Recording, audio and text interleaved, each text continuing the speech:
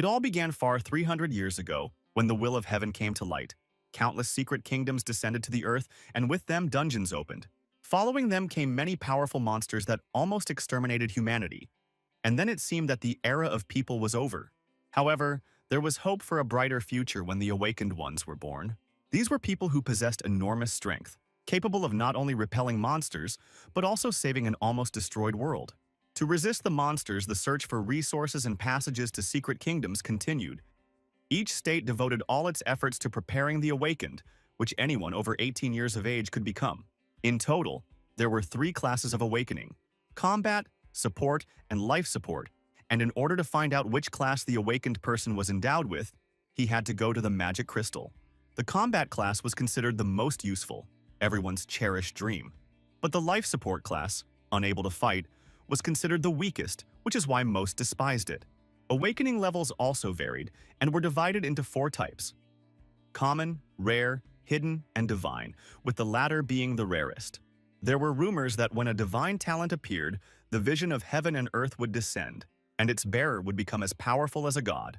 It was the divine level that our young protagonist possessed, but everything turned out to be not as rosy as it seemed at first glance.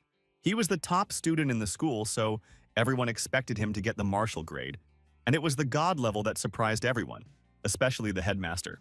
Nevertheless, the director's joyful, surprised face changed to bewilderment when he learned that the young man did not receive a combat class. This turned out to be, in the opinion of many, a useless life support class, and from now on, the young man became a master of divine-level astral cultivation, capable of accelerating the growth of plants and small creatures. The director noted that in such a case, the divine level could be considered useless, but despite this, the previously promised study abroad would not be cancelled. After this, the young man became the cause of ridicule from many. Because, being several heads ahead of the other students, he turned out to be the owner of a weak class, which became a reason for ridicule. Despite all this, the young man did not see this as a problem and, moreover, ignored their ridicule and attempts to offend him. To him, they looked vile and hypocritical, because before awakening, they called him their brother. Besides, there was nothing wrong with the life support class if the wielder was smart enough to use it correctly. The young man who awakened this class was called Zhang Chen. After his death, he was reborn in the awakened world, full of dungeons and monsters. From then on, strength became paramount, and since Chen was reborn as an orphan, he had to train, study, and survive hard to gain a foothold in the new world. Until he was 18, he believed that he could only rely on himself. But a month ago, a system suddenly appeared in front of him. Then he still poorly understood what kind of system this was and what significance it had for him. But from it he learned that the insects that had once exterminated humanity were incredibly powerful creatures. Chen had heard that during the last disaster, 9 of the 12 human kings sacrificed themselves to seal these insects. However, their power contained real power, and therefore Chen believed that if this power was useful to him, even the power of insects, then he would not worry about the details. Having activated the system, he found himself in an unknown place. Dark, gloomy, with a floor covered in water. This place was called the Sea of Knowledge that every awakened possessed, and it was a little different for everyone. It was there, in the Sea of Knowledge, that one could see the form of one's talent, and for Chen it turned out to be a huge tree. The essence of his talent was the development of all living things, and this required sacrifices, through which he could accumulate the growth progress of special fruits and then use them. Chen then decided to summon the Insect Queen, and her appearance could not be described in words. The original appearance of the queen was frightening. A huge spider, as if sculpted from steel armor, a mistress of death from the abyss called 9 Wings of Fel. Her appearance terrified Chen, but she suddenly spoke, calling him her master and introducing herself as Little Nine. Soon, a message from the system appeared that the current growth rate had been increased by 10%, and by sacrificing someone, he would be able to strengthen his target. But the sacrifice was not required for the first improvement. Chen decided not to hesitate, since the first improvement did not require a sacrifice, and immediately activated it. The huge spider changed its appearance to a young girl who did not at all resemble the Mistress of Death. She joyfully rushed to hug Chen, and he didn't even have time to understand what had happened. The little one had several skills: Poison Veil, Rage, Caring, and Unification, and could also increase growth and reproduce after absorbing enough experience. Thanks to Chen's talent, Little One could accelerate her own absorption and growth, which in turn accelerated the development of the young man himself. plus increase the level of his abilities by 20%.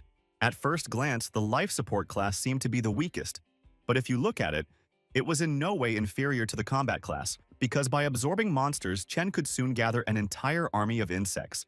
However, if someone finds out that Chen has such skills, he may have problems, because in the past it was insects that caused great trouble to the awakened ones. Suddenly a strange movement began, and Baby reported that she felt someone's hostile aura. Someone wasn't just using pressure on him, but could very well pose a threat. When Chen returned to the world, he saw a tall and seemingly powerful man in front of him. The man told him that the whole city had just witnessed this vision and asked if he had awakened it. The city became quite noisy. It seemed that all the residents had gathered in one place to watch this meeting.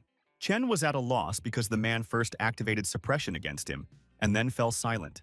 Baby, meanwhile, also did not stand aside and said that she would not mind fighting this man. After that, she activated suppression, sensing a threat, and seemed ready to attack. The surroundings became increasingly noisy, and an inexplicable tension hung in the air. Chen realized that this was the man's goal. He wanted to test his strength, but accidentally angered Little One, who considered him a threat. Fortunately, Chen was able to temporarily suppress Little One, and the man praised him, noting that he was able to pass the test and even fight back. The man introduced himself as the commander of the night guards named Ji Gang and invited Chen to join them, although he did not yet know that the young man had awakened not a combat class at all. Night Guardians is an organization specializing in confronting monsters, destroying them during invasions, and exploring new secret kingdoms and dungeons. The mortality rate in their units is extremely high because they fight on the front lines. But the Little One needs to absorb the flesh and blood of monsters to accumulate the level of absorption and reproduction. Once the level of absorption reaches the limit, she will begin to multiply, and who knows how much noise this will cause, so the wasteland is the ideal place for this. Chen did not hesitate and immediately agreed to join the squad, promising to help revive the former glory of the Night Guardians. Gan was surprised because he thought that he would have to persuade the young man to join them for a long time. Chen assured Gan that he was honored to be part of their squad, but he had urgent matters to attend to right now. Before leaving, he only said that he would appear at the detachment headquarters in 3 days at the appointed time, but for now he had to take his leave. At the same time, the 8th Elder from the Martial Arts Institute approached Gan, and he decided that the Elder also wanted to invite the young man to his place. Nevertheless, the Elder asked Gan if he was really going to take a young man with a life support class into the squad, because this would be suicide. Gan was shocked to learn that the young man did not actually have a divine combat class, but only life support. Although even so, he managed to create a vision in the center of the city. Uncle Wang Yi was delighted that Chen managed to do such a thing right in the center of the city, but to avoid problems, he decided to keep it a secret. He also noted that he had heard about an astral plant cultivation corporation that was looking for young talents like Chen, and if his parents were alive, they would be proud of him. Moreover, Uncle Wang revealed that they were going to go to the entry-level secret realm with Ye Kan and Liu Ying to get equipment, and if Chen wanted, he was just in time. Chen, of course, could not refuse such an opportunity, so together with the others, he went to the secret kingdom of the C rank called Temple of the Undead. As the name suggested, undead lived inside the kingdom, and the probability of receiving equipment was 100%, although experience was calculated after completing the campaign, and everything lost was lost. Van was slightly surprised to see the undead, and even more so that the secret realm system had given them a dungeon of such a high level of difficulty. Ying assumed that it was because of Chen's divine level, and that was why the system chose a more difficult realm for them. Wang noted that even so, such a test should not break their spirit, but, on the contrary, strengthen them. After these words, he gained determination and rushed to attack the monsters, but quickly realized that killing them was not easy. Realizing this, Wang asked Ying to enhance his talent as soon as possible, after which the girl used one of her skills. After strengthening, Van easily dealt with the undead, cutting the monster into pieces. Looking at Wang, Ying, and Kan's determination to fight the monsters, Chen couldn't afford to stay on the sidelines. Since Van had already killed a lot of monsters, their remains became excellent food for the little one. Chen used the skill Poison Veil Corrosion, and as soon as the poison touched the corpses of monsters, they were immediately corroded, despite the fact that the skill was only the first level. At that moment, Baby felt something strange, reminiscent of what they had encountered before in the kingdom. It didn't look like an ordinary undead, more like a mini-boss or even a full-fledged boss. It turned out to be a 10th level creature called Lurking in the Shadows, specializing in hunting weaklings who straggled. However, Chen did not consider himself a weakling and was confident that he could easily cope with the monster who imagined himself superior to him. After which he quickly ran between the monsters and left a small trace of poison on them in the places he touched. The monsters did not understand whether this was some kind of joke, but after that Chen clenched the poison with which he had previously marked the monsters into his fist. Following this, the bodies of the monsters were torn into pieces, and Chen realized that such creatures did not pose much of a threat to him, due to which the level of absorption began to grow much faster. However, there were too many monsters in this realm, and Chen began to worry if the others were okay. Therefore, he decided to leave one part of the undead to Malyutka, while he himself went to his comrades at that time. For Baby, this was only a joy, because by killing and absorbing monsters, she became stronger and stronger. Meanwhile, the rest had a hard time, despite their confidence in the battle. Over time, the monsters surrounded them. Wang told Ying to find Chen and leave as soon as possible while he distracted the monsters. At that moment, one of the monsters attacked Van, and then it seemed to everyone that their end would come here. However, in the blink of an eye, the monster was already defeated right in front of Wang. Wang was surprised to see Chen and asked him how he managed to do this since he had awakened the life support class. Chen replied that he had the hidden talent Poison Veil and ordered Wang, along with Ying and Kan, to leave from here. Wang objected that it was too dangerous and they couldn't just abandon him, and Ying was of the same opinion. However, Chen assured them that he was able to cope with the crowd of undead. Besides, the number of people by the end of the Secret Kingdom had already reached the criteria for summoning the boss. Meanwhile, Ying said that maybe they should really trust Chen. For sure he can defeat everyone. Wang did not want to leave Chen alone, but he also could not help him, and the only thing he managed to do was give him his sword. Although the sword was not outstanding, Chen strengthened it and was able to cut down the undead one by one. However, while he was fighting the crowd of monsters, he felt as if someone was trying to attack him from above. Fortunately, at the last moment he managed to evade the monster's attack and survive. After this, the monster began to chase him, not giving him a second to rest, putting Chen in a difficult position. The situation worsened further when the monster broke Chen's sword, and his only concern was how he would explain to his uncle that he had broken his weapon. The monster turned out to be much stronger than Chen expected. Perhaps he was even the boss of the dungeon. The creature was level 15 and called itself the Monarch of the Undead. In addition, it was quite dexterous, so Chen decided to use the help of Little One. After that, Baby released a ton of powerful energy. It seemed that now there would be no trace left of the monster. Then she attacked him, delivering blow after blow without giving him a chance to counterattack. As a result, Little One defeated the undead monarch, and all that was left of him was his head. In place of the corpse, a strange magical crystal appeared, around which strange energy swirled. Then a monster appeared in place of the crystal, much larger and more furious than before. It was the Despot of the Undead of the 20th level. The monster tried to attack them again, but Chen realized the source of its power in time and ordered Little One to destroy the energy crystal inside the monster. After this, Baby rushed to the attack, trying to break through the monster's defense. Chen would hardly be able to defeat such a brute alone, but for Little One, it was a matter of time to defeat him. However, the young man also wanted to help somehow, and could not think of anything other than using the plants nearby. Thanks to Chen's special sense, he was able to find out that countless plants were hidden underground in the Secret Kingdom. Therefore, as soon as the monster approached him, he decided to activate his Astral Cultivation Master skill. With a skill like Cultivating All Things, he wanted to slow down the monster at least for a while. After using the skill, rays similar to plant roots burst out from under the ground, and all attacked the enemy at once. While the monster's vigilance and mobility were hampered, at that moment the Little One dealt the final blow to him and ended his life. Thanks to their coordinated work, they managed to destroy the monster and clear the Secret Kingdom. To prevent the monster from being reborn into an even stronger version, Chen immediately destroyed its magic crystal, which served as its core. After this, the calculation of the Secret Kingdom took place, and rewards were generated. First of all, Chen decided to take the Edmu Quick Dagger, which he planned to use as compensation to Uncle Wang. There was a lot of equipment, but it seemed to him that there was none suitable for Chen, so he decided to try out the hammer. The hammer was heavy and was called the King's Call. Its strength was monstrous, but it significantly reduced dexterity. After the system began awarding points for the secret realm, Chen, using his unification skill, which increased all current attributes by 20%, raised the level to 6, and along with this his physical indicators increased. Little One also wanted to get one of the rewards, or rather, to absorb it, But Chen noted that he did not, since he plans to give the rewards to Wang, as well as Ying and Kan. She was a little disappointed, but nevertheless, the desire to absorb something did not disappear. Therefore, Little One asked Chen if she could absorb the remains of the boss's corpse.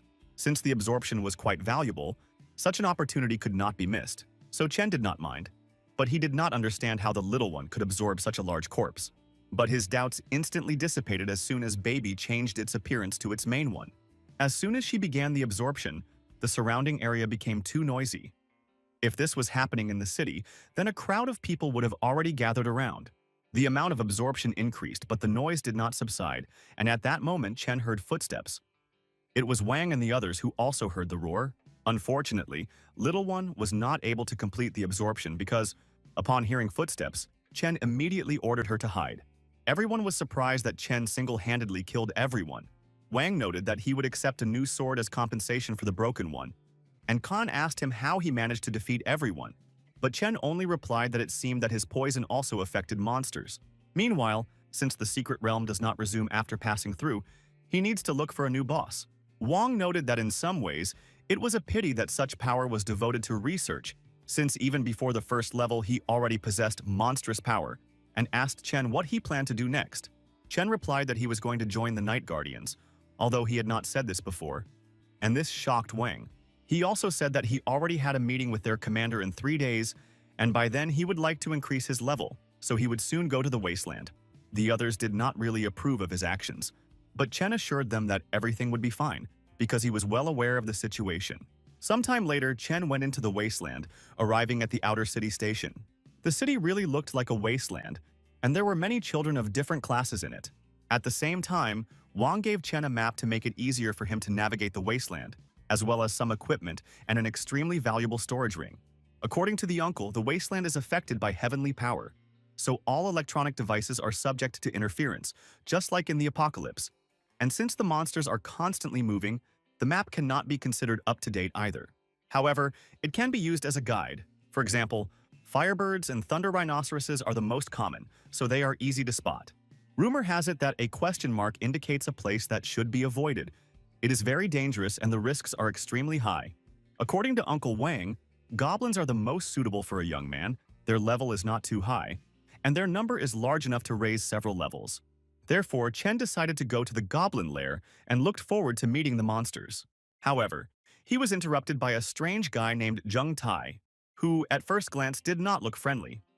He asked Chen if he had met a blonde girl. Chen replied that he had not, and advised him to be more restrained in the future and not to behave so arrogantly with others. Chen left a little poison on him, which surprised Tai, because the young man was not even level 10, but had already caused damage to a fighter of level 27. This infuriated the guy. He was furious and asked Chen how he dared go against his Xiao family. After this, a small fight broke out between them, but Chen was in no hurry to attack Tai.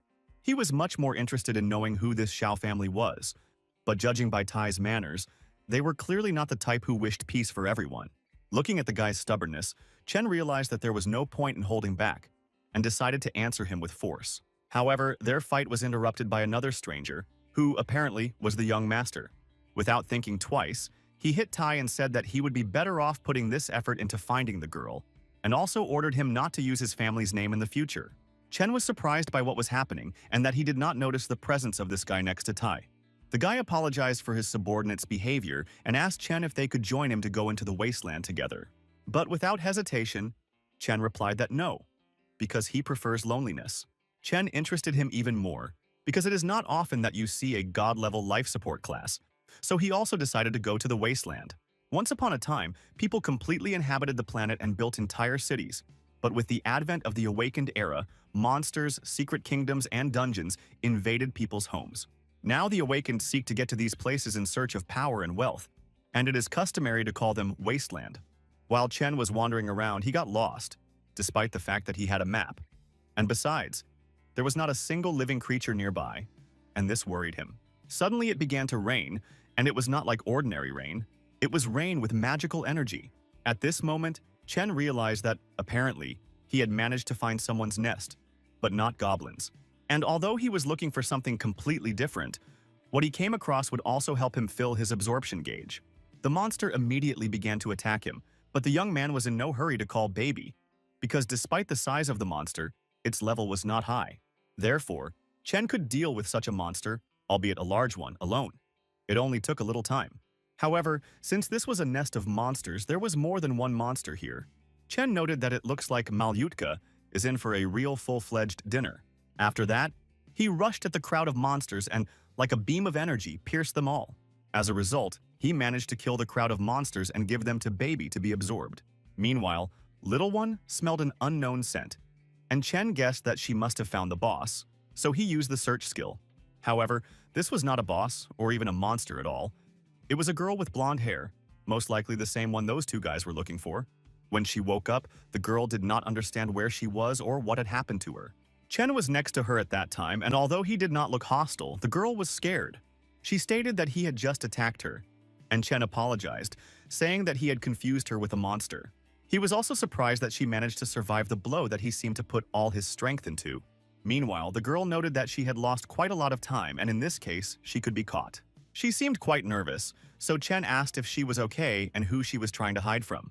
But the girl only replied that she was going to move on, although there were a lot of monsters there, and she was not strong in fights. She was, of course, a bad actress, and Chen understood her intentions, but it also made him wary. The monsters, of course, posed a threat.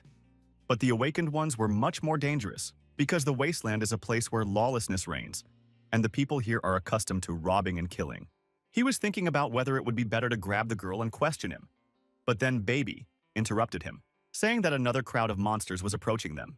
When Chen himself saw the approaching crowd, he was extremely surprised, because there were much more monsters than he had expected. At this moment, Chen was glad that there were no other awakened people nearby, because the prey itself came into his hands. Since he could no longer cope with such a crowd alone, he ordered the little one to take the form of a poisonous fog. After that, Chen rushed straight at the monsters, leaving all fear and doubts behind. He was easily able to penetrate the protected body of one of the monsters, causing him serious damage. Even though the monsters seemed faster to him than the previous ones, he still managed to deal with a couple of them. However, this bothered him, because it seemed that the monsters were not trying to kill him, but just wanted to wear him down. After a while, Chen realized that they were all controlled by a boss. 1,000 monsters obey one mind and fight according to tactics. To get rid of the others, Chen had to first defeat the boss himself. And at that moment, Little One noted that the monsters seemed to be talking to her. She said that they were challenging them, and in response to their insolence, she let out a powerful scream. After this, the monsters became confused, and Chen noted that Little One made an excellent move. They only had to clear out the remaining ones. Since the monsters were no longer under the boss's control, they became much easier to defeat, and they no longer posed much of a threat. Therefore, after breaking through the crowd, Chen finally reached his main goal, the boss. Despite the size of the monster, Chen did not feel fear and was able to defeat it without difficulty. After defeating the monster, his next step was to create his own swarm of insects. As his level increased, his strength also increased, and now the insects were no longer a threat to Chen. However, right now he was focused on consuming the boss's corpse and finally creating his swarm. Elite-level monsters were different from the rest. They brought in much more absorption points, and if Chen wanted to speed up their reproduction, he had to hunt these ones. After a while, the absorption scale finally filled up, and Little One informed Chen that she could start reproducing. After this, the process of breeding the first generation of a swarm of insects was launched, and accelerated growth was activated, along with which the growth of all living beings accelerated. Next, Chen received the special skills Insect Nest and Overlord. As soon as breeding was completed, a swarm appeared around Malyutka. This was the first breeding of offspring, and its number was 2,300 individuals. Chen was impressed by their number, because the first breeding alone brought more than 2,000 insects, and he was looking forward to seeing how many there would be in the third and fourth generations. The skills of the insects were also different from the skills of the baby, and besides, there were a lot of them. Chen thought that Little One would also change after this, but it seems that she has remained the same. Meanwhile, she said that after this she needed rest, and immediately returned to her nest. The nest was the space that housed the entire swarm, and now Chen could hide the insects and not worry about being discovered. Meanwhile, Chen wanted to test out his new special skill, Overlord. With this skill, he could control the swarm, and Chen never thought that it would be so easy. Moreover, from now on, he and the swarm had a common perception, and he understood how insects sense the world, and also noticed that monsters were swarming everywhere. Chen saw that the insects were also inspired and were looking forward to the next battle.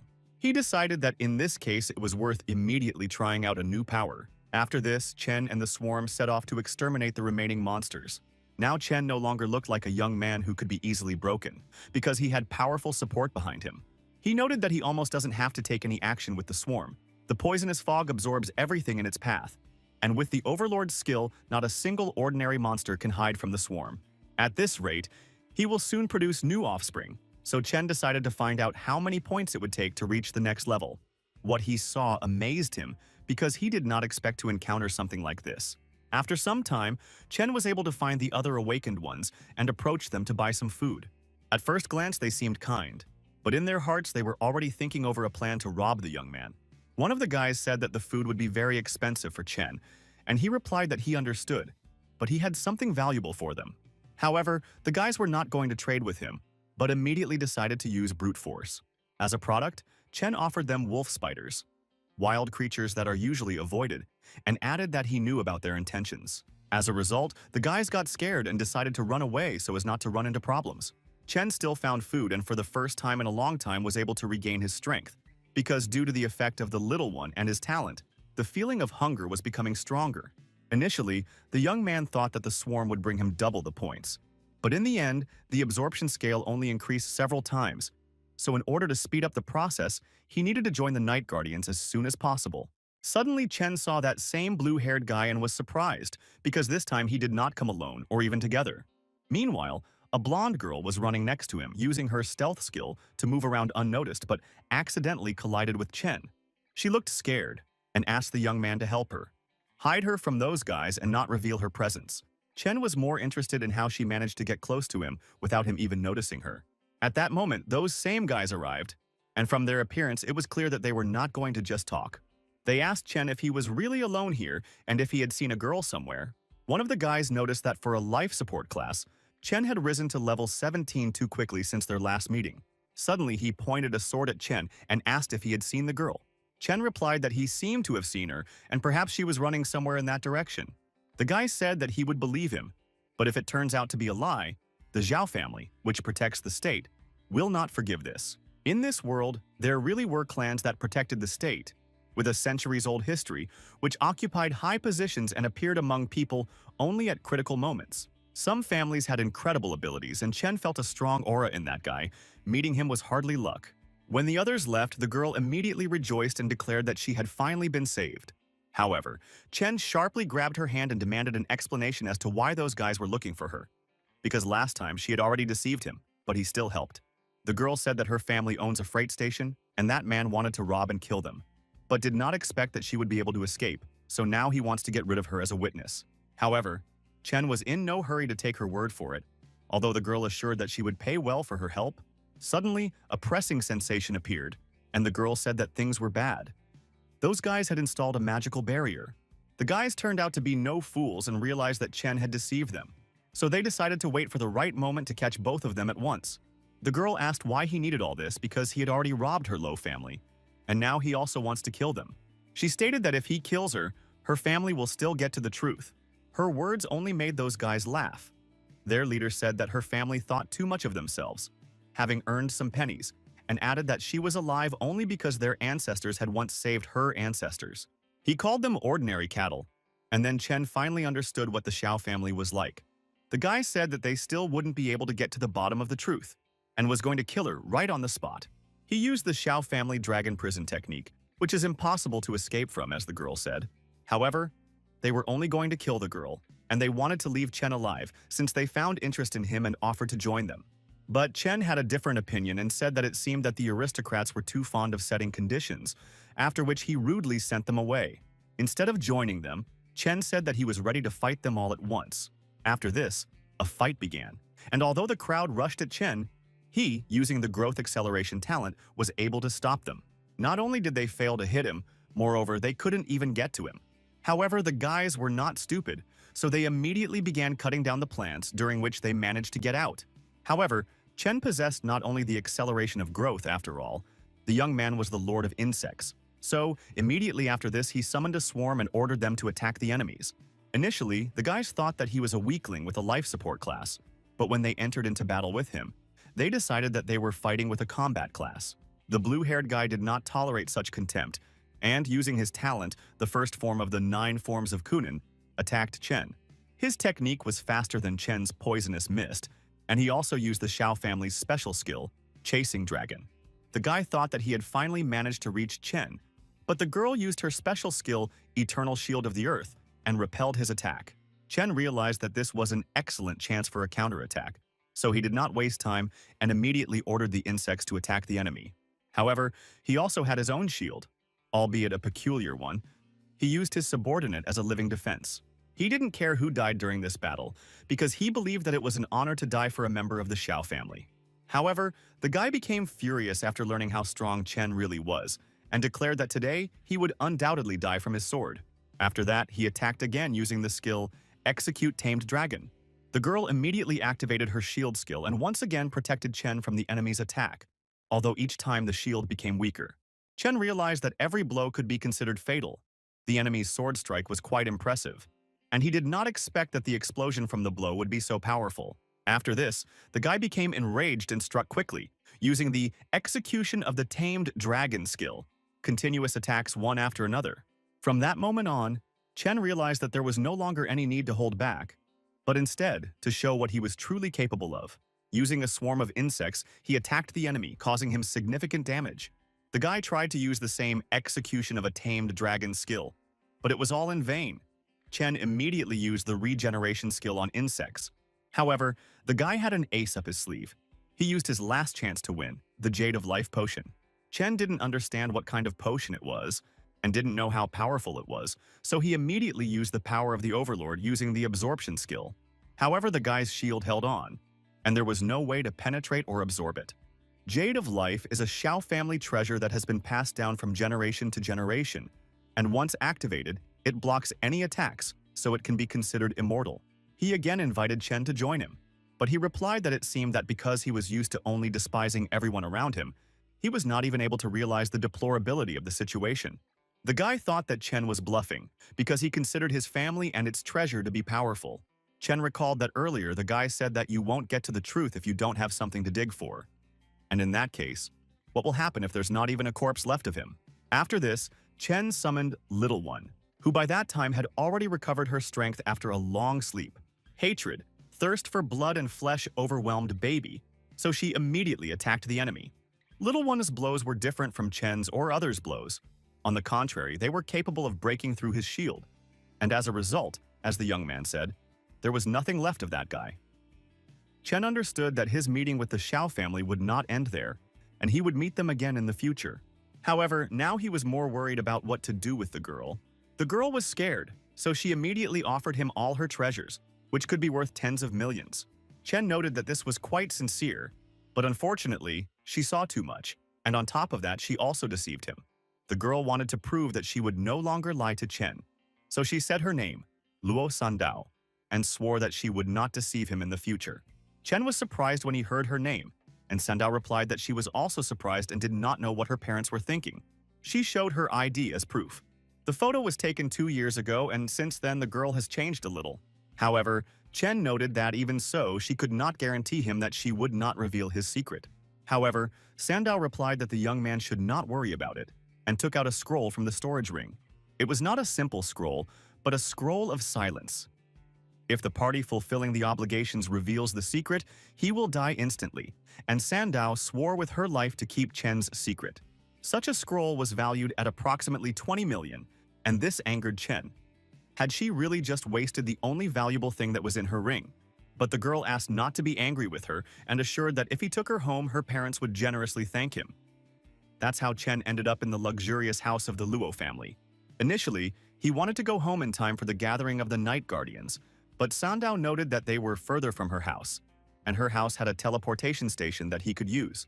Meanwhile, Luo's house was also uneasy. Upon Sandao's return home, all the family's merchants were severely punished for trying to anger the Shao family. However, the punishment was commuted because Sandao returned home safe and sound, all thanks to Chen. Sandao's parents offered him breakfast, and as Cheng's swarm grew stronger, he had to eat more and more. They also noted that although he has a life support class, He is at the divine level and was even able to save a person from the Xiao family, which says a lot. This gave Sandao's parents some thoughts. After all, if the young man is able to help them in the fight against the Xiao family and is able to save their daughter, he is an ideal candidate for the role of groom. Therefore, they did not hesitate and asked Chung if he had anyone, because Sandao was also single. Besides, she had a hidden profession, knew how to run a business, and in theory could become a good wife for him.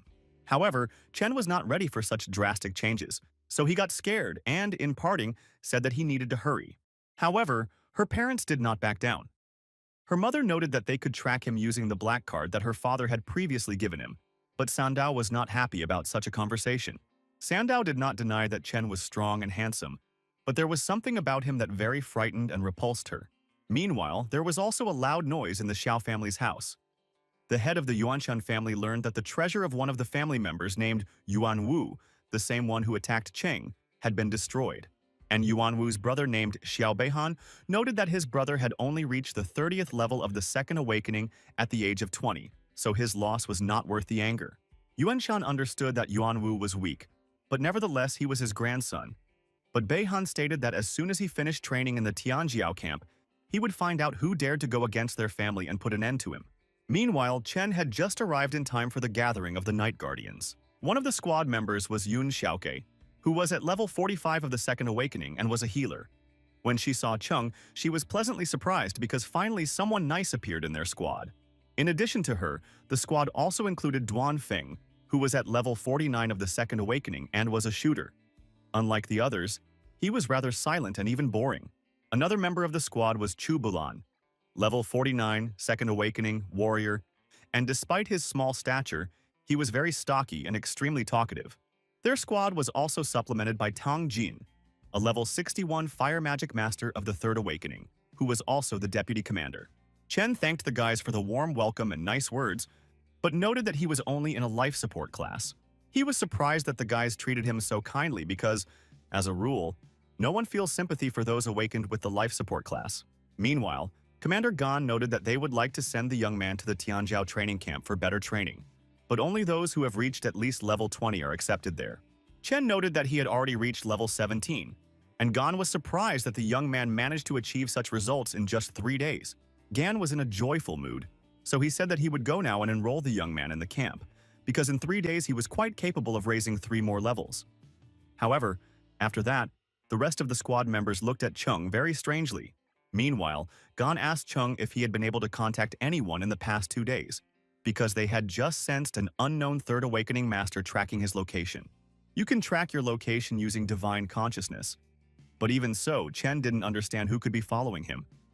Could it be the Xiu family?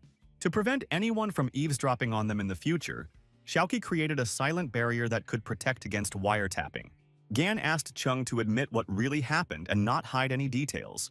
Chen said that yesterday he killed one of the Xiao family members, Yuanwu, and when the others heard this, they were shocked. Gan noted that, undoubtedly, everyone knows how much evil the Xiao family, especially its younger members, have done in recent years, so it can be considered that Chen did a good deed. He also added that although the head of the family is a scary person, among his grandchildren, Yuanwu was the most worthless and unloved, so most likely Yuanshan would not take on this matter personally. Chen was glad when he realized that someone cared about him because, being an orphan, even though his neighbors helped him as a child, now for the first time he feels at home. Meanwhile, Gan was even more surprised when he realized that Chen did not just kill the awakened one, but the one who went through the Second Awakening rose to level 30 and awakened the fighting class. However, Chen noted that everything was a little different. He was helped by Sandao from the Luo family, who had a hidden defense class. Gan was even more surprised. In just 3 days, Chen not only killed one of the Xiao family, but also managed to meet the daughter of the Luo family, the richest trading family in Jiangnan. But since the defense class cannot attack, the question of how he defeated Yuan Yu remained relevant. At this point, Chen admitted that he actually had 2 talents. One of them was the hidden talent Poison class. Gan's surprise knew no bounds, but he was not even afraid to touch Cheng's poison. He shook his hand, saying that he was not a weakling either, and such poison could hardly harm him. However, Ganu's defense did not help, and the poison was still able to spread through his hand. Fortunately, Xiaoqi quickly healed him and completely removed the poison from his arm. Gan noted that although Chen is a capable guy, After what happened to the Xiao family, he will have to forget about the Tianjiao camp. Of course, good resources can be obtained there, but the danger has increased too much. By good resources, Gan meant the essence of the blood of monsters, various types of equipment, as well as magical fruits, scrolls, and other rewards available to the strongest. These resources were significantly better than those that could be obtained from regular hunting. So Chen declared that he was not afraid of danger and must take part. Meanwhile, on the west side of the family lake, Xiao Beihan was conducting training. Unlike Yuan Wu, Beihan was the pride of the Xiao family and was considered a capable guy. He also collected information about what happened to his brother and learned about the conflict with Sandao, as well as Cheng's involvement. When he learned that Chen was a divine-level life support class awakened, his interest in him intensified. At this time, Gan agreed to enroll Cheng in the camp and found him a strong ally. The princess of the Mu family, Mu Hankyu, with whom they were to go to the secret kingdom. At the same time, Gan hinted to Chen that Hankyu was not only incredibly beautiful, but also his age, so it was worth using his charm. At that moment, Hankyu and Uncle Li came to them, and she asked why Gan suddenly changed his mind, because just yesterday he had refused her permission to go to the secret kingdom. Gan replied that yesterday he was angry with her grandfather, but now he had an additional condition. Chen would also go with them. Hankyu was not happy, because she was providing a level 30 secret realm scroll for free, but they still set conditions for him. She didn't want to refuse, but when she learned that Cheng's level was just above level 10 and he was from the life support class, she called him a brat. This infuriated Gan, because Chen is not as simple as he seems. And Uncle Li explained that Hankyu had recently broken up with her girlfriend, which is why she became harsh. Hankyu felt awkward. She asked Li to shut up and agreed to Gan's terms. After this, the Night Guard squad, together with Hankyu, went to the secret realm of level 30 called Charming Village. Feng decided to lead the operation, warning that in case of danger and there is no team, they must immediately return to the teleportation stone. Hankyu's character remained the same. She still arrogantly called Cheng a brat. At first glance, the village seemed harmless, but Feng guessed that about 80% of the monsters could be hiding in the houses. When the team entered the city, they decided to split up. Bulan went alone, and Xiaoke, Chen, and Feng went together. After wandering around the city a little, they found a stone tombstone with the inscription Guangming Village, and Feng noted that it was there for a reason. Xiaoke used magic to cleanse the bodies of her allies, clearing their minds, improving their agility, and restoring their energy. Suddenly, the sunny weather gave way to a terrifying red landscape, and a black whirlwind appeared over the village. The village was covered by a dome as it mutated and was now called the Undead Village. To get out, you had to destroy all the undead and defeat the boss. Chen got lost and wanted to return to the others to leave the kingdom, but he came across a room with many coffins. There was a painting hanging on the wall that seemed alive. At first, the grandfather looked sad in it, and then suddenly smiled. At this moment, Cheng was surrounded by a crowd of level 30 undead that were immune to physical damage, so he decided to use poison. The poison was able to slow down the monsters, although it did not cause damage, but it gave the young man a chance to escape. At this time, Baby reported that she was hungry and would like to devour all the undead. Chen replied that he wouldn't mind if she succeeded, but reminded her that absorption was also a physical attack. Despite this, Baby managed to absorb the monsters. For her, it became a real feast. Chen then realized that since Little One came from the depths, she was the same as the undead, which meant his insects could also fight them. As a result, the young man destroyed the undead, earned experience for 5 days and 10 seconds, and increased his level. The grandfather in the picture was no longer smiling, but looked upset, and Chen invited Little One to absorb him. However, the picture immediately split into pieces, and the young man received 8,000 experience for scaring the level 35 undead guard. At the same time, monsters surrounded Feng. There were too many of them, and the battle turned out to be difficult. The system notified him that someone had killed a low-ranking undead and a guard, and Feng, impressed, began to wonder who was capable of this. Feng wondered if it was Bulan, but he was not that strong. Xiaoqi could restrain the undead, but not destroy him, and Cheng's poison did not affect the monsters, so Hankyu remained the last guess. However, Feng did not even suspect that his guesses were far from the truth, because at this moment Hankyu could hardly even protect herself. Hankyu was in critical condition, but tried not to give up, because she was the last representative of her kind, and without her the family would disappear. Suddenly she noticed a strange poison and realized that there were fewer undead. The girl was amazed to see that it was Chen, who turned out to be her savior, whom she did not expect here. Chen dealt with the undead in an instant and saved Hankyu. Seeing this, Hankyu was delighted. Could this really be the capabilities of the life support class? And her interest in Chen intensified. Half an hour later, the guys repelled the attack of the undead, and only the final battle with the boss remained.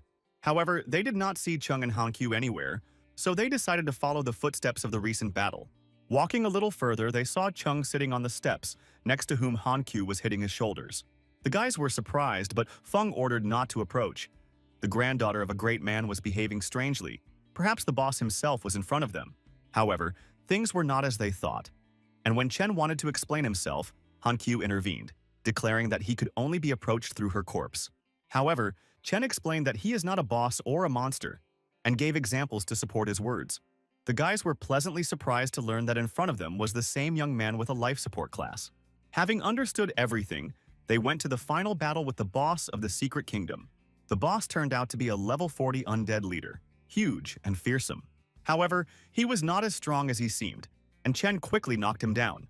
He ordered the others not to approach and summoned the Little One to absorb it. In the end, the boss was eaten by Little One, and the Secret Kingdom was cleared. For killing the boss, Chen received a huge amount of experience and rose from level 17 to 26. In addition to experience, there were other valuable rewards. Among them, the Dark Cloak of Platinum quality stood out, giving invisibility for 3 minutes with a recharge of 2 hours. Since the Secret Kingdom would soon disappear, the guys needed to leave it as soon as possible. Returning home, they told the commander about everything, and he was surprised that Chen crossed the kingdom almost alone. After that, he asked everyone to leave to talk to Chung alone, and immediately got down to business. How he managed to do this. Chen was shocked that Gan had guessed about his insect disaster system, because it could change his fate forever. Gan's face was gloomy, and Chen was scared, but the next second it changed to a kind smile. He said that he would not insist if the young man did not want to tell everything. The more trump cards, the better. But then he added that there was something Chung should know. He showed him 3 corpses which made Chung wonder if it was because of him. Gan explained that these were level 60 fighters, and 2 were even level 90 masters, who were sent to kill Hankyu, but were discovered in time.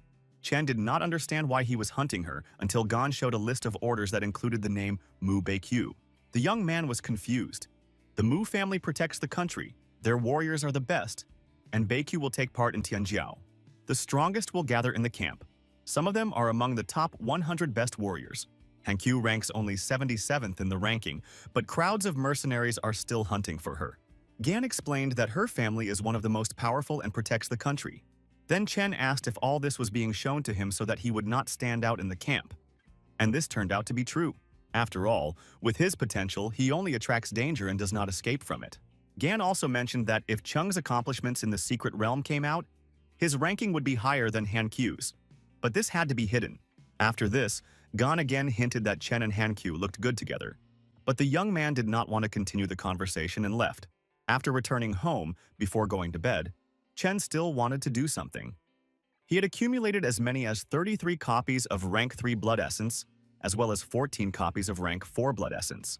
And the young man wanted to use all this essence not for anyone else, but for his insects, to make them even stronger. Baby also did not stand aside and experienced an indescribable desire to absorb something. Initially, Chen refused her, because she was already quite strong. But Little One threw a tantrum, and the young man had no choice. As a result, Chen used rank 3 blood essence, equivalent to human level 60, as well as rank 4 blood essence, already equal to level 90, after which insects multiplied. Each individual created about 60 of its own kind, and now Chen's insect swarm numbered as many as 100,000. The new insects were not yet accustomed to the new conditions, so they rebelled and slightly damaged Chen's room. While Chen was busy breeding insects, Little One continued to absorb the essence, like a bear seeing honey.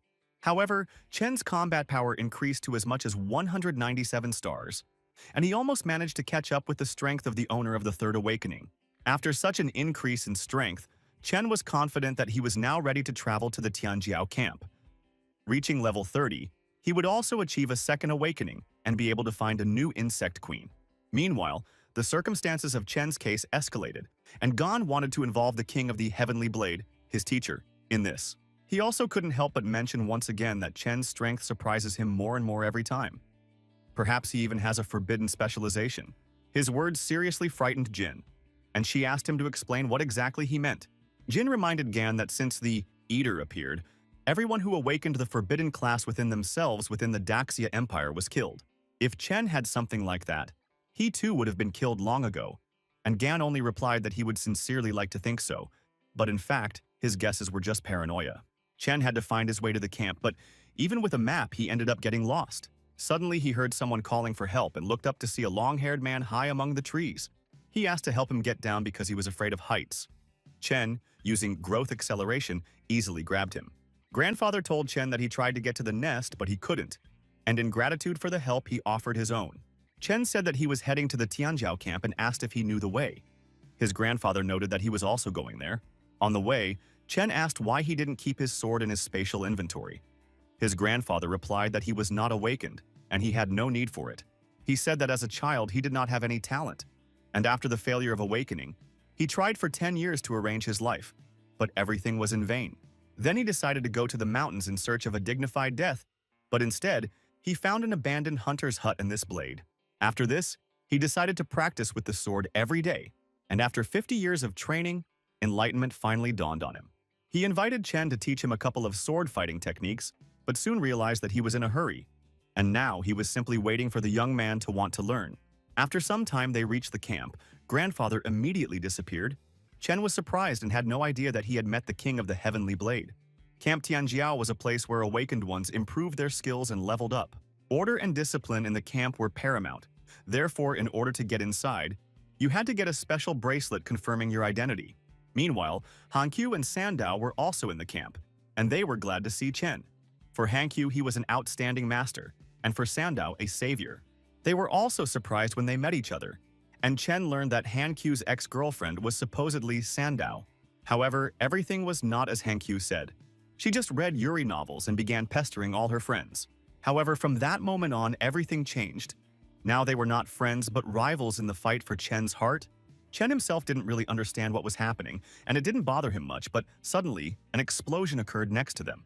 Some of the awakened ones started a fight immediately after arriving at the camp.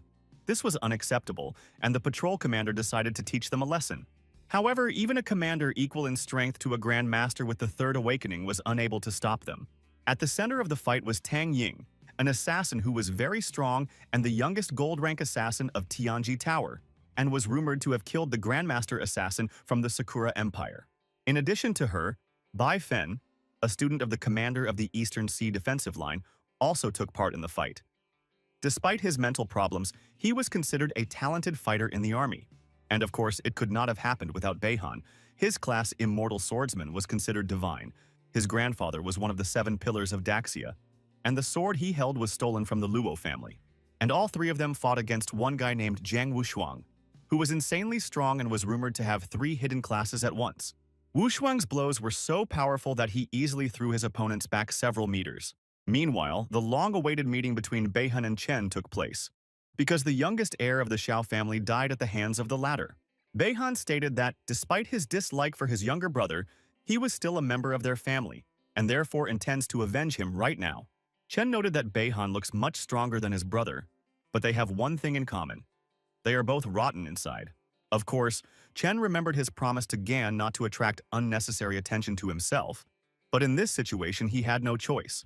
As Chen summoned a swarm and was about to attack Beihan, someone intervened and ordered them to stop. That someone turned out to be the chief instructor, better known as the Heavenly Blade King, who dispelled Chen's swarm of insects with one swing of his sword. Chen was amazed not only that the old man stopped 4 geniuses with one move of his sword, but also that this was the same man he met in the forest. The deputy commander, named Yang Guang, reported that all 300 young geniuses had arrived, and the opening ceremony could begin. The appearance of the Heavenly Blade King came as a shock, because there were rumors that he lived in seclusion and had not appeared in public for a long time. Since he was an outstanding warrior and teacher, many dreamed of studying with him. Some even wanted to defeat Wushuang in front of his eyes in order to prove their strength and become his disciple. However, everyone except Chen knew who he was and what heights he had reached. Sandao said that even without being awakened, he was able to suppress a group of Seal Kings who had undergone the 7th Awakening. His strength is so great that he can fight those who have passed the 8th Awakening. And once Hankyu also wanted to become his disciple, but he refused her, like many other influential families. Chen was surprised whether it was really so difficult to become his student. Hankyu explained that he had even refused Wushuang and Fen. This amazed Chen even more, and it was difficult for him to believe that that old man from the forest was the king of the heavenly blade. Meanwhile, the opening ceremony began. Gu Kaitian introduced himself as the chief instructor of the Tianjiao camp and immediately activated the barrier to prevent anyone from observing them. He said the camp in Jiangnan province had weakened in recent years because it had become a show instead of real combat training. As there are more and more monsters in the world, they need real fighters. And in order to unleash the potential of the participants, this year there will be fights to the death. This statement caused a strong reaction from the students and instructors. And Keishin added that 10 people would die in each round, and anyone could leave right now. Beihan decided that this rule was invented specifically for him so that he could easily deal with Chen. However, despite the danger, no one refused to participate, and the Tianjiao camp was officially opened. There were 300 participants in total, but already in the first stage half would be eliminated, and the task was to capture the flag before 6 a.m. the next day. Immediately after the test began, Beihan, oddly enough, first decided to attack Chen. Chen also wanted to deal with him personally, so he sent Han Q and Sandao to look for the flag. As soon as they left, Beihan attacked Chen, and the energy from his sword was so powerful that the young man clearly felt it. However, they were unable to complete the battle because Ying intervened. She was unhappy that Beihan began a fight to the death immediately after the start of the camp. Ying asked if he was already afraid of Wushuang because they agreed to attack him together, but Beihan constantly avoided the fight. After this, Beihan and Ying went to look for Wushuang so they could finally fight him. Chen didn't know Ying before, but she clearly wanted to help him, and did so happily without mentioning that she was Jin's niece. Realizing that her strength was not enough to fight Beihan, she decided to use Wushuang as a distraction to gain some time. Meanwhile, a camper named Huang Yongchao became Beihan's subordinate as his father served the latter's grandfather, and he brought 3 flags as a sign of loyalty. Beihan was pleased that he had found such a servant and immediately gave him a new task, to kill Chen. Meanwhile, Cheng's group had already found 2 flags, but had no intention of stopping and continued their search. However, they were suddenly attacked by Yongchao, carrying out Beihan's orders. Chen thought that he had come for the flag, but he directly said that he had come for his life. Sandao warned that Yongchao had a hidden class of level 39 sun-chasing fire archer, and her shield was unlikely to withstand his attack. Chen told the girls to go to a safe place, and he decided to respond to Yongchao with force. Before Yunchao could blink an eye, the poison engulfed his body and dissolved him in an instant. Kadian watched their battle and was surprised that Chen not only possessed a divine-level life support class, but also possessed a hidden poison class. He also instructed Guan to summon several space masters so that in an emergency they could teleport and stop the participants. In addition, he ordered to prepare a dozen third-level peak beasts, release them one by one into the testing area, and attach flags to them so that the participants would be forced to fight together. Meanwhile, Beihan, Ying, and Fen surrounded Wushuang, but even the 3 of them could not oppose him. The difference in strength was enormous. At this moment, the members received a notification that Yongchao, registered as number 091, had been killed by Cheng. They were also informed that there were 10 level 3 peak beasts in the testing area, each carrying 3 flags. Having learned that flags from these animals could earn you additional points, and that first place would earn you 100 million, the participants immediately rushed into battle. One of the beasts attacked Cheng, but was paralyzed, giving the team a chance to get 3 flags. However, just as Chen was about to attack the beast, he was attacked by Beihan. He was furious because Chen not only killed Yongchao, but now also wanted to get the flags. Beihan used Wind, Heaven and Earth Dragon Strike, but Chen repelled the attack with Poison. He did not hesitate and responded with the Poison Mist Dragon attack. Beihan tried to repel her with the forbidden technique Azure Lotus Immortal Sword. The energy of his sword began to absorb the poisonous mist, as it seemed to him. In fact, it was Cheng's trick. He summoned the Little One, and it absorbed the enemy's attack. Beihan did not give up and used the Jade of Life potion, but Chen could have broken through his shield with a swarm, although this would have attracted unnecessary attention.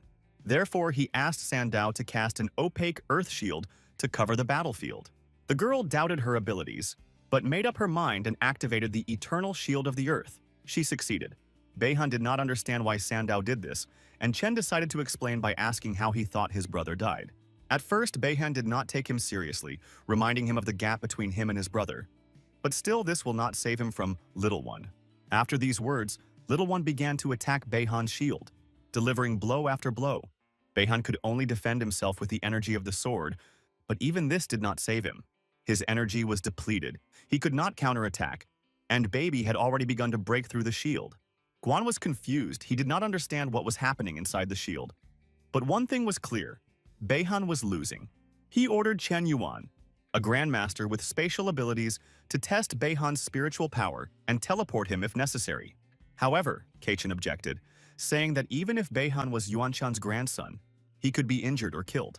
Guan asked if there would be consequences if Yuanshan found out about his grandson's death, because information would leak sooner or later. Kachin thought for a moment, but noted that Beihan was a strong master, and he wondered if Chen could kill him, so he limited his observation. Meanwhile, the beast carrying 3 flags was defeated by Cheng's swarm. Unexpectedly, Kachin conveyed a mental message to Chen, asking him not to go too far, as Chen Yuan, a spatial-type grandmaster, was approaching. Chen immediately ordered Little One to hide so that no one would know about her existence. One of Chen's monster minions self-destructed, destroying Beihan's shield, and a powerful explosion immediately occurred. All that remained at the scene of the explosion was part of Beihan's hand and a sword previously stolen from the Luo family, which has now returned to Sandao. Guan was furious that Cheng Yuan did not have time to save Beihan, but he explained that the poison was so strong that it destroyed even his mental energy.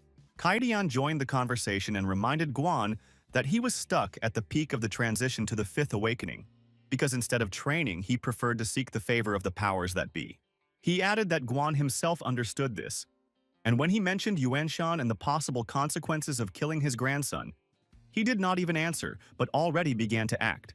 Kaidian stated that, if necessary, he was ready to meet even with Yuanshan, and also ordered that Beihan's death be announced and information not leaked outside the camp. It was soon announced that member Beihan, registered as number 003, had been killed by Cheng, causing quite a shock among all the members. Meanwhile, Kachin went to the main commander of Jiangnan County named Duan Xinghai.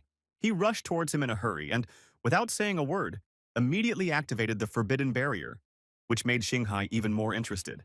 Xinghai asked if Kachin had found someone very unusual to take such serious precautions, and he answered in the affirmative. Kachin asked if poison could destroy a spiritual mental attack, but Xinghai replied that it was extremely difficult since the essence of a mental spirit is a combination of the essence and soul of a directed thought. At the same time, Xinghai noted that in his life he had never met anyone who could dispel a mental attack with poison, and asked if someone capable of this had appeared in the camp. Kachin replied that he could not confirm this for sure yet, but Xinghai insisted that he tell him the whole truth right now. Then Kaidian asked if it was possible that poison had its own consciousness, to which Xinghai replied that this was nonsense because how could poison be intelligent? However, he added that this is possible if it is not poison at all, but something else, only pretending to be poison. And then Kachin understood everything. This also gave Xinghai some thoughts, and he said that in the ancient ruins he saw a tome that mentioned a disaster insect called the 9 Wings of Fel. 9 Wings of Corruption is a product of the Abyss. In one of the ancient eras it caused the destruction of the world, but now it is considered a simple legend. However, Kachin was confident that this was not a myth, and such a creature could exist today. He thanked Xinghai for his help and left, saying that he had a lot of work ahead of him. Kachin was somewhat terrified, because even his divine growth acceleration alone was enough to become the #1 target. And in addition, Chen possessed a forbidden power, for which in the Daxia Empire, you can lose your head. And Kachin realized that this was why Gon instructed him to look after him, or rather, to cover him. This did not give Kachin peace. Is it important that the power is forbidden? Because the true sword can both punish and protect. Good and evil can live in the same heart. Therefore, he decided to send Hong Yao to the ancient ruins to gather all the information he could about the 9 Wings of Fel, and then went to Guan to find out about the progress of the test. Meanwhile, the test was coming to an end. Of the 9 beasts released, only 1 remained, and Lei Ji from Wanyao, along with Liu Jezi from Wudan, teamed up to kill him. The same went for Ying and Fen, who also teamed up and fought against yet another beast. However, among the participants there was also one who alone was able to defeat 3 at once. Wu Shuang, who it seemed, was now heading towards Chen. Chen himself was able to defeat 2 of the beasts, and the last survivor was released right next to him. However, this did not cause Chen any difficulties. He easily absorbed the monster. At that moment, they noticed a strange glow, as if someone was trying to attack them. Sonato attempted to activate the Eternal Earth Shield, but her opponent's strike easily penetrated it, although it was absorbed by Chen's poison. The attacker was, of course, none other than Wu Shuang. Wu Shuang was amazed that his blow was absorbed by the poison, and noted that he now understood why Chen was called the Demon of Poison. His interest in him only intensified. However, he came not just to fight, but to fight, putting his own life on the line. Wu Shuang's power was monstrous and destructive. It was not for nothing that he was considered gifted. Chen wondered how many levels the Little One could raise if it absorbed the blood and flesh of such a fighter, but the Little One itself was scared after seeing such power. The young man realized that he shouldn't count on her, and he could only use the self-destruction of the beetles. After just one blow from Wu Shuang, Chen looked exhausted, and the latter asked him if he was already exhausted. After all, he did not look like the one who defeated Beihan. However, Chen was not going to give up. On the contrary, he wanted to continue the fight and use the talent of his class to do this. He used plants to create a shield and hide the battle from the cameras, and Wu Shuang wondered if his tactic was to deceive everyone by hiding behind the shield. This time, Kaitian decided not just to observe, but to act. He ordered a rescue team to be prepared, because the outcome of the battle can only be understood by the level.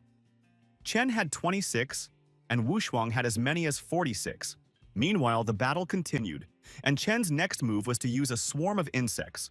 However, even this did not bring noticeable damage. Wu Shuang easily repelled all attacks. Moreover, he used the mountain peaks will rise above mountain tops technique and destroyed several of Chen's beetles. But even in such a situation, Chen did not give up and continued to attack, confident in his victory, which Wu Shuang was also amazed at. Despite the sudden attacks, Wu Shuang still stood on his feet and was able to counterattack. As a result, he struck too hard. Chen was greatly weakened, while Wu Shuang, even after the self-destruction of the two beetles, only lost a little in strength. Chen realized that in order to gain an advantage, he needed to destroy dozens, even hundreds of insects, and he was ready to do it. He self-destructed 10 bugs and then used growth acceleration to capture Wu Shuang. However, Wu Shuang suddenly declared that their battle was over, and from now on, he recognizes him as a worthy opponent. Despite just awakening, he forced him to use 80% of his strength. Chen was perplexed as to whether the words that they were putting their lives on the line were just a way to force him to fight at full strength. But Wu Shuang did not answer, saying that he was going to take a nap. At the same time, he handed over to Chen the right to deal with the last beast, thereby losing first place in the test, but only because he was really tired. However, Chen said that he is not one of those who follows pride. If he sees a benefit, he will certainly take advantage of it. Keichen noted that Wu Shuang really deserves to be Wudi's heir. After all, he did not use force to humiliate the weak, and Cheng Yuan at that time was poisoned again. After Wu Shuang left, the last 10th test beast, which was noticeably different from the rest, was sent to Chen. Meanwhile, Kai Tian's first disciple and Gan's older sister Hong Yao, who had undergone the 7th awakening, went to the ancient ruins for information. The place turned out to be truly terrible, and Yao was sure that not a single master would come here without going through at least 6 awakenings. After some time and hundreds of killed monsters, Yao finally discovered the ominous tablet. She came closer and activated divine perception, thanks to which she received all the information about the ancient insects. This is how she learned that the 9 Wings of Fel is an ancient disaster creature born in the yin power-saturated lands of the 9 Circles of Hell, and caused a great disaster in the 4th century, although it is now considered extinct. His appearance was also described: black and purple color, 9 wings, and a deadly poison that can turn into purple smoke, destroying even mental and spatial techniques. Chen, meanwhile, continued to fight the last beast, which only at first glance seemed especially difficult. In fact, killing him was not difficult for Chen, and he received 3 more flags. Ying and Fen also completed the battle with the beast, but spent much more energy than Chen. Meanwhile, the end of the test was announced, and everyone who found the flags was invited to gather in the square, and the rest were warned to leave the camp within 3 minutes, otherwise they would die. However, Chen was in no hurry to return, but ordered the insects to collect and absorb the remaining parts of the animals. Beihan was glad that he could leave the camp, because he intended to immediately tell his grandfather about everything so that he could deal with Chen. Meanwhile, Keishin asked all the remaining participants to follow him into the restricted testing area. However, none of the guys knew what kind of zone this was. Was it really one of the 8 forbidden territories of the Huaxia Empire? And if so, then there could be a lot of valuables there if they managed to survive. Kaidian, taking out a blade, began to swing it, thinking about Yao's report. and if Chen really owns the forbidden insect, he needs to prepare in advance. Using the blade, Keishan lifted the entire camp area into the air using the blade flight skill and headed with the participants to the restricted area of the Jiangnan Yunmeng swamp. Chen asked the girls if they knew about this zone, and Hankyu said that her grandfather had mentioned it once. Among all the forbidden zones of the Huaxia Empire, this is considered the weakest, but is known for the fact that space and time are distorted in it, and numerous spatial fragments move chaotically, creating a deadly labyrinth. In addition, time flows differently in these fragments. According to rumors, 100 years ago, one person entered there and left 2 hours later, although he spent 200 years inside and became a king with the Seventh Awakening. Chen noted that the risks and opportunities here are completely unpredictable, but Sandow reassured him because they were being led by the King of the Heavenly Blade himself. At this time, Kadian was thinking about the information received from Yao and understood that soon the head of the Xiao family would also figure out what was happening, and then rumors of a disaster would spread throughout the empire. Meanwhile, the parents of the participants arrived at the campsite and were surprised to find that Keichin had actually moved the entire Tianjiao camp along with the young geniuses. Xinghai was also surprised because just 2 minutes ago he received a message from Kadian, in which he said that he was taking the children to the restricted area where the next test would take place, and promised to return to the beginning of the Tianjiao rating selection. After that, he arrived at the camp where his parents were already waiting for him, and explained to them that everything was under control, because Keishan promised to return by the day the selection began. However, Xinghai was perplexed as to whether Keishan had started all this just for the sake of one young man, and whether it was really worth it. At that moment, he remembered his words, and this made him think about the 9 wings of corruption. At the same time, Kadian sent a message to Gan, saying that Chen had something forbidden, so for now, they needed to lie low. And he himself asked to find allies among the sealed kings. Meanwhile, he also told him that Chen had killed the heir of the Huang family and cut off Beihan's hand. The situation was becoming increasingly tense, and upon returning from the camp, a brutal massacre could begin. Gan was stunned, but Jin assured him that everything would be fine. She talked to her father, and he promised to support them. And with him on their side would be Keichin, Yao, her father, and Xinghai. Gan admitted that Jin was right, so he should not waste time. He decided to meet with the Mu and Luo families to try to win them over to his side. And if this fails with words, he will use force.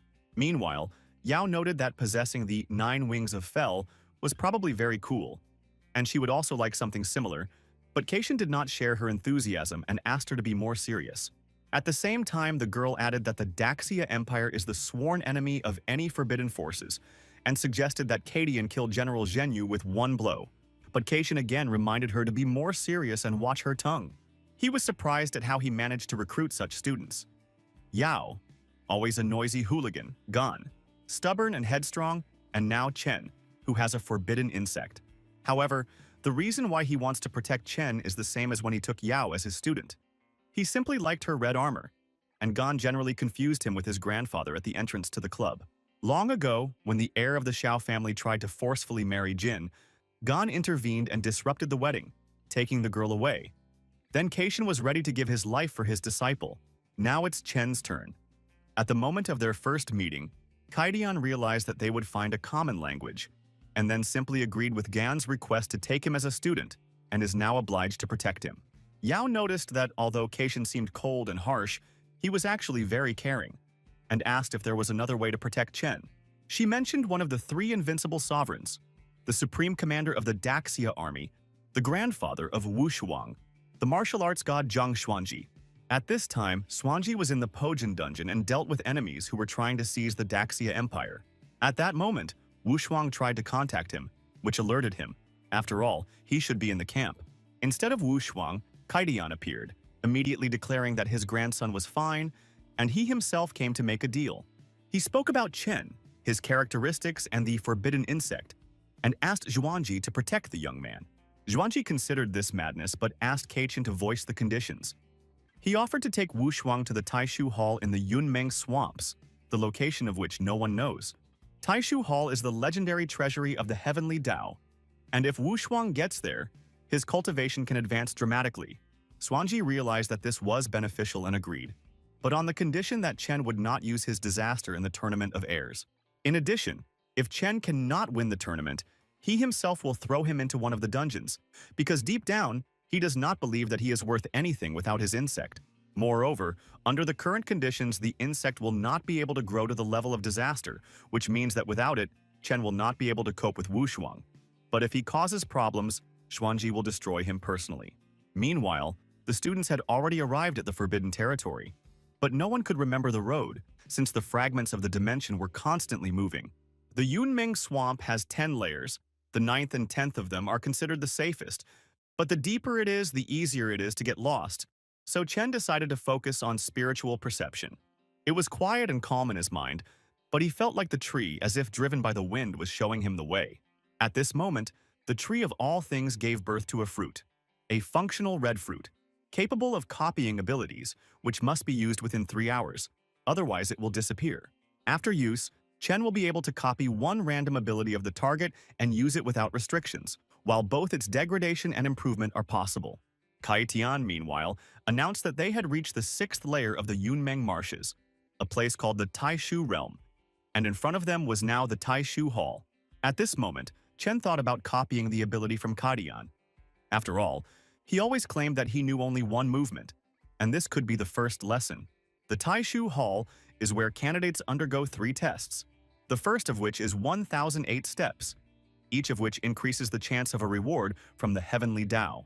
One of the 3 invincible warriors of the Daxia Empire achieved his enlightenment precisely at this stage, and the second test was the Great Tablet of Taishu, which he then reached. The third test is located inside the hall itself, but no one has managed to get there yet, so nothing is known about it. Meanwhile, Keishin announced that the 10 who climbed the highest in the steps would be presented to Jiangnan County at the National Pride of Heaven competition. While the majority rushed up the steps, the more enlightened students were getting used to their surroundings. Kadian was pleasantly surprised that some did not succumb to the herd instinct, but Chen covered himself with meditation to begin copying Kadian's ability. Taking advantage of the moment, Chen actually began copying, and it turned out that the old man was not lying. He only knew one move. After this, something strange began to happen to the young man, as if he was being transported to another space. A system window immediately appeared, informing that copying had begun. And at the same moment, Chen found himself in another world with one sword in his hand. He trained with the sword not for a year, not 2, or even 10, but for 40 years. That's how long it took to master the Heavenly Blade. If it took Kadian half his life, then Chen took just 1 moment. In addition to the new skill, Chen was able to divide it into 4 styles: Blade Mastery, Earth Sword, Heavenly Sword, and Magic Blade. Kadian began to worry because Wu Shuang and the others had already begun to climb the steps, while Chen, Sandao, and Hankyu were still adapting. At this moment, Yao noticed that the heart of Keichin's blade was suddenly resonating, and the same was happening to Chen's blade. Yao asked if it was Gan who had achieved enlightenment, since he had previously tried to prove that the Heavenly Blade could be divided into 4 directions. However, Keichin realized that it was Chen, not Gan, who had made the breakthrough, and at that very moment the young man began to climb the steps. Meanwhile, some of the guys had already climbed more than 200 steps, but Kadian and Yao were interested in how high Chen could climb. This was not just a climb. The first 100 steps were a test of mental strength through illusions. The Taishu Hall is where candidates undergo 3 tests, the first of which is 1008 steps, each of which increases the chance of a reward from the Heavenly Tao. One of the 3 invincible warriors of the Daxia Empire achieved his enlightenment precisely at this stage, and the second test was the Great Tablet of Taishu, which he then reached. The third test is located inside the hall itself, but no one has managed to get there yet, so nothing is known about it. Meanwhile, Keishin announced that the 10 who climbed the highest in the steps would be presented to Jiangnan County at the National Pride of Heaven competition. While the majority rushed up the steps, the more enlightened students were getting used to their surroundings. Kadian was pleasantly surprised that some did not succumb to the herd instinct, but Chen covered himself with meditation to begin copying Kadian's ability. Taking advantage of the moment, Chen actually began copying, and it turned out that the old man was not lying. He only knew one move.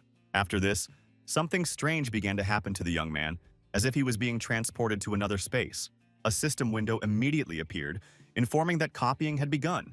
And at the same moment, Chen found himself in another world with one sword in his hand. He trained with the sword not for a year, not 2, or even 10, but for 40 years. That's how long it took to master the Heavenly Blade. If it took Kadian half his life, then Chen took just 1 moment.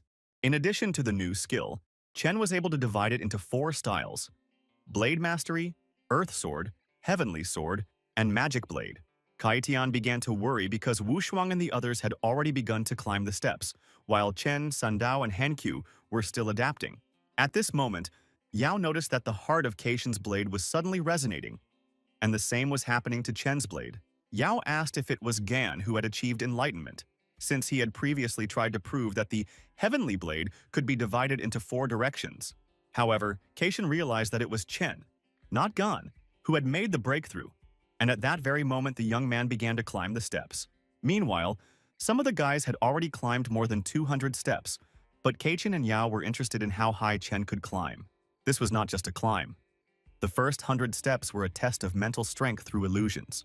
This motivated Wu Shuang, and he was the first to dare to step on the 300th step. At the same time, he began to wonder if Chen also had a divine rank, and that the chains around him were hiding his true strength. When Wu Shuang stepped onto a new level, he was enveloped in a purple aura. Every 300 levels, the difficulty increases sharply, but the rewards become more impressive. As soon as Chen stepped onto the first step, he was immediately attacked by an illusion in the form of Yuanshan. Chen tried to resist using insects, but it was useless. Yuanshan's illusion also dealt with the guys who tried to protect Chen. This was just the first step, but it already scared the young man to the core. Kadian explained that the steps: test spirit, stamina, dexterity, and strength with the help of illusions. And while the heirs of noble families took strengthening decoctions from childhood, Chen did not. Since Chen did not have such an opportunity, he had to rely only on himself and endure excruciating pain. However, he was still able to overcome the illusion, and as soon as he realized that it was an illusion, it disappeared, giving way to the Tree of All Things.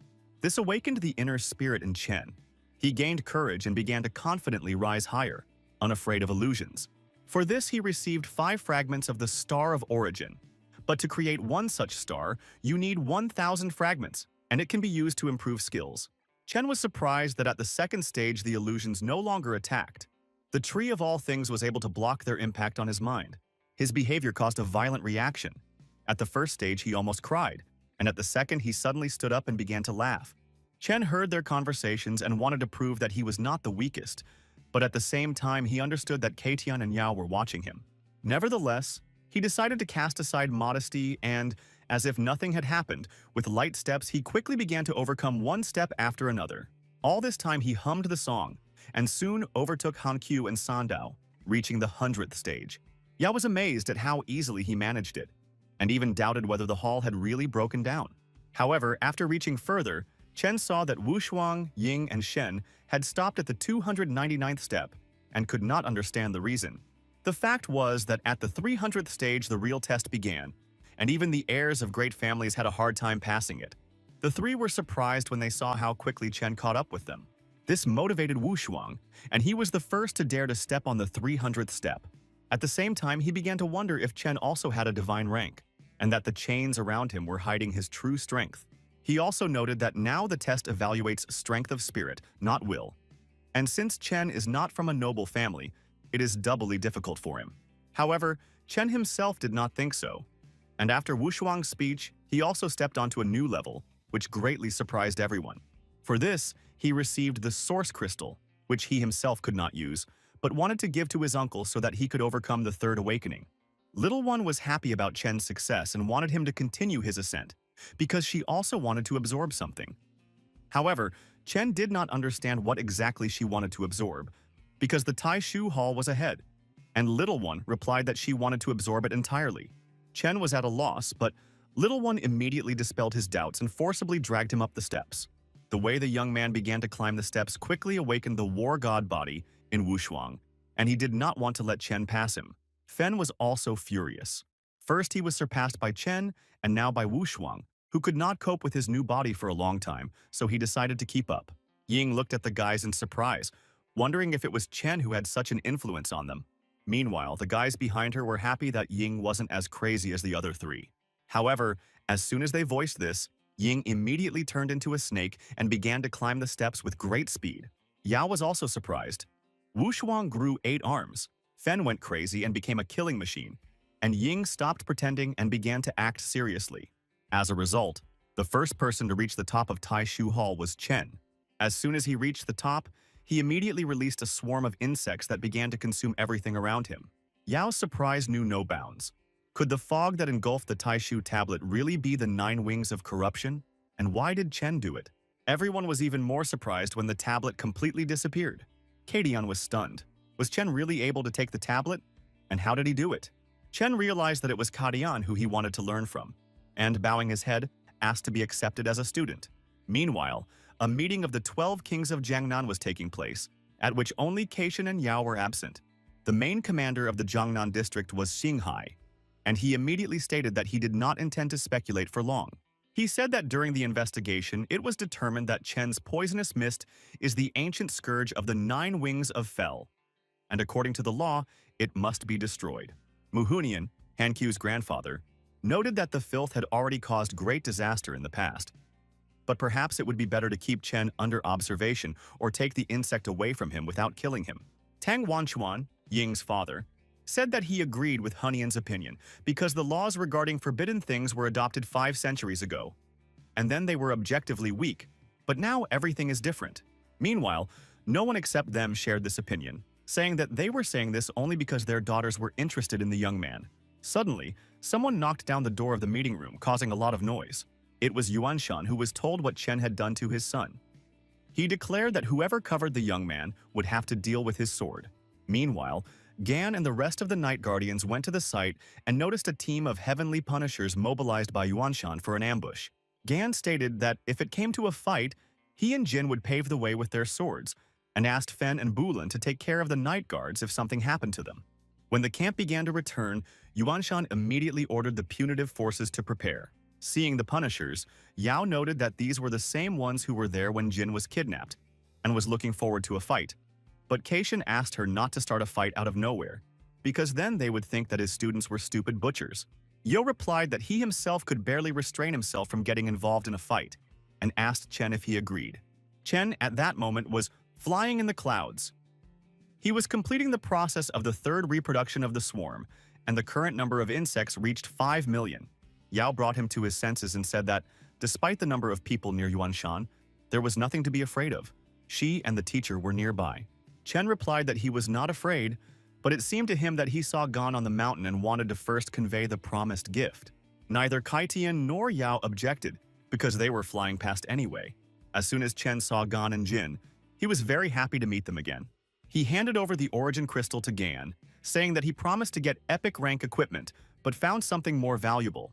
In addition to the gift for Gan, he also brought others. A scarf for Jin, a bow for Fen, a gold-grade dark weapon for Bulan, and a platinum-grade set for Xiaoke. Meanwhile, Yuanshan was eagerly awaiting Chen's appearance and ordered the punishers to prepare to shoot, not caring about the hundreds of other heirs on the island. Xinghai asked Keishan to hand over Chen to them, saying that he and Yuanshan were too important for Jiangnan, and it was better to sacrifice the youths. However, Keishan stated that he lived his life without a drop of regret, and in addition, returned 150 heirs from the Forbidden Zone, strengthening them significantly. This angered Yuanshan even more, and he ordered everyone to shut up and focus on transmitting Chen. He reminded that Chen possesses a forbidden insect and must die according to the law, and protecting him is a direct violation of the law. Kadian realized that he would have to show strength, and before that he asked Yao to hold back the flight of the camp. Chen, meanwhile, headed back to the camp island and locked the Night Guardians inside the barrier. At the same time, Keishan took out his blade, thereby causing even more excitement. Kai Tian, who knew only one sword movement, was not afraid to fight Yuanshan, a master of the 8th Awakening who mastered dozens of water techniques. But their fight was stopped by Xinghai. Xinghai ordered to stop, because in the event of a battle, they would destroy not only the camp, but also the Jiangnan military base, putting the children at risk. However, Beihan interrupted him, offering to decide everything with a duel to the death. He versus Chen, one-on-one. Beihan stated that Chen had previously taken his hand from him, but today, he would repay the debt by taking his life. Xinghai admitted that such a fight was closer to him, but noted that Beihan had an ulterior motive. The condition of the fight was that Chen could not use his insect. Kadian countered that even if the law was on their side, it did not give them the right to do whatever they wanted. The old man was ready to fight, but Chen stopped him, reminding him of his own words that his students were not stupid butchers. Chen said that since they want him not to use the little one, he agrees.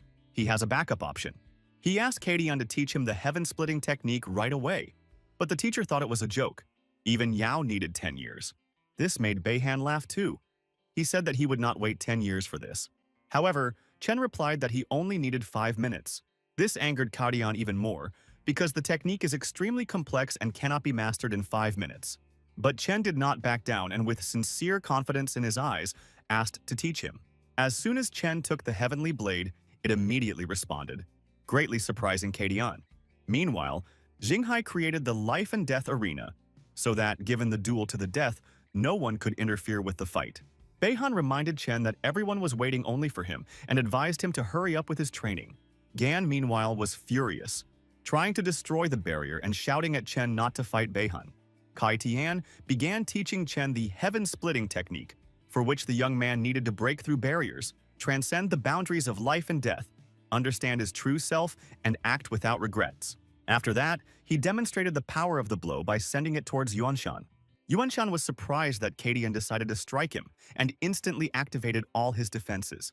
However, Katian's blow was not aimed at Yuanshan, but at a black dragon from the bottom of the Yangtze, which was hiding not far from the camp. No one except Katian noticed his presence, and he assumed that the dragon had come for the evil. Katian did not hide his joy, because he was able to demonstrate a powerful blow in front of his new student. Chen decided to keep up and suddenly took the sword away from Gan, which surprised him. The teacher asked if Chen really did not want to use his sword, but he assured that everything would soon become clear. Chen then rushed into battle, asking the teacher to simply observe and promised that he could handle the technique as well as him. Yao wanted to stop Chen, but could not move due to the action of the life and death arena, and asked why Zhuangzi had not intervened yet. Keichen explained to her that Zhuangzi had already arrived, but was hiding in the underbelly. Yao thought that it was because of him that she could not move, and the unflattering words she had said about him earlier began to bother her. Keichen noted that Zhuangzi thinks big and will not allow chaos in Jiangnan province. But Yao did not understand why he was willing to sacrifice Chen for the sake of order. The teacher did not understand the reason for Yao's panic, because he had just taught Chen the sword-splitting the heavens technique, which caused the girl even more surprise. Beihan was also surprised that Chen really decided to mock him even in such a situation. Chen's arrogance angered him, and he was eagerly waiting to attack. Fen asked Wu Shuang who he thought would win, and he replied that given the opportunity to use the fel, Chen would undoubtedly win. But the rules prohibit the use of an insect, so the guys bet on the death of the young man. Beihan restored his martial heart and became stronger, and his sword, Moon Soul, was an artifact ranked 20th in strength in the Daxia Empire. Despite this, Beihan showed mercy and allowed Chen to attack first. Chen did not refuse and attacked using the heaven-splitting sword, the blade of humanity. The blow was so strong that some spectators could not look at it due to insufficient tempering of the soul. This attack was indeed powerful, but it only affected the soul and consciousness. Beihan was not impressed and responded with the Star and Moon Strike technique. Chen's first move was called the Blade of Humanity, but it was not the only one in his arsenal. Chen then used Earthblade and not only deflected Beihan's blow, but also caused serious damage to him. The arena began to collapse under the onslaught of their forces and had to be reinforced with ice. Beihan tried to block the attack with the forbidden spell Invincible Witchcraft, but the sword did not obey. Then he used the divine weapon Soul of the Moon and the technique Returning the Blade to the Origins, destroying Shine of Blades, firing dozens of blades towards Chen. Xinghai was confused because the battle was so powerful that even the three masters could not contain the arena. Beihan celebrated the victory in advance and argued that without the insect, Chen was worthless. However, his overconfidence only angered Chen, and he was ready to show his true strength.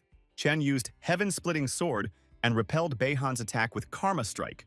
There was a powerful explosion, and it seemed as if the arena was about to collapse. Gan was stunned. It seemed to him that he was dreaming, and seeing Chen using the blades of humanity, earth, and even heaven. Keichen noted that although Chen did not yet have enough energy to fully use the technique, he learned it in just 5 minutes. It was impossible not to recognize such strength and talent, so it was decided not to touch the young man for now. Ji Lingqiu, the invincible sword god, noted that if Xuanzi did not intervene, everyone would have to deal with Yuanshan. Yuanshan was furious because another grandson died before his eyes, and he demanded that Xuanzi remove the pressure of his aura. Xuanzi replied that Yuanshan was old enough to understand the rules of the game. Once you participate, be prepared for the consequences. Suddenly, Chen rushed to attack Yuanshan, declaring that he had mastered the fourth strike of the technique and was ready to show it right now. Kadian tried to stop him and ordered him not to point the sword at Yuanshan, but he did not even listen to him. Xuanzi and Lingqiu were also not delighted, noting that such a decision by the young man was total stupidity. Yuanshan did not ignore the arrogance and recklessness of the young man and answered him in kind. Chen used the Sword of the Great Path that brings justice by destroying evil, and was able to repel the enemy's attack. This caused a strong reaction from everyone. No one could believe that Chen was strong enough to deliver such blows. Yuanshan was furious, noting that even Keishan did not dare to disturb him, but Chen dared to challenge him. He also asked the young man if he really thought that he could defeat him with such an insignificant attack. But soon, something strange happened. Chen initially did not plan to defeat him with one blow. In order to win, he acquired Fell. From the very beginning, hordes of swarms were hidden behind the shine of the blade, because the ban on the use of insects was in effect only during the battle with Beihan. After this, Chen sent over 100,000 insects towards Yuanshan and self-destructed them. However, it was not possible to defeat Yuanshan with one explosion, and he continued to stand firmly on his feet. Then Chen used even more insects, and so on several times in a row. It was becoming extremely dangerous near the battle site, so Xinghai ordered everyone to move away. Yuanshan was beside himself with rage and realized that the young man would have to be destroyed, otherwise he would become a disaster. After that, Yuanshan used the water curse Blood Explosion, a forbidden spell. Following this, the blood in Chen's body became controlled by Yuanshan, and the youth could no longer fight. Yuanshan did not stop at just one use of Blood Explosion and used it again. With each use, the technique took more and more blood, and Chen's condition worsened.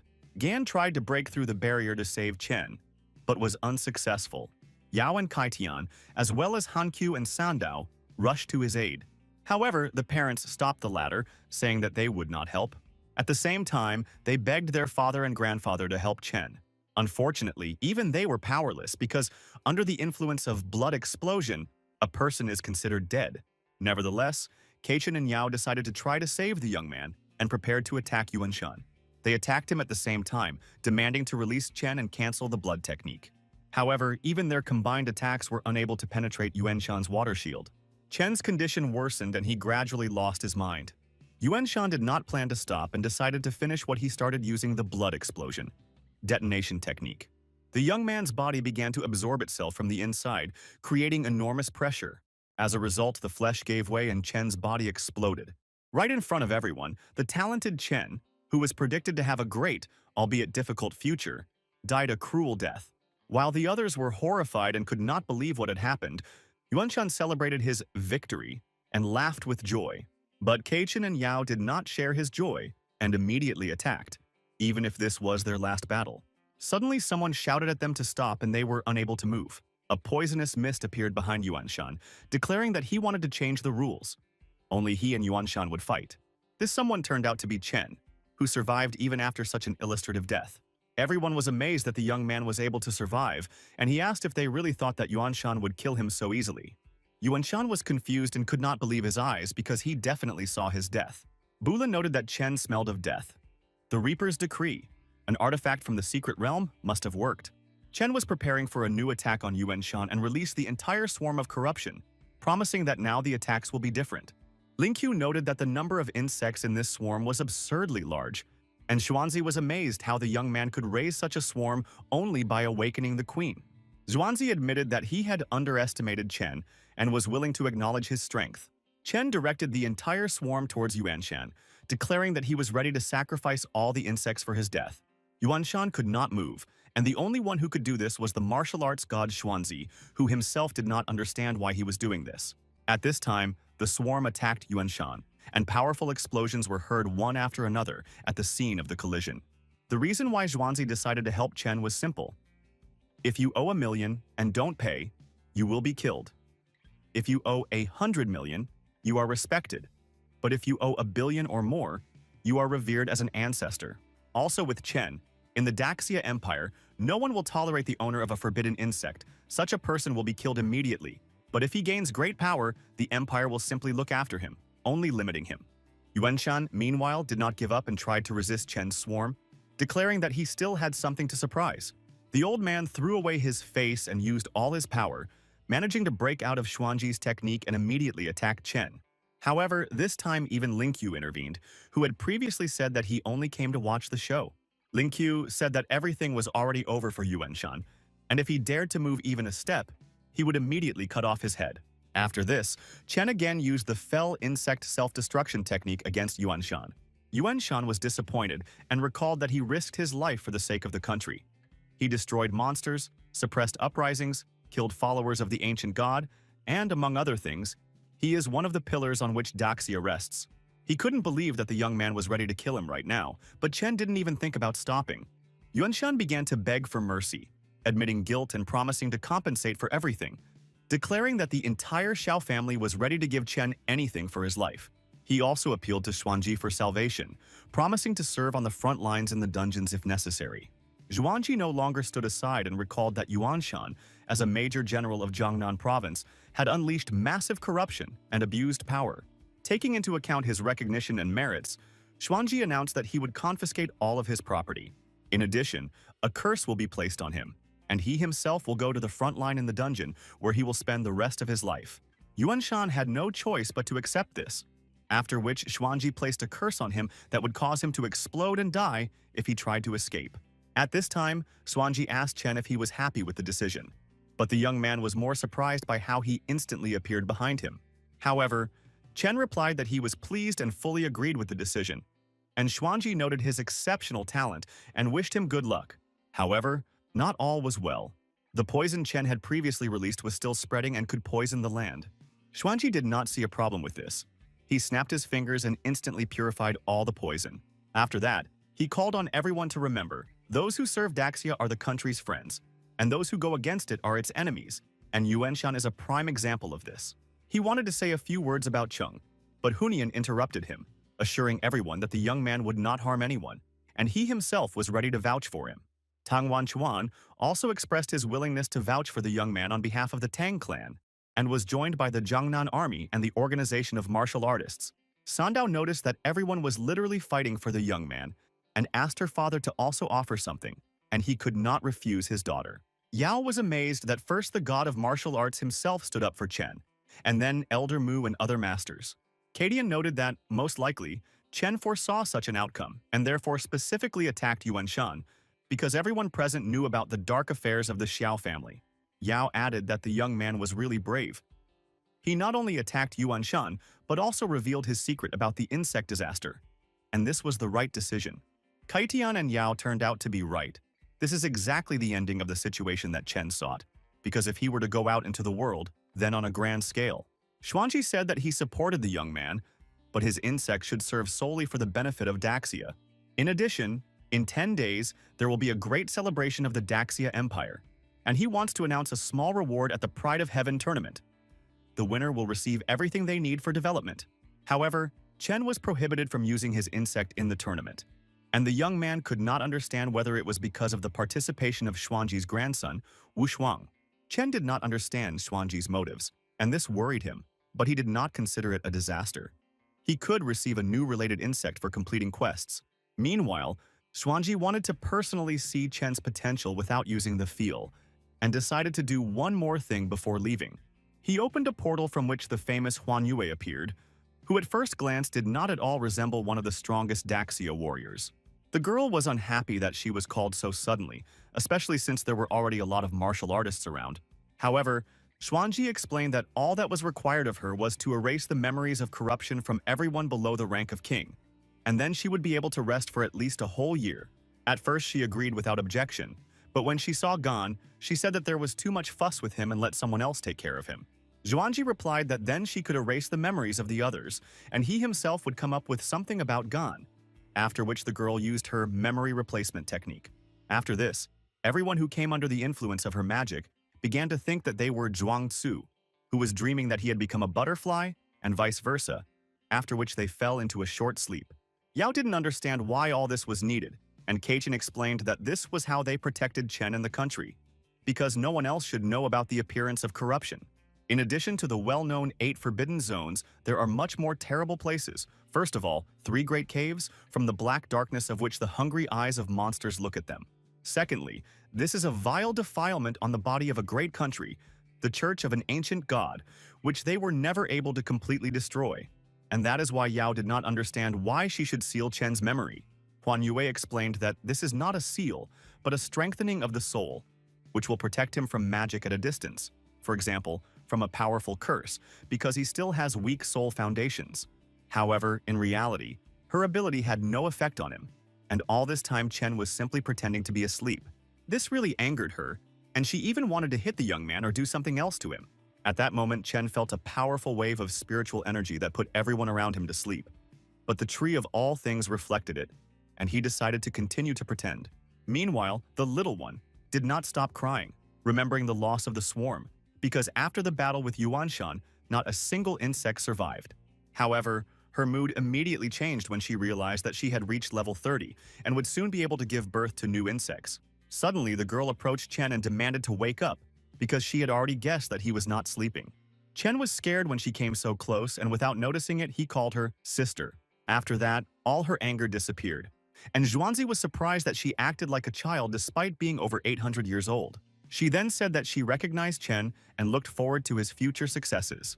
She also noted that his soul turned out to be stronger than it seemed, and therefore no strengthening was required. And before leaving, she gave him a ring that protected him from all spiritual attacks and attempts to reveal his abilities. After this, the girl announced that she was going back to sleep and asked Chen to visit her in his dreams.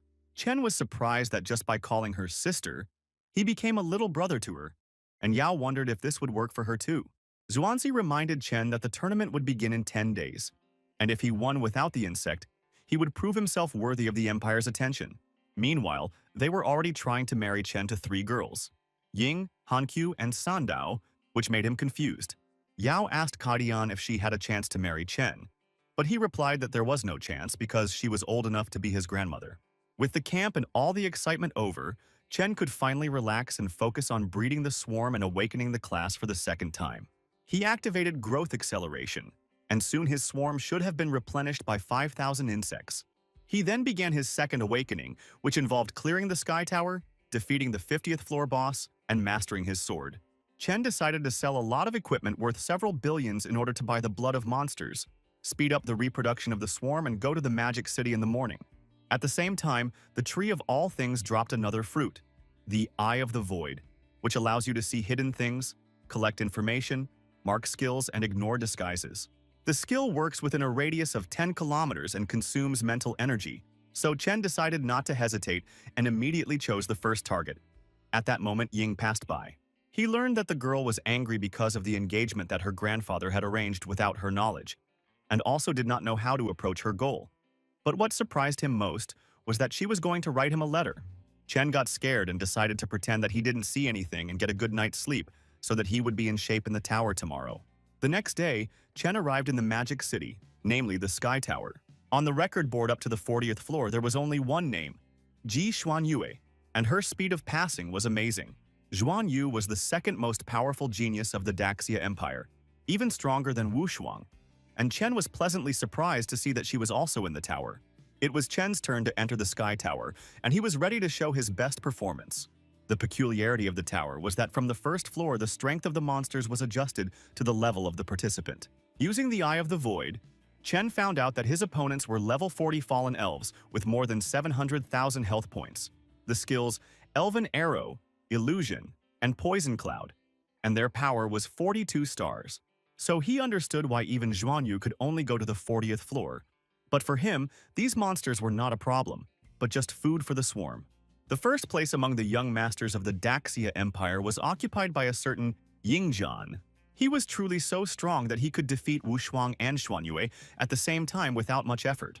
However, one day everything changed when he was informed about Kadian's new student Chen, a master of divine-level spiritual cultivation. John thought that they were joking on him, because what did he care about a master with a creative class? But then he was told that the young man killed Beihan and survived the battle with his grandfather. Hearing this, Jean became seriously interested in Chen and even wanted to meet him in person. In addition, he learned about the forbidden insect and Caitian's techniques, which aroused his interest even more.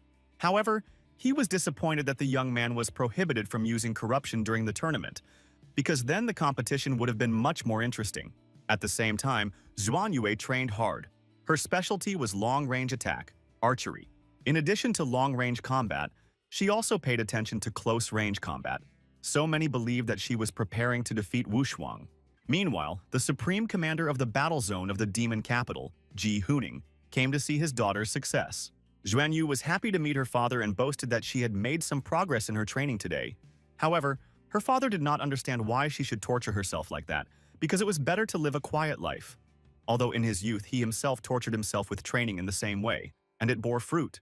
In between, he brought her a report on the strongest young talents and asked her to pay attention to Chen. The girl was surprised when she first heard about him, and wondered if he could really be stronger than even Zhang.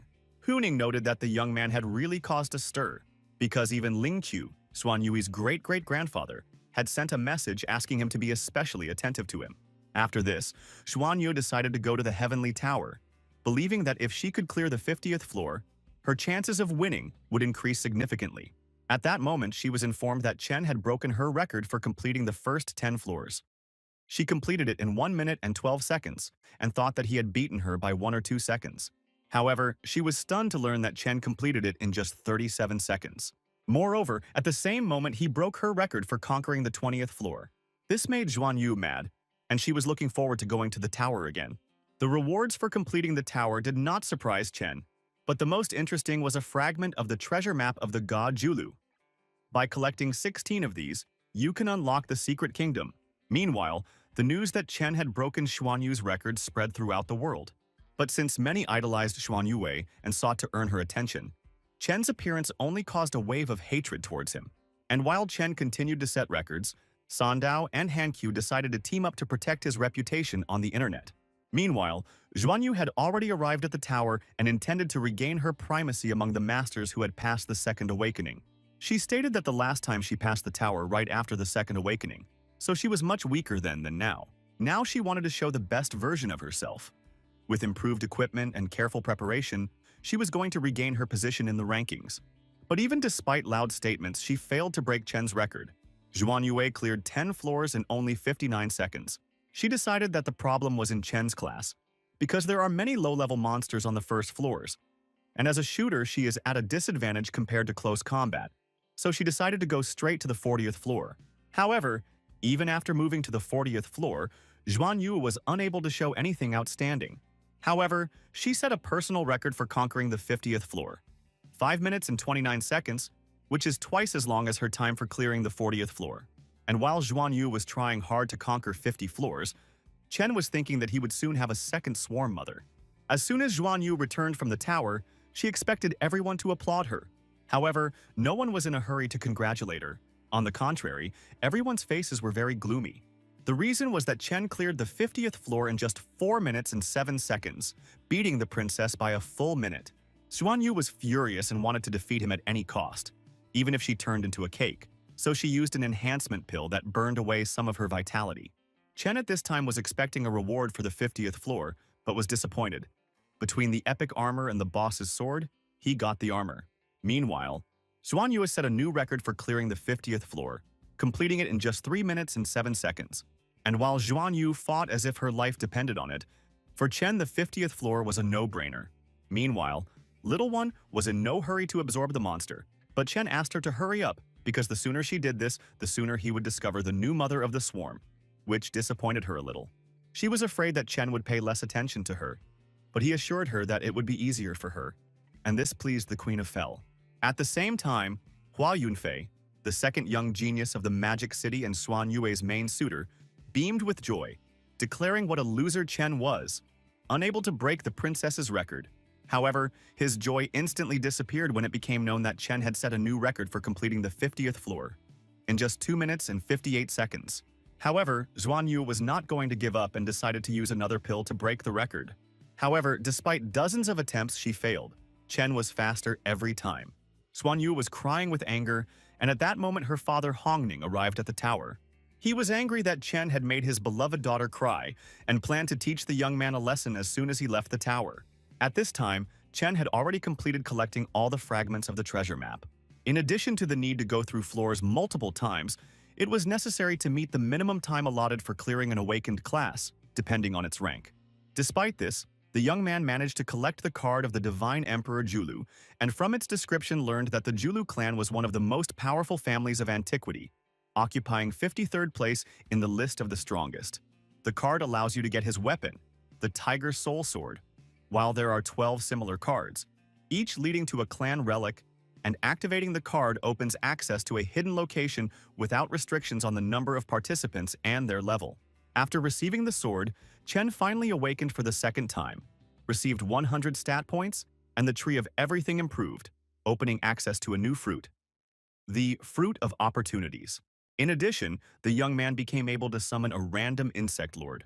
So Chen acquired another insect disaster, the indestructible Crimson Rhinoceros Beetle. This creature lived in the eternal hell, feeding on the emotions of resentment, rebellion, disobedience, and the remnants of the will of divine beings and archdemons, considered extinct since the eternal hell was destroyed during an ancient disaster. Its first trait was asexual reproduction. Every 10 levels, the royal can reproduce between 48 and 108 new bugs. And the second trait allowed the wearer to gain a random skill after each evolution. Evolution is possible every 30 levels, so Chen immediately used the Divine Evolution skill. The new insect turned out to be much calmer than the little one, so Chen named it Jia. Now Chen had another powerful insect, Xiaojia, who had outstanding talents in the main skill Hell Furnace, allowing him to absorb and process all types of life essence, energy, and much more. The Hell Furnace skill was especially impressive. If Little One could only absorb physical objects, then Jia is able to absorb even intangible objects. Jia noted that if Chen helps him complete the first cycle of evolution, he will soon be able to take away one of his abilities. This will require only 10 drops of divine and demonic blood.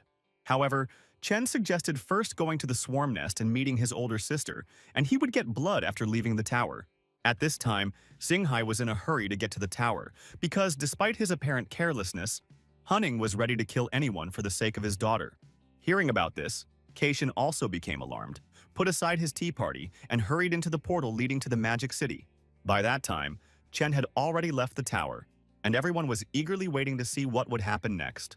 Hongning started by speaking rudely to Chen, and even when Xuanyu asked if he was going too far, the father replied that everything was under control. At that moment, Kadian and Xinghai arrived at the tower, grabbed the young man, and declared that they needed to leave immediately. However, it was too late. Hongning lost his temper and suddenly attacked Chen and the masters standing nearby, demanding compensation for his city, 3 dungeons. Xinghai repelled the attack, replying that he would respond in kind to such impudence, and suggested looking at the ranking of young talents, because now it seems Hongning will have to give up territories. In the end, they managed to escape, but Hongning was not going to forgive everything. He wanted Chen to beg for forgiveness on his knees and then work out his guilt day and night in their family. Her father's harsh reaction made Xuanyu blush, and she asked her to forget about the incident and return home quickly. However, a surprise awaited them at home. Since Chen needed blood for the younger Jia, he turned to Kadian for help, and that's how they ended up in the Ji family's house. Despite what happened in the tower, Hongning agreed to listen to their request, although only because he could not compete with Kadian. In exchange for 10 drops of divine and demonic blood, they offered the Dragon Abyss. But Hongning replied that this was an unequal exchange and would agree only if Chen entered their family and married Xuanyue. Xinghai was dissatisfied with this condition and threatened Hongning that he would tell the Mu and Luo families about this, because they also wanted to marry their daughters to Chen. And the young man himself was surprised that he was really being forced to marry again. Kadian asked Hongning to watch his words, but he did not let up and said that even if Chen does not want to join their clan now, then becoming a father-in-law and son-in-law first is also a good option. Xuanyue categorically denied her father's words, saying that she was not going to get married, but Hongning insisted, arguing that now it is fashionable for young people to get married first and then fall in love. However, this only angered the girl more, and not wanting to listen to all this anymore, she left. He invited Chen to stay as their guest so that they could get to know each other better, and the young man did not object, deciding to take advantage of this to get the necessary blood. After all, Xuanyu didn't like him anyway, and it wasn't difficult for him to spend a couple of days at a party, especially since the reward was worth it. So he managed to get his hands on precious blood, 1 bottle of which can promote the master to the rank of king. But the price is high. Over time, the body begins to disintegrate. However, when he summoned Jia, he was a little puzzled to notice that he looked gloomy. The reason for this was that Baby did not like him, and she now wants to expel him from the hive. Chen asked if they would really fight for a place in the hive since he had no chance, but Jia replied that he did not fight with females. Meanwhile, Chen showed him what Jia so passionately desired: vials of divine and demonic blood. As soon as Jia tasted the blood, he immediately moved to the next stage of evolution, and the process of extracting the skill immediately began.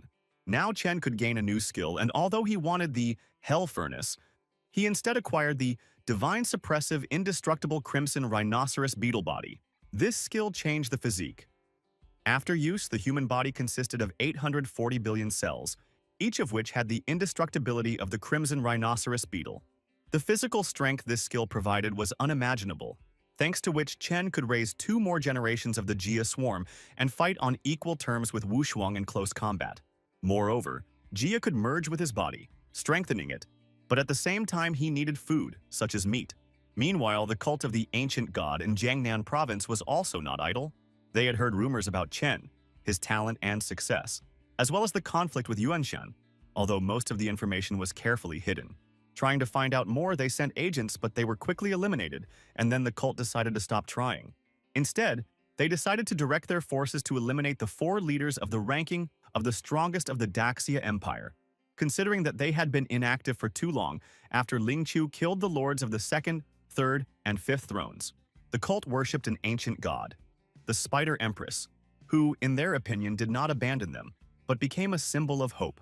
Supporters tried to persuade her to an alliance, assuring her that they would always be on her side. But she did not trust people. They claimed that their souls belonged to the ancient god and called themselves apostles. However, even with such words, the Empress did not take them seriously. Their main trump card was an offer to help free her brothers by unleashing a wave of monsters in Chujiang during the Pride of Heaven tournament. They wanted to use the emanations from the murders to summon the ancient god, and this finally interested the Spider Empress. The next day, the Ji family's house was noisy. Zhuan Yue had been breaking into Chen's room since the morning. Chen thought she wanted to ask him out, but he was wrong. Zhuan Yu actually came because her father had something planned and asked Chen to come to him. Meanwhile, Hongning was at the Ji family's training ground and, as befits the king of lazy people, he was sunbathing on a sun lounger in the morning. He called the young man to introduce him to 2 masters, the best in the Magic City, with whom he would face at the tournament. He also introduced Yunfei, the only one among them with the hidden class, heroic spirit god pursuer, and wanted to talk about his ability, but Zhuan Yue interrupted him. Chen realized that Hongning really treated him like a family member, although he himself did not know that the young man possessed the Eye of the Void and could see everything for himself. Hunning recalled that there were 8 days left before the tournament and offered to strengthen himself during this time. For this, he decided to open the divine treasury of the 9th Li. Yunfei and Zhuan Yue were surprised by Hongning's drastic decision, and Chen realized that he simply wanted to lure him into the clan. The treasure was located inside the 10,000-foot body of a dead ancient god, and their task was to explore it. Despite the fact that 80% of the body had already been studied, closer to the head was still dangerous. On the way, Yunfei asked Hongning why he allowed Chen to go with them, considering him a stranger. But he replied that today he is a stranger, and tomorrow he can become a member of the family. Hongning also asked Chen to keep an eye on Zhuan Yue after entering, which made Chen surprised and Yunfei and Zhuan Yue furious. The entrance site was carefully guarded from strangers and enemies. Hongning introduced himself as the patriarch of the Ji clan, explained that the younger generation was with him, and asked permission to enter. As soon as the elder gave permission, the door opened and a huge amount of energy was released into the air.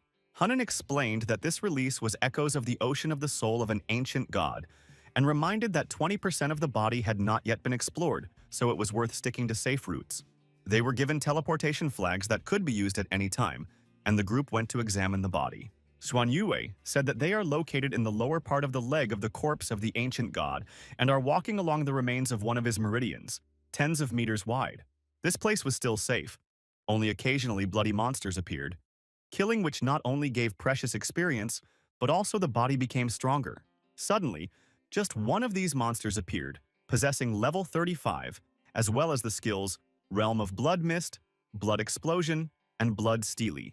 Before this, Chen released Jia, but he flew away somewhere instead of fighting the monster, and at the same time Yunfei rushed into battle. He easily defeated the monster and did not miss the opportunity to show off to Chen. saying that he could destroy more than a dozen of them. Yunfei also hoped to attract Xuanyu's attention in this way, but she, on the contrary, was surprised at how much time one monster took him. Meanwhile, they were approaching the area where the heart of the ancient god is located, and where there are already tens of times more monsters. Xuanyue also said that he has as many as 3 hearts. But then Jia contacted Chen and said that Xuanyue was mistaken. There are as many as 4 hearts in the body of this monster, and as long as at least one remains intact, he can be resurrected, and the last one survived. Chen ordered Jia to return immediately, but he had no intention of leaving, but rather wanted to devour the heart. Realizing that the situation was becoming dangerous, Chen told the guys to stop and not go further. Yunfei did not listen to him and asked if he was afraid to go forward just because of a group of bloody monsters. However, Chen did not respond and simply slapped him in the face. No one understood why he did this, and Yunfei, meanwhile, became furious and already wanted to start a fight. His intentions were serious, and he even used his true power. At this moment, Jia returned to Chen, and Yunfei's attack came in handy, so he was able to test the indestructible body. Thanks to this, Chen deflected the blow and suddenly counterattacked, taking advantage of the moment when Yunfei lowered his guard. Xuanyue was furious that Chen suddenly attacked Yunfei and created a mess, demanding an explanation. She asked if he was scared and beat Yunfei to force them to leave this place, but Chen only said that they had better help Yunfei before his condition worsened. After that, the guys agreed with him and tried to use flags for teleportation, but they did not work. Chen was confused as to whether Jia had awakened the ancient god with his presence, and he had sealed them inside his body. One day, Keishin told Chen that beyond the 9 awakenings, the realm of the true gods begins, which means that their enemy is already above the 10th level. This caused Chen to panic, but he tried to pull himself together and thought that perhaps the ancient god only sealed the space and did not attack. This, in turn, meant that he did not yet fully control his powers, and Chen could try to kill him before awakening.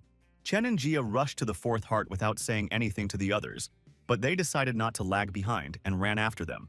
However, they soon encountered new bloody monsters, but already level 70 and even 120, which meant that level 150 would soon appear. Chen realized that the situation was critical, called Baby, and ordered her to absorb the monsters and the rest to cover the rear. At that time, he himself tried to break through to the heart, but could not, because the body was quickly recovering. Even so, Chen did not give up and continued to try because there was no other way to get out. As a result, using indestructible body, he still punched a hole in the ancient god's body. He crawled inside and ordered the others to stay put and fight off the monsters. Xuanyu, meanwhile, gave instructions to take positions and hold the flanks. There were too many monsters, but even so the guys did not give up, because their survival depended only on themselves. At this time, the elder informed Hunning that the connection with the children was lost due to a strong energy fluctuation, which had not previously been observed. He added that the ancient god's body itself remains in their dimension, and they still control the entrance in the leg area. It took the G family hundreds of years to open even one passage inside the body, and they would not be able to create a new one outside. Meanwhile, Chen continued to fight the monsters, trying to protect both himself and the others.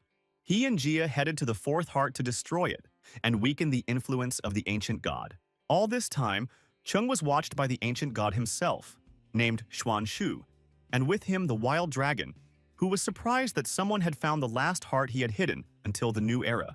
Siu noted that the young man does not look like an ordinary person, because the insect 9 wings of corruption lives in him. But he replied that they sealed the space, which means he is already considered dead. However, Zhu added that more and more magic is coming from Chen, and if he gets to the heart, he will have to create even more bloody monsters. Moreover, if Chen really destroyed the last heart, then Shu and the wild dragon would disappear, and they were not going to let that happen. Meanwhile, the monsters were getting stronger, so Chen tried to speed up his pace. Jia noted that Chen needed to break through the meridian intersection ahead. Then he would almost be there. But as soon as Chen approached the crossroads, he noticed that the monsters began to retreat, and his sea of consciousness faded away, and he did not even feel the tree of everything. The reason for this was the appearance of the wild dragon, and although its strength was running out, it was still enough to kill the young man. As a result, the dragon grabbed Chen in its claws and he could not escape. Chen tried to get out, but he couldn't even resist. His body was enveloped in eternal cold, and his mind was trying to sleep. Jia did not understand what happened to Chen and tried to bring him to his senses, but he could not answer, no matter how hard he tried. At the same time, The ring that Huan Yue had previously given him alerted Chen that he had been attacked by a powerful curse from an unknown entity and activated the defense. The ring launched the Heart of the Star God mechanism, thanks to which he was able to free himself, but the heart itself was destroyed as the curse struck his soul, bypassing the tree. Chen was furious because the monster had just destroyed the ring given by the Great Master, and he vowed revenge. Xu ordered the dragon to use the curse again, because it was unlikely that the young man would survive again. However, the dragon could no longer do this, since the complexity of the curse he created was prohibitive, and his soul had lost too much strength during the years of imprisonment in the body of the ancient god. If he tries again, he will fall into eternal sleep, and now Xu had a choice: save the dragon or devour its power to save his heart. Xu did not hesitate to make a choice and killed the dragon to save his heart. He wanted to destroy Chen, regardless of whether he could destroy the heart or not, because he needed the essence of the wild dragon. Meanwhile, Chen and Jia finally reached the fourth and final heart. The Jia swarm then began to attack the heart in order to remove the seal as quickly as possible and get out of the monster's body. As a result, the sharp claws of the swarm tore apart the veins feeding the heart, and the seal blocking teleportation was removed. Chen was overcome by a strange feeling, as if his heart began to beat in unison with the heart of the ancient god, and Jia began to absorb it. The young man felt as if not only the monster's heart was about to stop beating, but his own too. Chen's consciousness seemed to whisper to him that he should go to the head of the ancient god, and his heart rate gradually stabilized. Chen didn't understand what happened, whether it was a sign or a gift from above, but he remembered how Hunning warned. It was too dangerous in the head of the ancient god. Meanwhile, Jia finished his meal, and whatever was left he turned into blood essence that he could take with him. This was good news, and Jia quickly reached level 30 and could now cause a swarm twice in a row. Xu was furious and could not let the young man just leave. Meanwhile, Xuan Yu and the others continued to fight off the bloody monsters, although they had almost no strength left. There were too many monsters, there was no help, and Xuan Yu couldn't believe that everything would end like this. However, at the moment when it seemed that everything had come to an end, hope appeared in the person of Chen. He arrived just in time, albeit late, and used the Star God's blessing to heal the guys. Even though the ring could no longer block magic, its healing function still worked. By that time, Baby had also returned, but her swarm had suffered heavy losses, which made her seem a little depressed. Chen didn't want to waste any more time and stay in the monster's body, so he asked everyone to get ready to escape. He was going to break through a passage in the meridian. He then activated Indestructible Body and began to carve a path through the monster's body. Having opened the passage, Chen ordered everyone to run faster, and Xuan Yu was amazed. Before he needed several blows, but now one was enough.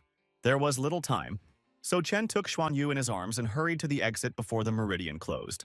As a result, the passage was almost delayed, and the remaining monsters were unable to break through behind them. Then the guys were finally able to exhale for the first time in all the time spent inside the body of the ancient god. Xuan Yu showed Chen where the array core was, the closest location connected to the exit. The external protection of the ancient god's body was much stronger than the internal, but even this did not stop Chen. He ordered Jia to start the swarm's reproduction cycle, which Little One was not too happy about. She noted that this was her territory, but Chen assured her that Jia would only use it temporarily. Jia then began to multiply the swarm, and Chen activated Growth of All Living Things and Growth Acceleration to speed up the process. As a result, as if at the snap of a finger, 300 insects appeared, accumulated in such a short time. Little, meanwhile, tried to eat Jia, and she would have succeeded if Chen had not stopped her in time. Now, having accumulated enough strength, Chen began to try to break through the exit in order to finally get out of the monster's body.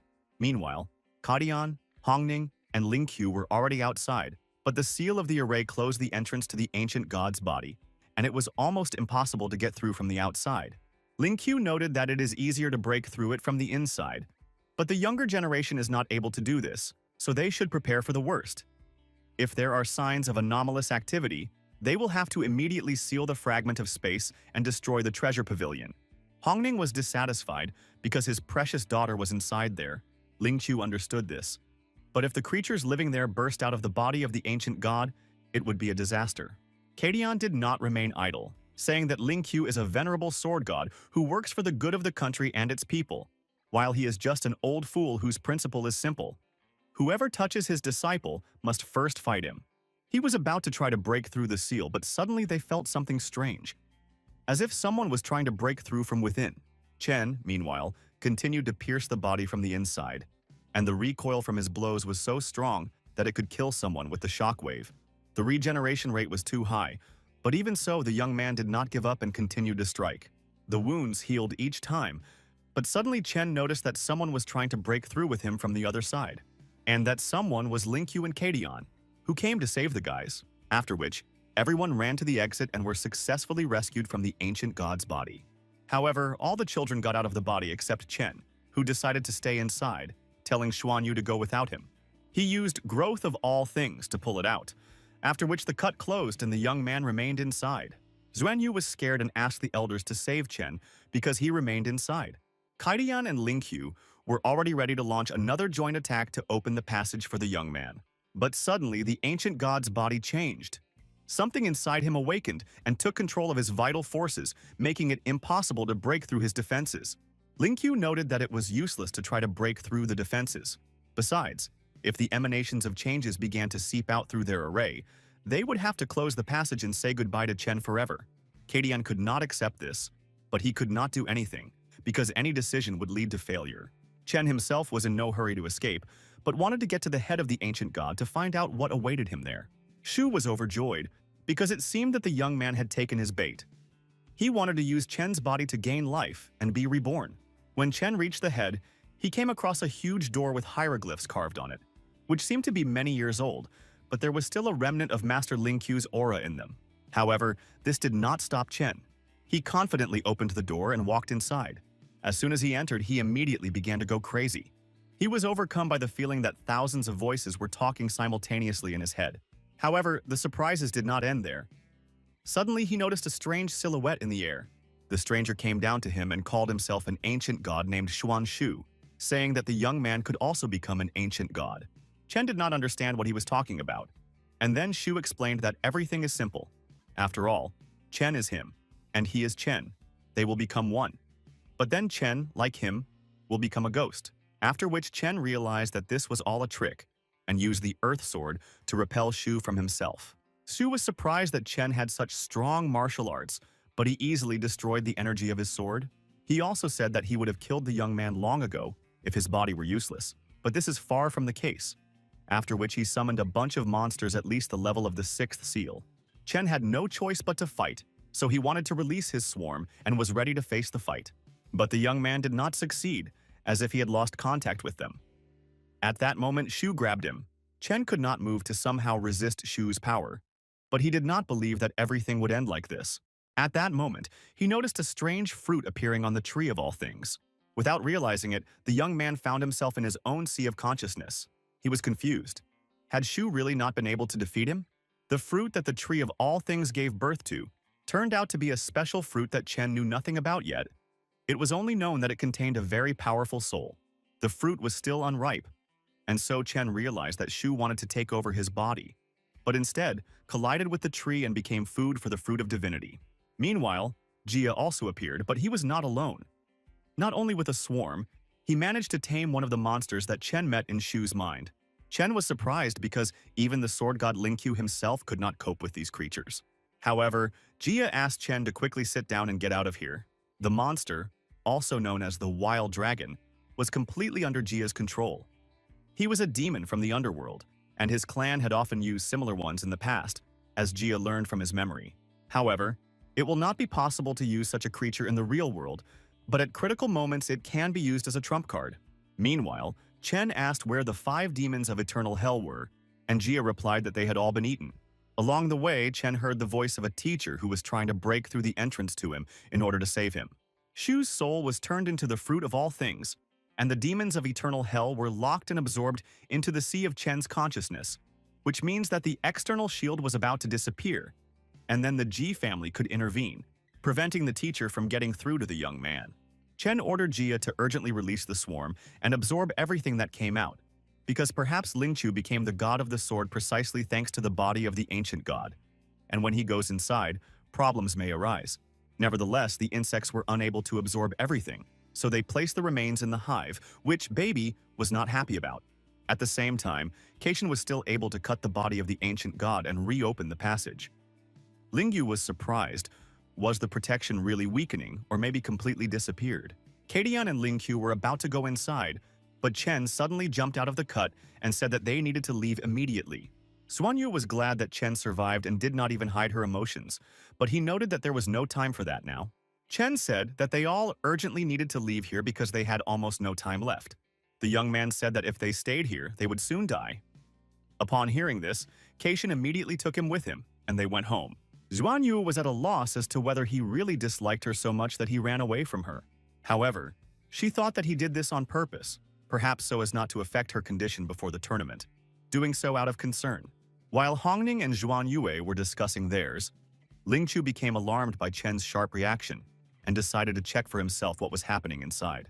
Entering inside, Lingqiu was surprised because he did not notice a single monster that was here.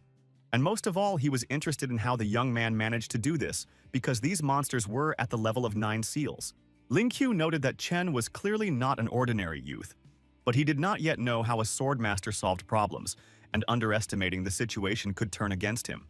On the way, Chen told Kadian that he had completely emptied the treasury of the sword god, which greatly upset him. The young man also wondered if he could defeat Wu Shuang and Xuanyue in the tournament that would take place in 3 days. Keichin noted that there would definitely be no problems with Xuanyue. Wu Shuang had also advanced in the technique of the 8-armed god of war. But it was not him who occupied the first place in the ranking. After all, in first place is the person whose talent is considered the greatest in the last 800 years in the Daxia Empire. Normally, classes don't awaken until age 18, but he began fighting at age 3, and at age 9 he was already recognized as the Emperor's divine sword. At 12, he entered the Forbidden Zone, spent 3 years there, after which he retired to Beijing and began to study the best techniques of the strongest races, ignoring the class system. Chen would also like to learn these techniques, but for this, you need to be a real genius like Zhang, and Kadian does not have the resources to get the techniques of 10,000 clans. Nevertheless, the young man did not despair, and upon returning home, he decided to take stock of his journey. In addition, the tree gave him a new fruit, and Chen wondered if this was due to the fact that the swarm was growing exponentially. The new fruit turned out to be the Thunder Fruit. Its use awakens the Lord of Thunder class and makes it possible to turn into lightning and teleport through an electric field. At the same time, Jia's swarm numbered about 30,000 individuals, and Malyutka already had 12 million of them. Thanks to the characteristics of the Crimson Rhinoceros Beetle, Chen's characteristics have doubled, which means that he will be able to perform well in the tournament, even without using the Fel. At this time, an emergency meeting was held in the Qinluo military region, deep in the Qinlong Mountains. The reason was a change in the situation at the upcoming tournament, because this year, in addition to the capital, the Magic City and Jiangnan fielded strong fighters. Wu Shuang and Chen were of particular interest because their total strength could rival even the City of Demons. Previously, Jiangnan was their ally, but now everything has changed, and the participants began to think about uniting in order to knock him out of the tournament. It was decided to hold a vote, and Qinluo, Wuxiang, and Tianfu counties voted to form an alliance against Jiangnan. Guanghai County refused to join the alliance, saying that it had already won the last tournament, which caused a strong reaction. However, even without Guanghai, the remaining county leaders were confident that they could handle Jiangnan. But the problems did not end there, because the cult of the ancient god was already preparing to strike at the tournament. Moreover, they lured one of the participants to their side in order to use him to strike a blow at the pride of the Daxia Empire. In addition, the cult planned to release a wave of monsters once the tournament reached its peak. The day before the start of the tournament, Xinghai gathered all the participants to announce the rules. 8 military regions are participating, that is, about 80 young masters. The tournament is held in 2 stages. The first is a team stage, where participants, divided into groups, will enter a secret kingdom in Qinluo County, and their task is to destroy all rivals, and the 4 counties with the fewest survivors will be eliminated. First of all, the first round tests their ability to work in a group and cooperate, because no matter how strong someone is, there will be no result without coordinated work. They will also not be able to sit out, because if their group stays in one place for too long, they will be struck by lightning, and the area available for battle will narrow every hour. The second round of the tournament takes place in the capital, where individual competitions are held, and the winner will be the one who ends up at the top of the ranking. Usually there are about 30 participants left at the beginning of the tournament. Since everyone knows the rules, it's time to choose a worthy captain for the team. Many wanted none other than Chen to be their captain, However, some voted for Wu Shuang, considering him stronger and more reliable. Chen was also voted for by Li Bing and Wang Ji, whose name is spelled Prince, although Chen himself saw them for the first time. Wu Shuang also voted for Chen, but he did it just for fun. Chen did not want to take on such responsibility, but Jinghai convinced him, saying that if people trusted him, he should not destroy their hopes. In addition, Jiangnan has performed poorly in recent years, and it depends on them whether they can change this and write a new page of history. The next day came the long-awaited day for the start of the tournament in the Qinluo military region, near the entry point to the Secret Kingdom. Meanwhile, all the district commanders had already gathered in the stands, with Kadian and Hongning next to them. Since there was no commander in the Magic City area, this honorable duty was performed by Hongning. Xuan Yu said so. Meanwhile, the capital military region team, whose general was Feng Zhengguo, arrived at the tournament site. Representatives of Guanghai District, whose general was Yang Jiantian, also arrived.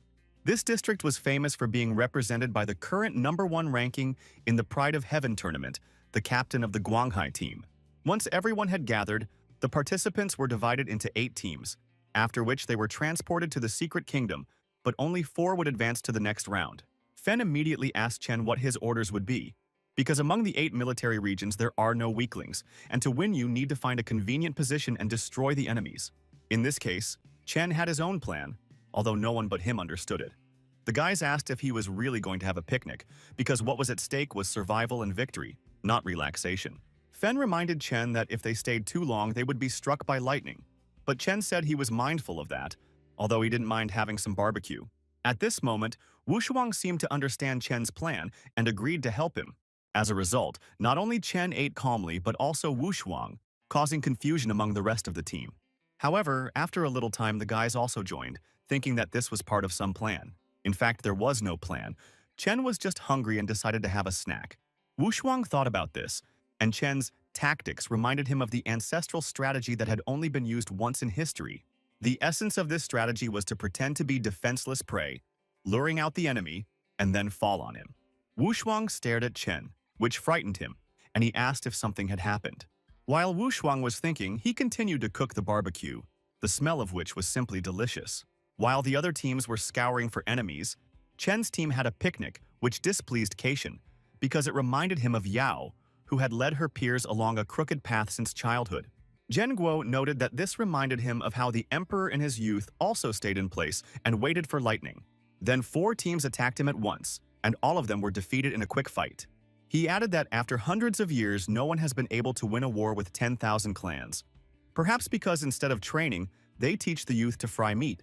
Caitian disagreed with this and said that the youths of the current generation are not that weak, and the capital team may not be able to win easily, to which Zhenguo called them a pathetic bunch of hillbillies.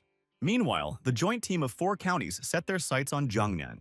When they saw that the team was actually barbecuing instead of fighting, they were extremely surprised.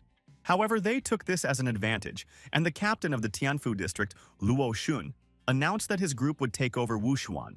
The captain of Qinluo County, Wu Qingning, had to deal with Chen. Dan Lishuan, the captain of Huaxiang County, was given the task of eliminating the rest of the Jiangnan team. Liu Han, the captain of Qinglin County, had to use spatial magic to help the others from a distance. Caitian was worried and did not understand Chen's intentions because the enemy was only 500 meters away, and they continued to eat barbecue. Meanwhile, the enemies were getting closer and closer, approaching Chen's team at a distance of 100 meters. Their presence had long been felt by the rest of the team, including Chen himself, but they still continued to wait, until one moment. Chen took a bite of the meat, which turned out to be undercooked, and, spitting it out, hit Shun directly. Immediately after this, Wu Shuang stood up and charged at the enemies, exclaiming that Chen's plan had indeed worked. Nevertheless, it was not easy to get close to the opponents because they had prepared in advance and protected themselves with a 3-layer barrier. However, it was not difficult for Wu Shuang to destroy this barrier. The rest of the team were delighted with Chen's so-called plan, although he himself did not imagine that everything would turn out this way. Chen then also entered the fray, assigning Han Qiu and Sandao to protect Bing and Wang Ji. Chen hesitated whether he should intervene, because looking at how Wu Shuang was cutting down enemies one after another, it seemed that there was no need for his help. As a result, everything did not turn out as the fighters of the united team expected. They tried to resort to a backup plan and use space magic, but Chen prevented them from doing so. Qingning, who was supposed to support Han, could not help as she was fighting with Ying. At this time, Fen fought with Lishuan, who turned out to be incredibly strong. In addition to the melee fighters, long-range fighters also went on the attack, and that is why Sandow remained next to Bin to cover her with a shield. Hankyu also did not lag behind and actively fought, destroying one enemy after another. Han tried to help from a distance, but Chen was constantly ahead of him, preventing him from using spatial techniques. In addition, Chen helped other team members by eliminating enemies who came from the rear. The difference in strength was colossal, and even a dozen fighters could not cope with Wu Shuang. Shun began to doubt whether they would really lose so easily, but when it seemed that everything was lost, hope appeared, because their strongest participant entered the battle. Fen failed to stop Lishuan in time, and she managed to activate the Lightning Smite ability, using water as a conductor of lightning. The fighters realized that they needed to attack her first, but the enemies defended her with all their might. Shun used the Power of Chaos technique and used the Sword that Destroys Realms technique, weakening Wu Shuang to the point of complete immobility. Fen tried to attack Lishuan but could not even get close to her. Lishuan's strength was terrifying, and she constantly put pressure on opponents. She soon used the Forbidden Water spell, Sea Dragon Rising, after which several fighters were marked, and a dragon was advancing towards them. At this time, Ying managed to defeat Qingning, but she did not consider it a defeat, because her team was still in the lead. However, no one from the Jiangnan team gave up, and Fen continued to attack Lishuan, hoping to stop her. Wu Shuang began to fly into a rage, anger filling him, but he was restrained by Shun's illusions and could not move. Chen approached the dragon, not understanding why everyone was so worried. It was just a combination of thunder, lightning, and water. These words made the enemies laugh, and Shun mockingly asked if he had lost his mind for deciding to do such a thing. However, at that moment, everything did not go as the opponents expected. The dragons began to bow to Chen. Lishuan was stunned as her spell got out of control and the dragons stopped obeying. The reason was that her water had lost its purity, and with it, Chen received a transmitted lightning charge. Chen then activated the Thunder Master class and used the Sky-Tearing Thunder Sword skill. The situation has changed dramatically, and now the initiative has completely passed to Jiangnan County. Shun ordered an urgent retreat, but Sandow blocked their retreat with her shield. The battle between the two assassins, Ying and Qingning, continued. In addition, Fen, the first sword of Jiangnan, continued to fight with Lishuan, who angered him by saying that he was not worthy of such a title.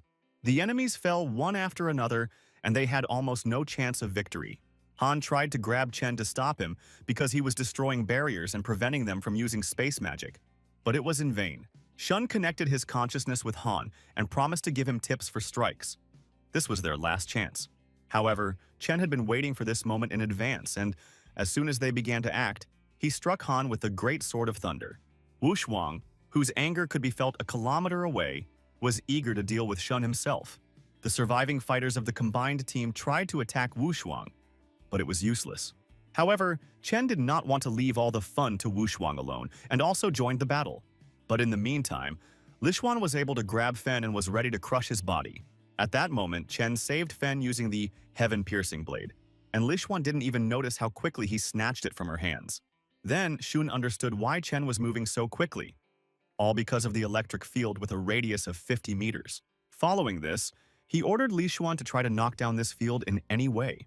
She tried to stop Chen using the defense of the Scarlet Water skill, and it worked to some extent. The young man could not cut through the barrier. In addition, the barrier was special. The harder Chen attacked it, the stronger the defense became. But Chen did not believe Lishuan's words and said that he would check himself to see if the barrier was really strengthened by his blows. After that, he used the Barrier-Breaking Divine Fist skill and smashed the defense in an instant. He immediately directed an attack on Lishuan and knocked her out of the battle with a powerful blow. Wu Shuang also sped up, wanting to complete the first round as quickly as possible.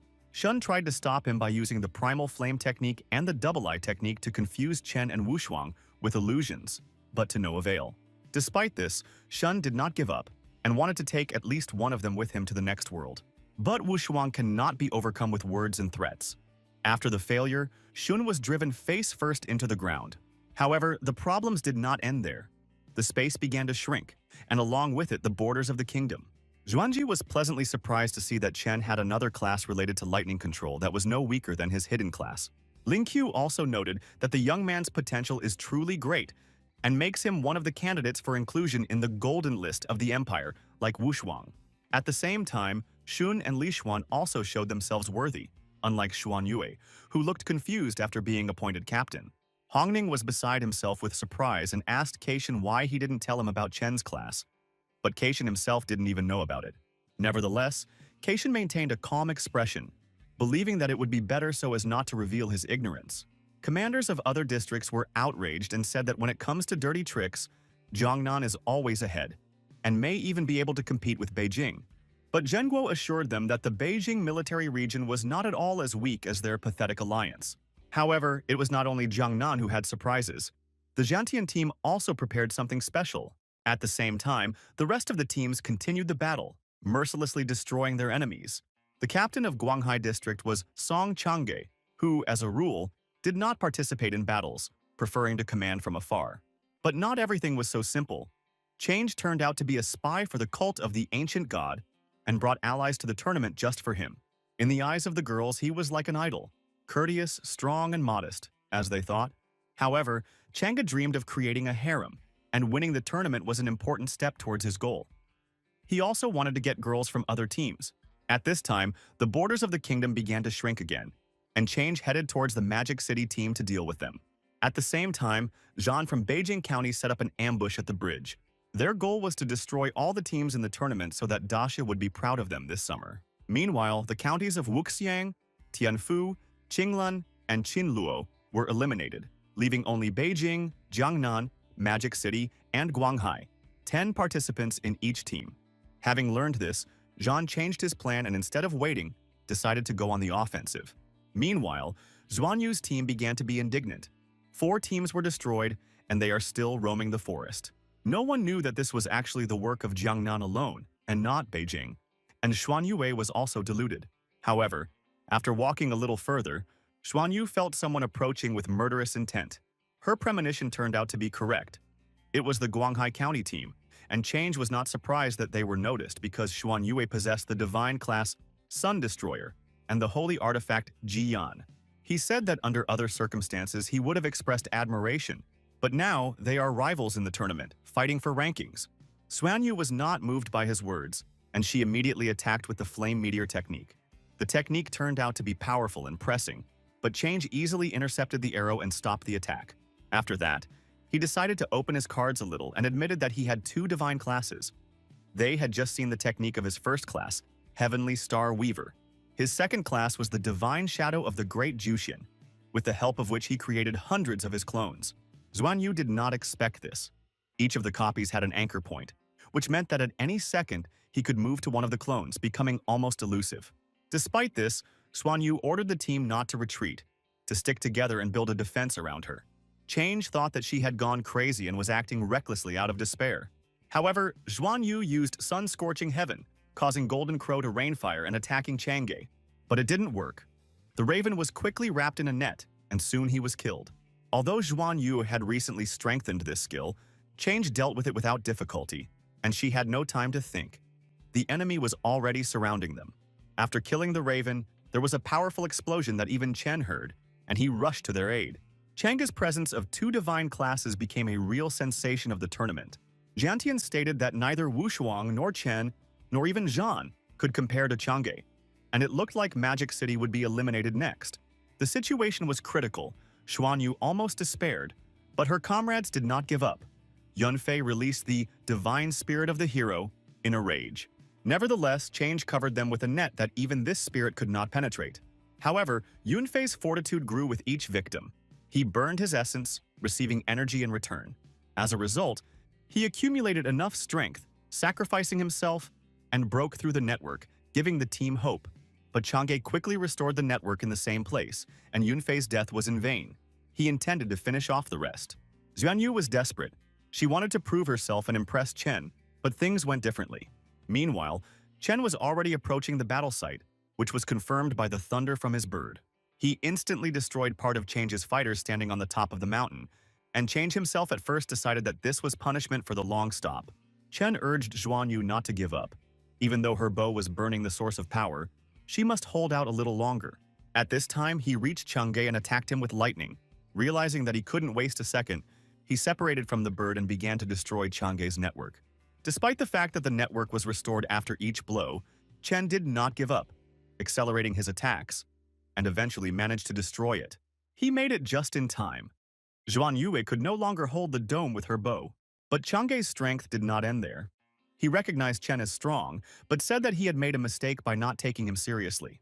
He tried to attack Chen, but he absorbed the blow with the power of Junior Insect Jia.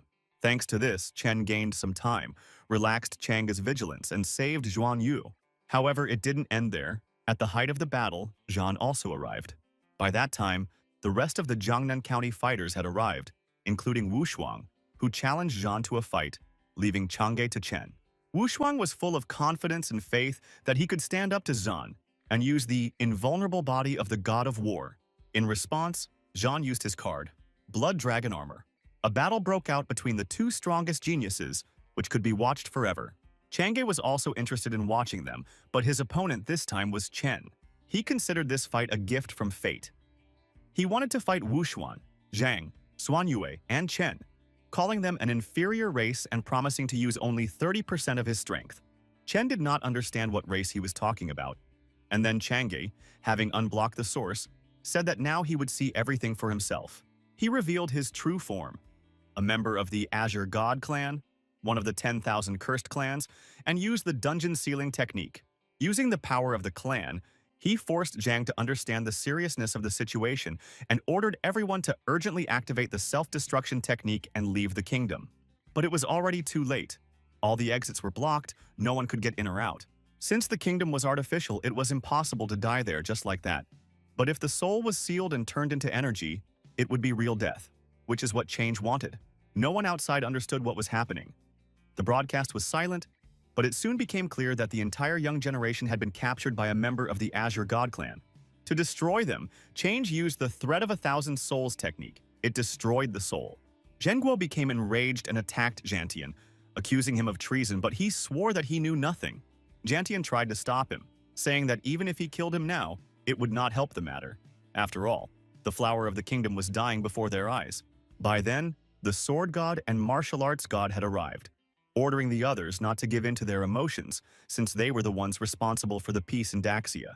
Swanji asked Kadian how big Chen's fell swarm was, because if he collected at least 100,000 individuals, he could use the swarm's self-detonation and pierce the matter of the dungeon, creating a passage. But Kaichen knew nothing about this. Meanwhile, Lingqiu noted that all this looks like a carefully planned action, because it is incredibly difficult for members of the Azure God clan to disguise themselves as ordinary people. Zhuangji understood what Lingqiu was getting at. Most likely, another provocation was about to happen. But since the caves were under control, they would probably attack the headquarters or even the restricted areas. Their fears turned out to be not in vain. In an instant, a strange pressure appeared, similar to the Forbidden Zone Temple of Bones. Following this, the monarch of the Temple of Bones appeared and began to recite his sutra, wondering why he did not have a human form, why he was different from people, and why the concept of life did not exist for him. He was also familiar with Lingqiu and Xuanji, and was better known to them as the Diamond Sutra. Lingqiu did not understand why he got out of his lair, and asked the monarch directly about it. The monarch replied that he would soon have an insight, and then tried to destroy the entire remaining young generation of Dacia, who had gathered at the tournament. However, Xuanji ordered in time that no one should listen to the monarch's sutras, otherwise they might die. However, this did not help, and some children still died, and the monarch called it the Ascension. Lingqiu rushed to attack the monarch, but he created projections. He could only be defeated by destroying them. A real catastrophe began in the Daxia Empire. Columns of black smoke from fires rose everywhere, and Xuanji ordered everyone to urgently return to their posts in the districts to prevent a new tragedy. After that, everyone went to their places, putting their lives on the line, including Jantian.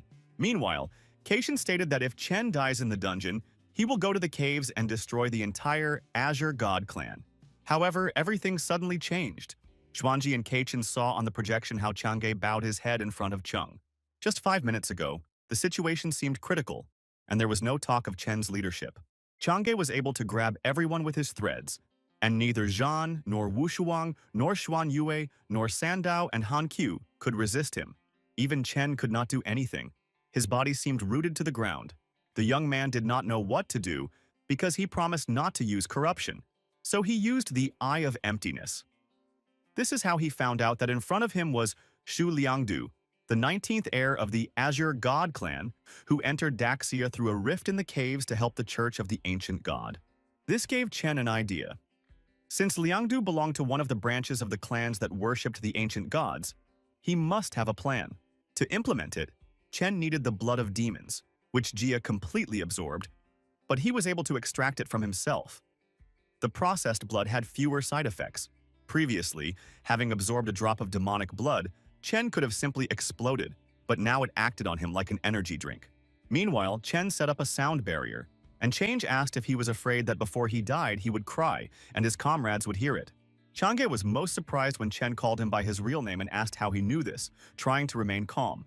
But Chen did not answer, saying only that he was not supposed to know who he was and how he knew this. After which Change felt powerful pressure and suspected that this was an elder from the Void clan. Coming closer, Chen asked what was special about the Void clan, naming its 19 heirs. This made Change even more horrified. In fact, Chen's plan was to pretend to be an ancient god and influence Chang'e, and he achieved his goal. Soon Liangdu knelt before Chen, asking for forgiveness and mercy for what he had done. If Chen continues to fight, he will have to resort to the power of disasters, but the best outcome is Liangdu's death. Meanwhile, he continued to convince Lianda that he was an ancient god, and to some extent they had a common ancestry. He also said that by revealing his identity, Liangdu was unlikely to be able to get out of Daxia alive. So he offered to enter Chen's inner world and have Chen himself take him back to the caves. As a result, Liangdu believed him and agreed, thanking him endlessly. But everything changed when he saw a strange monster.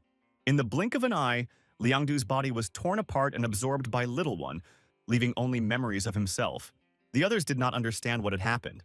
First, Change knelt down and then simply disappeared. Chen once again saved everyone and became a symbol of hope for the others. Meanwhile, the Beijing district members asked Zhang if their plan had changed and if they really wanted to fight him. But he replied that he had just saved them, and if they wanted to fight so much, they should wait for the second round. Besides, since no one else was going to fight, the guys decided to go to the center of the dungeon and have a picnic.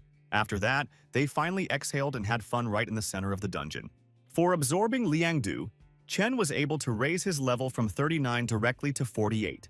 Meanwhile, he was also able to obtain the Thread of 1,000 Souls, which Little One could not absorb. The thread had the skills Soul Split, Soul Energy Steal, and Soul Embodiment. Although the artifact was defective, Chen could use it as a trump card to absorb soul energy and summon a soul body to fight on his side.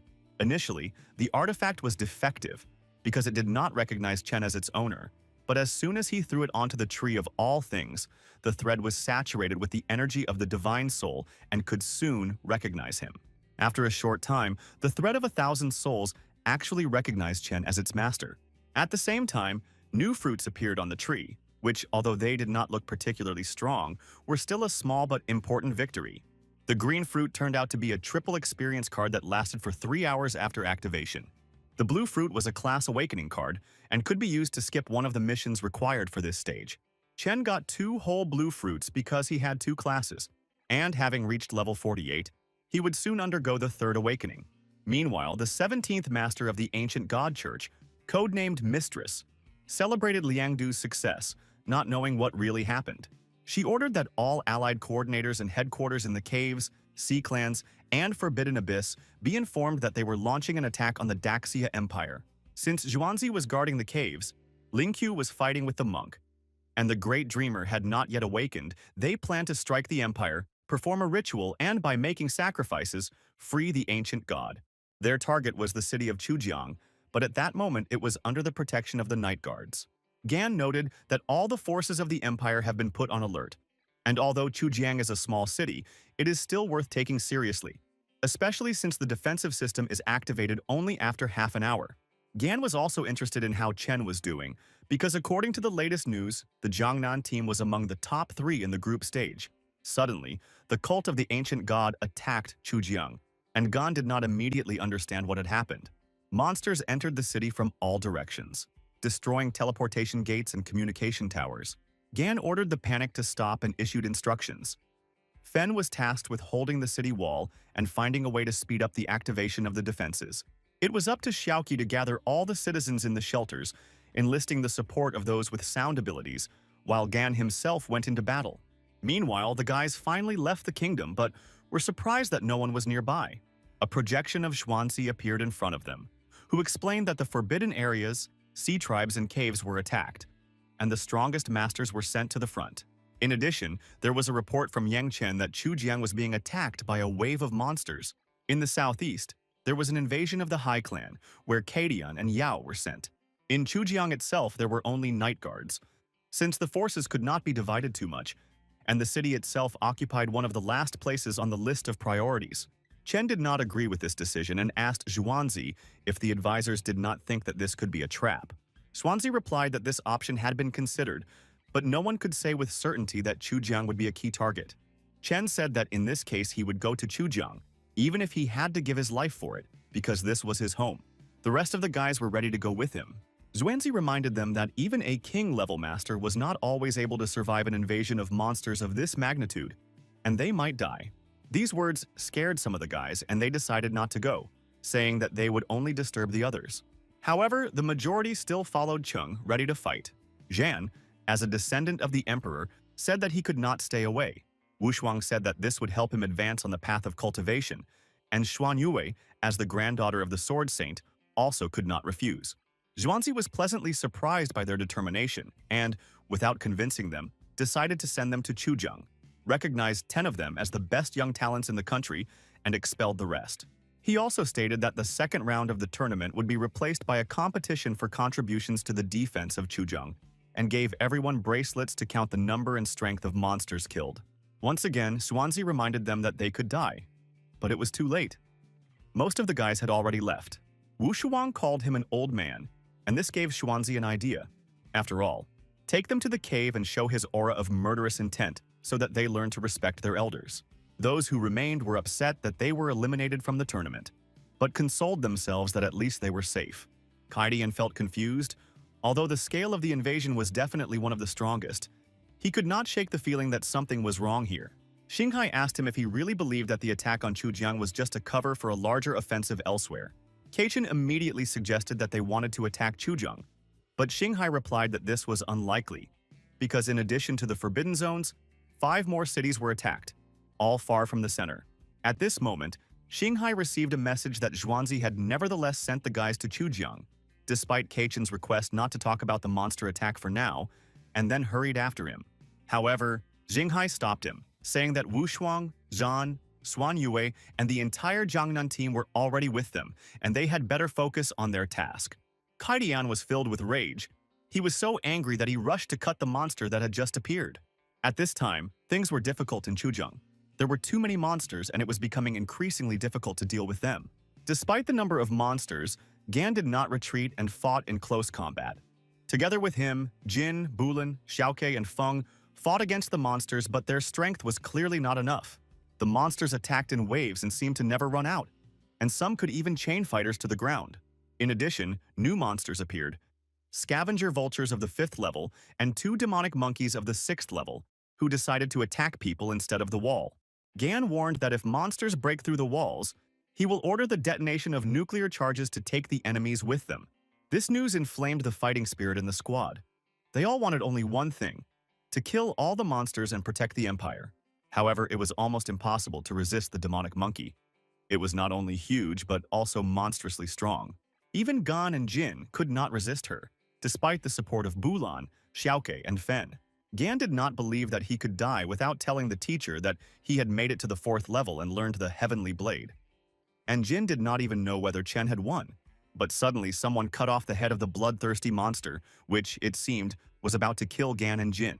This someone turned out to be Chen, who appeared just at the most critical moment. Gan could not believe what was happening, deciding that it was a hallucination, but Jin assured him that everything was real. It was Chen who saved them, which made him even more amazed because he did not believe that he could withstand such a race. Chen revealed that he owned the disaster insect and had previously fought Yuanshan himself, which only added to Gan's questions. Gan and Jin could not believe their eyes. Chen in an instant defeated a 6th-level monster, equal in strength to the master of the 6th seal. It was also difficult for the other guys to fight the monsters because it was not just a battle, but a fight for contribution points, important for the final rating. However, not everyone fought for points. Hankyu and Sandow sought to protect Chen's home. Xuanyu also did not intend to lag behind, because despite the failure in the tournament, now she had a second chance to prove herself. Wu Shuang fought for points, but also considered this battle an important step on the path to enlightenment. Jan also did not concede. He would like to fight Chen in the tournament using the sacrificial sword of the first emperor technique, but used it against monsters. Chen himself was also not idle. He boldly rushed into battle, destroying as many monsters as possible. The mistress was stunned to see Chen, because she was sure that Liangdu had killed them all. But she was even more struck by a swarm of feel insects, which is why she decided to go to the faults near the river and send the rest of her minions to the Spider Empress. Meanwhile, the clearing of monsters was going well. Baby tirelessly absorbed one after another. Thanks to the double experience cards, Chen had already reached level 57, and with 3 remaining cards to complete the class change quests, he could complete the third awakening today. At the same time, many restless souls appeared, but Jia did not absorb them, since Chen promised to give them a royal feast. However, Chen explained that the tree of all things cannot bear fruit without souls, so they are very useful now, and Jia must act as secretly as possible. At the same time, the ranking of the contribution points of the Daxia Empire was updated. Xuanzi, Lingqiu, and Huan Yuye took the first places. Caitian was in 28th place, Chen was in 296th, Zhan was in 401st, and Wu Shuang was in 468th. Xiaoke, meanwhile, reported to Gan that the defensive system had been restored, but he was more worried about whether Chen had gone too deep into the enemy ranks. He also noted that thanks to this Gyun, Chen will easily move on to the third awakening, but reminded that missions against him are a complete nightmare, because he himself spent 4 years on them. The third, 6th, and 9th awakenings are the most difficult. These are the real milestones in the development of a professional, and many do not have a lifetime to go all the way, but the new generation is very different from the previous one. Gan noted that Wu Shuang and Xuan Yue had already passed the third awakening and might be close to the fourth, and at this moment, a huge tree suddenly appeared on the battlefield. This caused everyone's amazement and the question, how was Chen able to begin the evolution of the class without completing all the missions? Did he really have an artifact capable of this? But there was also a problem. Because of this, he could be drawn into Qiyuan space. After this, everyone rushed to protect Chen's Dharma so that he could successfully upgrade his class. At the same time, Zhan came across a yin-yang monster capable of creating portals, for example into the abyss. But it is enough to kill only one of them for the portal to disappear. Zhan was about to cut off his head using the forbidden scrolls, but suddenly felt murderous intent. The Spider Empress suddenly appeared from the portal, whose presence caused Zhan great shock. The Empress was a level 8 monster that had eluded Lingqiu more than once, and her strength was so great that even Zhan's forbidden scrolls could not harm her. Zhan found himself in a difficult position. He needed to not only escape from the Empress, but also inform others about her appearance. He ran away, but the Empress was not going to let him go and eventually caught him.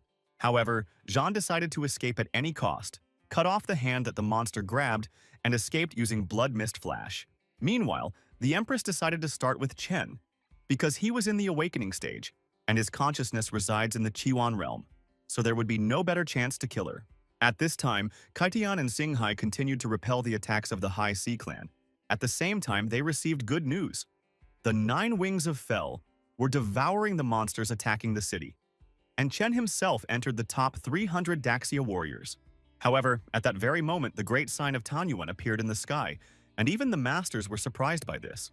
The Tanyuan omen was created many years ago by Emperor Daxia, and only manifested itself when an enemy of rank 8 or above awakened. This enemy turned out to be the Spider Empress, who appeared precisely in Chujiang, and since the situation became critical, Caitian asked Xinghai to go there. However, the troubles did not end with the Spider Empress alone. Following her, Tuyan, the leader of the Primordial Demons clan, who has the 9th rank, entered the world. Tuyang stated that the clans would soon unite and oppose Daxia, but Zhuanzi reminded him how he had already defeated him once. A battle began between the 2 strongest warriors, on which the fate of their races depended. At the same moment, Zhuanzi noticed the Tanyuan omen and ordered a detachment of Daxia warriors to head to Chujiang. But Tuyang responded by sending an army of demons. Zhuanzi was furious and could not allow defeat, because then the Daxia Empire could fall. As a result, Zhuanzi fought Tuyang, Lingqiu went into the Forbidden Zone to fetch the monk, and the Spider Empress attacked Chujiang. By this time, Zhang had finally reached the guys and told them that the Spider Empress had infiltrated the city. Zhang himself barely managed to escape in time to warn the others. Gan noted that it was impossible to interrupt Chen, because he was now wandering in the palaces of the mind, and this process could not be stopped. In the meantime, they had to hold out, and a defensive system would help with this, giving them strength and allowing them to hold out longer. But they could not cope with this creature, so they had to retreat. Some decided to leave, but Hankyu, Zhuanyu, and Sandao declared that they would die for their mentor and would do everything to save him. The guys were not afraid of death, but they were afraid of dying in vain without protecting Chen. Meanwhile, Chen was wandering in Qiyuan space, and after using the mission card, he did not expect that he would immediately be pulled into the subconscious space. Chen understood that if he refused to awaken, he would have to complete all the tasks again, and glowing balls with class descriptions were circling around him. He used the Quest Pass card to change classes to take the third shift to the Thunderlord, after which the search for options began. Thousands of balls began to disappear, leaving only those associated with thunder.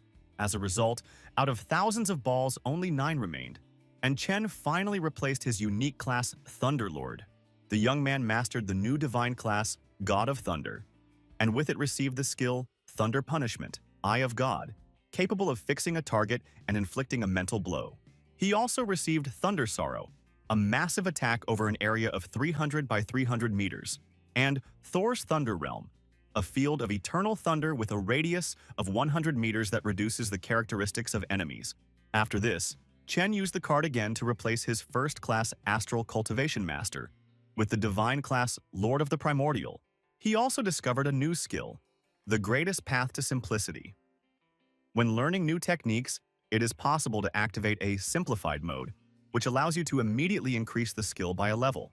And another new skill was Evolution and Reproduction, an improved version of everything that exists, speeding up processes by 50 to 200 times and increasing the number of individuals by 2 to 10 times. However, Chen was even more surprised when an unknown girl appeared in front of him, calling him Master and introducing herself as Xiao Chan. Meanwhile, the spiders continued to take over Chujian County, outnumbering even the Fellswarm. By that time, Chen had already completed his awakening and class changes, ready to engage in battle against the Empress. Returning to reality, Chen used the Growth of All Things skill to pull the others away from the Empress and ordered them to retreat behind the city walls. The young man himself decided to fight the monster alone, despite the fact that the Empress was of the 8th rank. This only made the Empress laugh, and she did not take his intentions seriously. She was sure that Chen would not even be able to touch her, because even Lingqiu could not kill her. Chen knew that it would be difficult to defeat her alone, so he decided to use a drop of the Primordial God.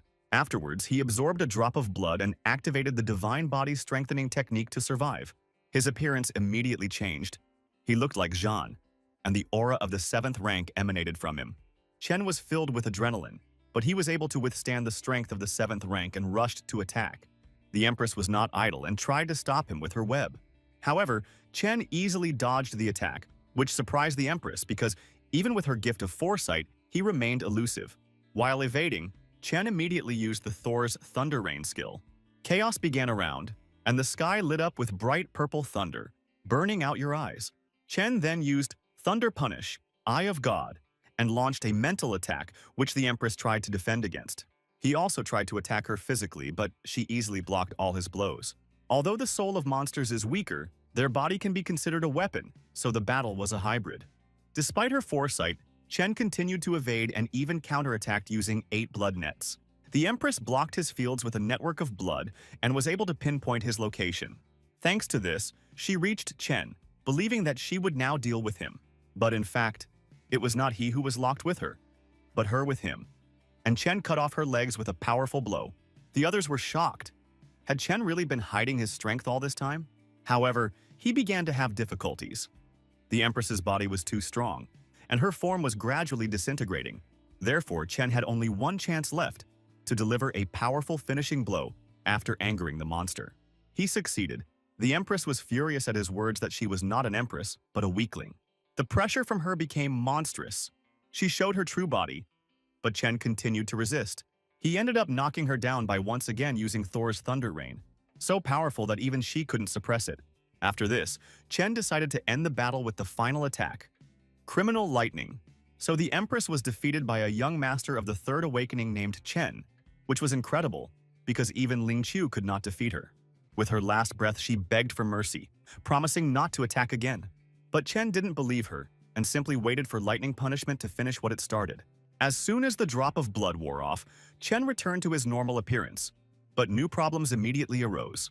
If it weren't for Xiao Chan's ability to foresight, Chen would not have been able to defeat the Empress so easily. Xiao Chan was the original time insect, capable of seeing into the future. 3 seconds equaled 10 individuals, and the more there were, the longer the foresight lasted, up to 10 years. Then Chen decided to rest a little and recreated the kingdom, which caused even greater surprise because he had just undergone his third awakening. Jian at this time was disappointed with himself, watching as Chen fought with an 8th rank monster, while he himself lay at her feet, and only thanks to the healing artifact he remained alive. But he was not going to give up. At the same time, the altar for summoning the ancient god was activated in the Chujiang dungeon. The ancient god was outraged to learn that corruption was fighting on the side of humanity, and warned that if Xuanzi continued to cover its master, he would become the enemy of all races. And even though the mistress attracted the Spider Empress to their side, this played into their hands, because the ancient god decided to fill her with his power. For a short period of time, he gave Mistress the 9th rank, and ordered to destroy the swarm of corruption, its mother, and also get rid of Chen. 10 minutes later, the rank-up process was completed, and Mistress went into battle with the Fel. Meanwhile, fierce battles continued in the caves of the 10,000 clans, and the advantage was on Xuanji's side. However, at this moment, there was a warning that a rank 9 monster had infiltrated Chujiang. Xuanji wanted to go to the rescue, but he understood that then Tu Yang would have freedom of action and attack other cities. Therefore, he decided not only to continue the battle with Tuyan and his army of demons, but also to transfer the war to their territory by attacking their cities. Tu Yang was extremely surprised by this decision and asked Xuanji if he was afraid that everyone else would turn against him. But Xuanji did not retreat and declared that he was not afraid of anything, because his actions were justified. Whoever comes to them with a sword will die by the sword. The mistress of the 7th throne of the Church of the Ancient Gods, was already over Chujiang at that time, right in front of the battle site. She instantly dispelled the kingdom of Chen and his lightning punch, thereby saving the Empress. The rank 9 master's aura was so powerful that even Chen with all his skills could not move. Her strength was so great that she could easily cope with a whole swarm of corruption. Moreover, she easily grabbed Chen and was going to kill him just like hundreds of his insects.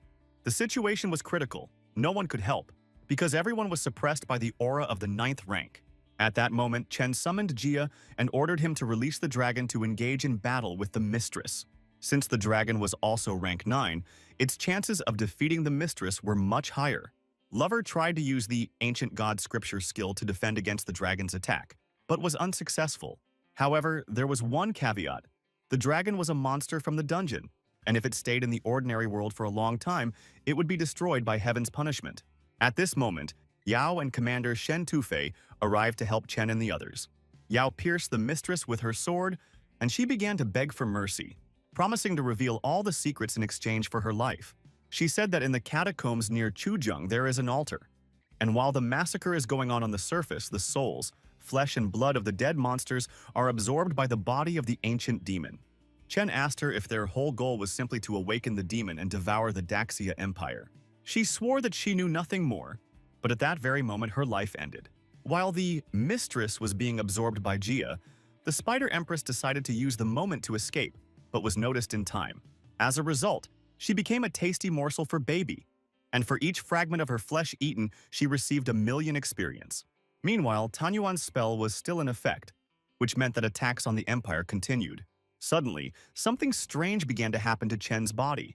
It seemed to be burning from the inside.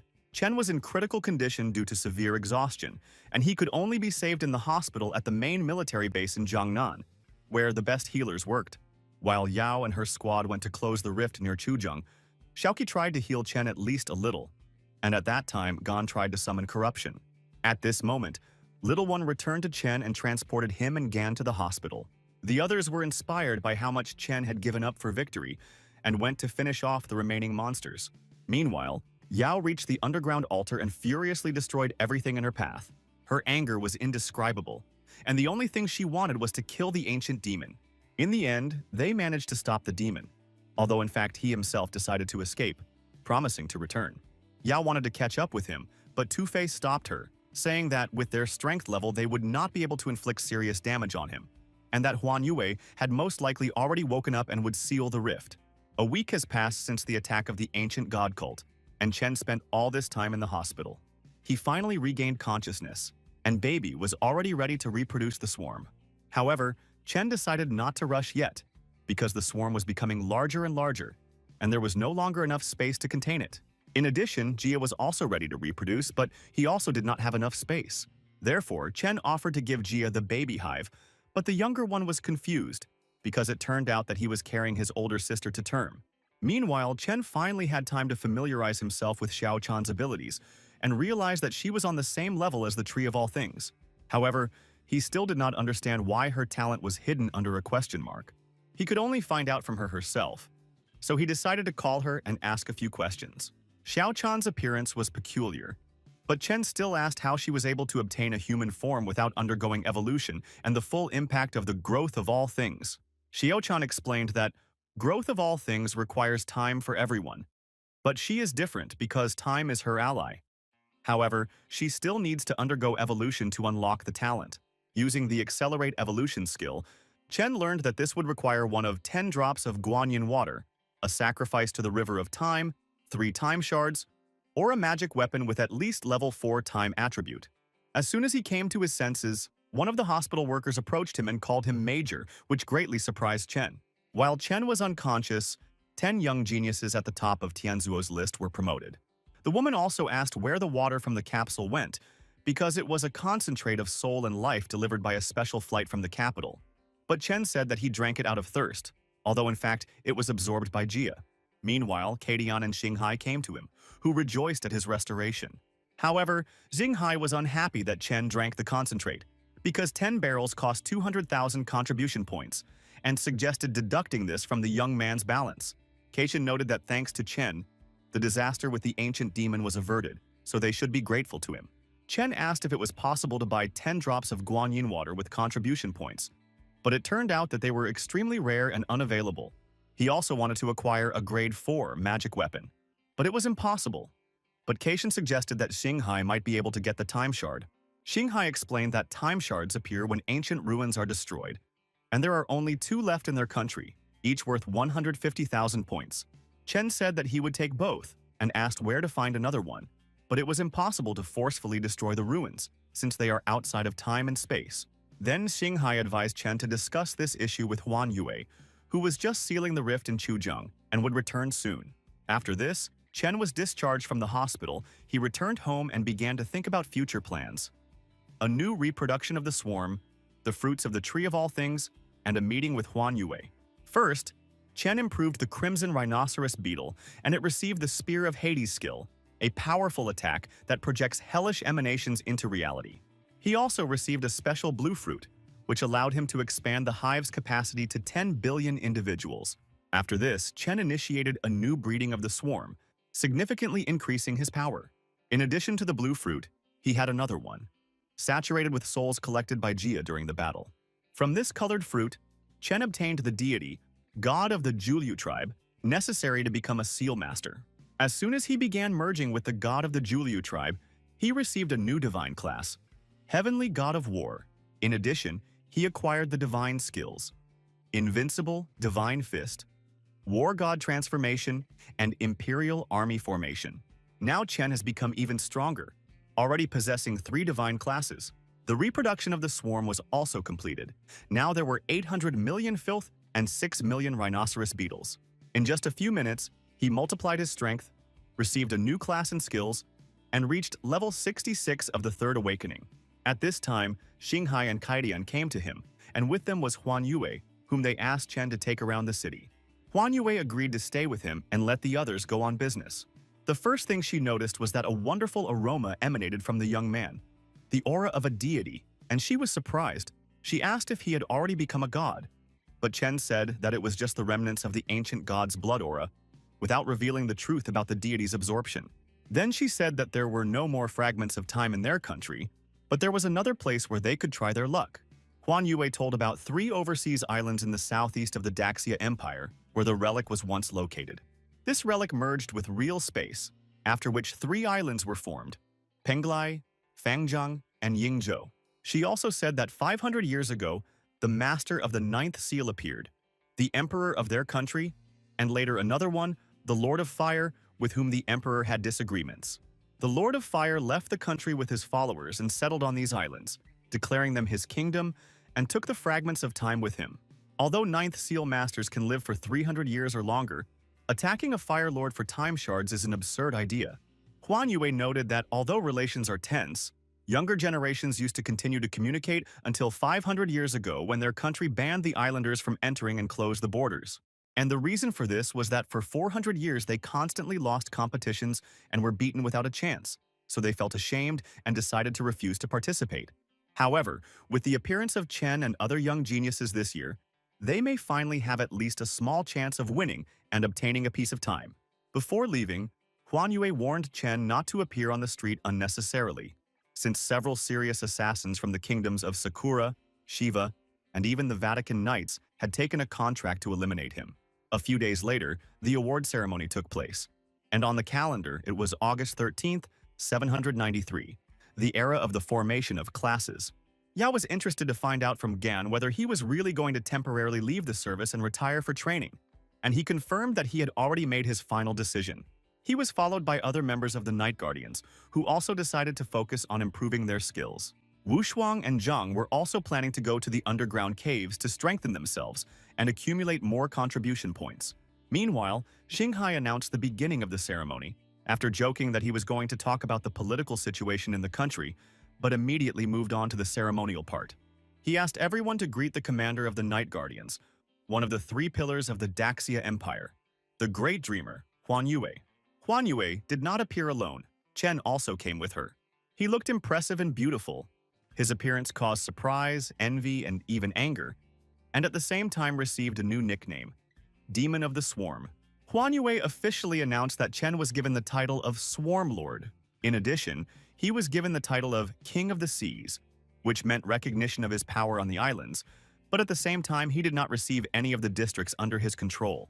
Instead, Chen will wander the country, holding the threads of life and death in his hands, despite the fact that he has just turned 18 years old. Hunan became even more interested in him, suggesting that perhaps the elders decided to establish contact with the islanders, giving the young man the title King of the Seas. In fact, Chen was entrusted with the management of the 3 islands, and he asked Caden's opinion, but he only said that he was too lazy to delve into politics. Chen also received a symbol of his power, and perhaps it was he who would be able to return the islands to the empire. Suddenly, an unknown young man appeared at the ceremony, introducing himself as Satsugen, declaring that he had arrived from the country of Sakura on behalf of Yaki no Okami to congratulate Chen. The aura of the 3rd seal emanated from him, although his level was at the peak of the 5th, and Hunan admitted that Sakura had real talent. At that moment, Huan Yue flared up and said that the young man would pay with his life for disrupting the ceremony. However, Chen asked to be allowed to deal with this himself, saying that she should not waste her energy on such a trifle. Satsugen issued a celebratory challenge, citing the traditions of the Daxia Empire, according to which friends from afar should be met in battle. In fact, he received an order to kill Chen and proposed a condition, to fight without using insects. However, Chen was no longer at the level where he could not cope without corruption. He used the skills Thunder Realm of Thor and Thunder Punishment Eye of God to strike, but it turned out to be an illusion. Then the monster, an ally of Satsugen, tried to attack Chen, but he easily repelled him. After this, Satsugen tried to hit him from behind when he lost his guard, but Chen managed to dodge. However, Satsugen's attacks were insidious. He used poison for which there was no antidote. By doing this, he tried to prove that Chen was unworthy of his titles, but only angered him. Satsugen did not know that Chen was known as the Demon of Poisons, and did not understand why the poison did not work. In response, Chen attacked using the Spear of Hades, a skill of terrifying power. Satsugen realized that he had fallen into a trap and tried to escape, but the spear pursued him as if alive. As a result, it pierced his body, the fight ended, and Chen retained his titles. After a short duel, the award ceremony continued. Chen's victory caused even more admiration because he defeated the killer of the 5th seal in just a couple of moves, without resorting to corruption. Keishin was amazed that Chen had received a new class again, but he never informed him about it. Then came the fireworks, and from the stands came cries of, "Glory to the Lord of the Swarm!" After this, Chen began to accept gifts. The first to speak was the representative of the Daxia Chamber of Commerce, the head of the Luo family, Luo Badao, together with Sandao, presenting magic weapons as a sign of respect. Taking the sword in his hands, Chen immediately felt its powerful aura. It was an artifact capable of absorbing the soul of the owner. However, instead of being consumed by the sword, Chen bowed it himself. Badao also told Chen that this blade is called Heavenly Sin and is a 4th-rank holy weapon. And in the ranking of holy artifacts of the Daxia Empire, it occupies an honorable 11th place. He also noted that the artifact is known as the Furious Beast, because if unsheathed, it must kill the enemy or harm its owner, which is what happened when the sword was lent to Keishin. However, Badao did not go into details. He only said that Keishin did not really like the sword, and Huan Yue told the rest. Keishin could not control the sword, and it almost attacked him. Keishin was sincerely glad that he became the teacher of such a young man, although he tried to hide his real emotions. After the Luo family, the representative of Jiangnan County, Mu Henyan, decided to present the gift, together with his daughter Han Qiu, congratulating Chen on the title of Lord of the Swarm and presenting the Pearl of the Sea God. The pearl contained the source of the sea and could fill a huge space with water or even serve as a weapon. Meanwhile, Henyan also said that he was already expecting great-grandchildren. After Henyang, Tang Wangchuan and her daughter Ying gave a gift. These were 3 rank 8 demonic pills, and Hongning and Xuan Yue gave 20 drops of demonic blood. The guys from the Night Guardians also wanted to give a gift to Chen, but were too poor to afford something expensive, although Gan said that this was not the case at all. On behalf of himself and the Night Guardians, Gan presented Chen with a thread from the source of faith. Yao asked Kadian if this was not too barbaric a gift, but he replied that faith is a pure, fantastic, and selfless thing. It can be both the simplest and the most valuable. Gan also said that this thread connects the 8 million people of Chujiang and can withstand even the most severe blow. Meanwhile, Kadian and Yao also did not want to be left behind and handed Chen the Talisman of the Heavenly Blade, which they created based on the source of their technique, which can be activated to protect the lands entrusted to him. Despite the fact that the talisman contained the power of only one blade, at a critical moment it could become decisive, but Chen gave it to Gan, saying that he would need it more when he went to the Abyss. The youth explained that Xuanji had forbidden him to enter the Abyss until the 6th seal, to which Gan replied that he would accept the talisman and hoped that one day they would fight side by side. In addition to the talisman, Chen also decided to return the equipment that he had taken earlier, and also added several gifts to it and asked to give them to other guys. Suddenly, there was a loud noise similar to the last time the monk appeared. However, this time it was Ling Qiu who managed to pacify the Blood Dragon Pond, kill their king, the monster of the 9th seal, and present it to Chen as a gift. Ling Qiu was indeed on a completely different level compared to the others, and the Blood Dragon Pond could now be removed from the list of forbidden areas. But problems were not long in coming. The main monsters gathered in the space of the Abyss to discuss further actions against Chen. Tuyan, the leader of the Primordial Demons clan, recalled the saying, "If the lips disappear, the teeth will be cold," and proposed to unite to destroy Dasha. Yunqiu, a representative of the Immortals clan, stated that he would not participate because he believed that Deja was being polite and did not attack without reason. Tuyang was furious because Yongxiu had supported the 3 islands that were at war with Daxia for 400 years, in the hope of their victory. Xuangang, the god of the Dragon Clan, intervened in their dispute, reminding them that they had not gathered to discuss alliances between the clans. However, Xuan agreed that Daxia should be destroyed and proposed to begin by conquering the 3 cities in the Abyss, Pojun, Tanglan, and Qisha. However, he noted that when moving into the territory of the empire itself, problems would begin with Huan Yue, who could use the spiritual power of the 10 billion people living in Daxia. Jiyu, the lord of the demonic race, stated that they would not be able to enlist the support of 10,000 clans, since the Heavenly Tao prohibited their representatives from having masters above the 9th seal. However, the level of the 10th seal is already half open, and within 6 months it will open completely. Then, the ancient beings of these clans will be able to operate with new power. Therefore, they decided to wait a little, supporting the countries opposing Daxia in order to weaken them. And as for Chen, Jiyu said that there was nothing to worry about, because he only had the 3rd seal. In addition, he sent assassins to Chen, and if they fail, they will have a chance to eliminate him in a tournament between Daxia and the Three Islands, especially since Zhuan said that his subordinates shared the dragon's blood with the Sea clans, and they would also take part. After the ceremony, Chen continued to sit locked in his room because killers were constantly hunting him. Kaidian came to him to talk about it. They managed to destroy several assassins who had entered the territory of the Empire, but one master of the Eighth Seal still remains at large. Chen noted that he will always be hunted by those who wish him death, but now he really has to sit under guard all his life because he is far from a weakling. His skills were already at a completely different level. He even managed to discover Ying, who was secretly protecting him at the request of his father. Kaidian was surprised and asked how long ago she managed to do this, to which Chen replied that it was a long time ago. She just greatly limited the movement of energy in her body, so it was difficult to notice. Meanwhile, Chen told the teacher about Liangdu from the Tianqin clan, how he killed him, and that his eyes, as then, saw everything within a radius of 30 kilometers, so there was nothing to worry about. He also suggested that instead of eternal defense, he himself should switch to an active attack. But Keishan noted that, although he appreciated youthful enthusiasm, he should be more careful. In addition to Ying, who secretly guarded him, Hankyu was next to Chen all this time. Sandao also joined them, helping with the housework. In addition, Zhuanyu, who was roasting pork at that moment, was with them. Kaidian was amazed that Chen had set up a real harem at his home.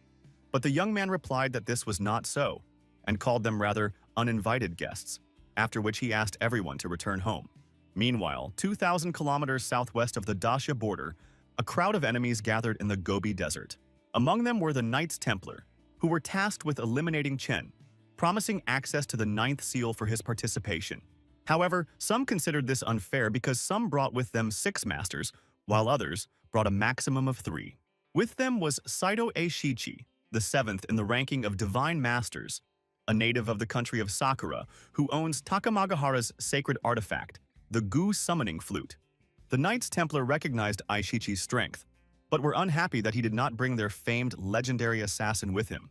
Saito Jinya, the 1st in the ranking of Divine Masters and Aishichi's compatriot, intervened in their dispute, who in the blink of an eye cut off the heads of the rebels, ordering them not to dare to discredit Saito's name. After this, the argument stopped and they moved on to discussing a plan of action. Pan Yunjin from the Han country, 5th in the ranking of Divine Masters, joined their alliance, stating that they first sent a group of assassins to lure Chen out and then neutralize his lightning. Jinya noted that they would finally be useful, and if everything with the lightning was resolved, then they would eliminate the corruption with the help of Takamagahara's artifact. Shiva Sharma, the 4th in the list of Divine Masters, was with them. He stated that since Chen possessed the powers of darkness, the monks could easily seal these abilities. Thus, they only had 2 problems left: defeating the Eiffel Dragon of the 9th Seal and considering the proximity of their camp to Mount Kunlun, where the divine source of Daxia is located, as well as to the caves 1,000 miles away. One of the Templar masters stated that for this he was ready to sacrifice the sacred relic of the temple, the Scroll of Holy Light, which completely blocks any energy fluctuations, even air movements. The scroll was different from ordinary spatial concealment techniques. Once in its zone, even the strongest masters do not feel anything, thanks to the mirror of divine light. After activating the scroll, it was as if they were on the other side of a mirror, where there was no sound or energy, and Xuanji, who was monitoring the caves, could not detect them. Even if he decided to move towards them, he would not be able to sense anything within the scroll's range. This was their main plan, and everyone was sure that it could not fail, because, deprived of his abilities, Chen would not be able to answer them with anything, even with the blood of an ancient demon. Meanwhile, Chen wandered around the city, hoping to attract the attention of the assassins hunting him. So he noticed one of the assassins from the Han country, Jing Meiji, the owner of the 6th seal, as well as her sister, Quan Jiswan, the master of the 7th seal. Chen understood that they were unlikely to attack in a crowded place, and therefore decided to go to a more secluded place. Meiji and Jiswan followed him, determined to lure him into a trap. They moved into the forest where no one would bother them, and made a scene with the alleged snakebite that Meiji received. Chen was nearby and was surprised by this performance because there are no poisonous snakes in these forests, and he advised them to come up with something better. However, he decided to play along, pretending to believe it, and then the girls hit him from both sides. But they never realized that it was all a trap, and Meiji's spell had no effect on him. Realizing their situation, the girls tried to escape, promising to give everything if he spared them, which led Chen to believe that they wanted to lure him to an even more secluded place. Meanwhile, in the Tianyuan Demon Valley, north of the city of Pojin, it was very lively, but not for everyone. The master of the 5th seal and 788th in the Tianjiao ranking, Ding Chunyu, created chaos, bringing with him a stream of water from the Sea of Desires. Chunyu was a capable young man, but his antics and peculiar ways of solving situations often irritated those around him. The reason he decided to act so rashly was because one of the demon clans had lost an heir during the tournament, and 2 days ago another heir had gone to the Demon Valley to take revenge. With him was also the master of the 6th seal, ranked 791st in the Tianjiao ranking, Yan Namgong, and she was interested to know if Chunyu had decided to bring a stream of water behind him to flood the entire Demon Valley. Meanwhile, she also said that they all need to prepare to return to Daxia, as the revived competition with the people of the 3 islands will soon begin. However, Chunyu did not share Namgong's optimism, saying that there was no point in participating in a competition against those who were several times superior to them in everything. Chunyu also noted that he had heard about a new rising talent named Chen, for whom they even held an entire ceremony in the capital, and he also has 2 classes of divine rank. Namgung replied that she had also heard about him, and that his fell swarm numbered about several million individuals, and even Xuanzi personally intervened in the situation to change the Daxia laws regarding forbidden insects. Meanwhile, the topic of competition came up, and Namgung said that all the top 3 masters from 781 to 792 editions took part, and from the last, 793rd, there was only Chen, while the heir of the Ji family, Yang Ji, from 784th, was captured and tortured to death by cultists. As a result, almost 50% of the most talented people from those generations have already died by now. But they are lucky that the champion of the 781st edition, Feng Yun Wuji, is still alive and can become their captain, because he once already defeated one of the demon elders. For 2 years, the demons tried to catch him by setting a trap, but Wuji managed to kill 3 and then disappeared, and most recently returned to Pojin to meet with representatives of the Zhang family and join the team. At the same time, in the military camp, Xuanzi met with Wuji, noting that a lot of time had passed since their last meeting, and he could not even imagine that 10 years later he would receive the honorary title Sword Demon. Xuanzi also asked him if he really wanted to lead the team, and then told him about Cheng. Wuji replied that the islanders had made great progress in learning the class system, and according to rumors, they were able to discover the secret to obtaining divine rank, but he would give his all to protect Chen. This is because Chen is a young talent important to Daxia's future, and since even Xuanzi is worried about him, Wuji decided that his main task is to ensure the safety of the young man. Xuanzi was glad that Wuji was in their empire, because in his generation there was no one more talented, and meanwhile he asked him to go to the Gobi Desert, which is located 20,000 miles southwest of Mado, because strange energy fluctuations were recorded there. He noted that, most likely, the assassins set up an ambush there, waiting for Chen, who was just heading into that zone, and it was impossible to stop him, because Keishan wants the young man to gain more combat experience. In addition, Xuanzi had no right to interfere in the young man's life, but could only observe and protect from afar, although he did not explain the reason for this to Wuji. Meanwhile, Chen had already arrived in the Gobi Desert, but he failed to catch Jiswan, because as soon as he found himself in the desert, she seemed to disappear. No breath, no consciousness, not even the eye of emptiness found her. Meanwhile, Chen used the skill of predicting the future 30 seconds in advance and learned about the attack that the assassins were preparing, among whom were even the masters of the 8th seal. The enemies also suspected something was wrong, deciding that the scroll might not be working, because the young man suddenly stopped, as if he had noticed something.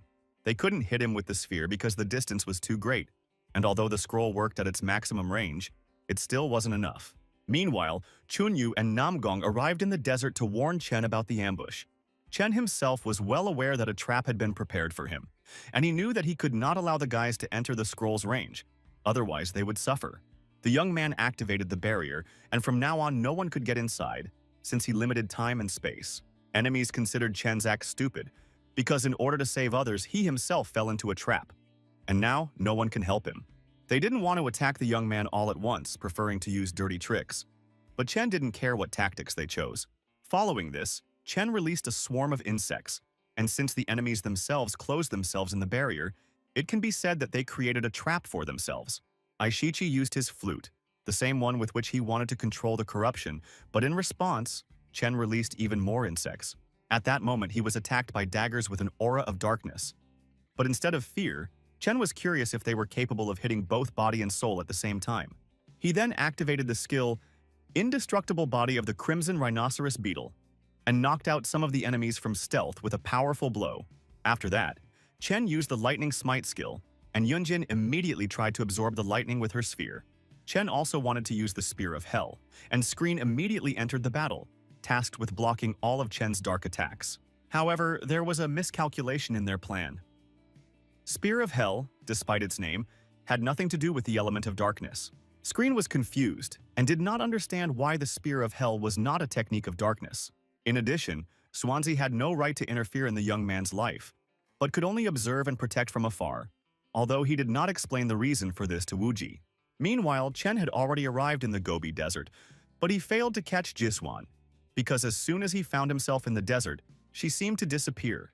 No breath, no consciousness, not even the Eye of Emptiness found her.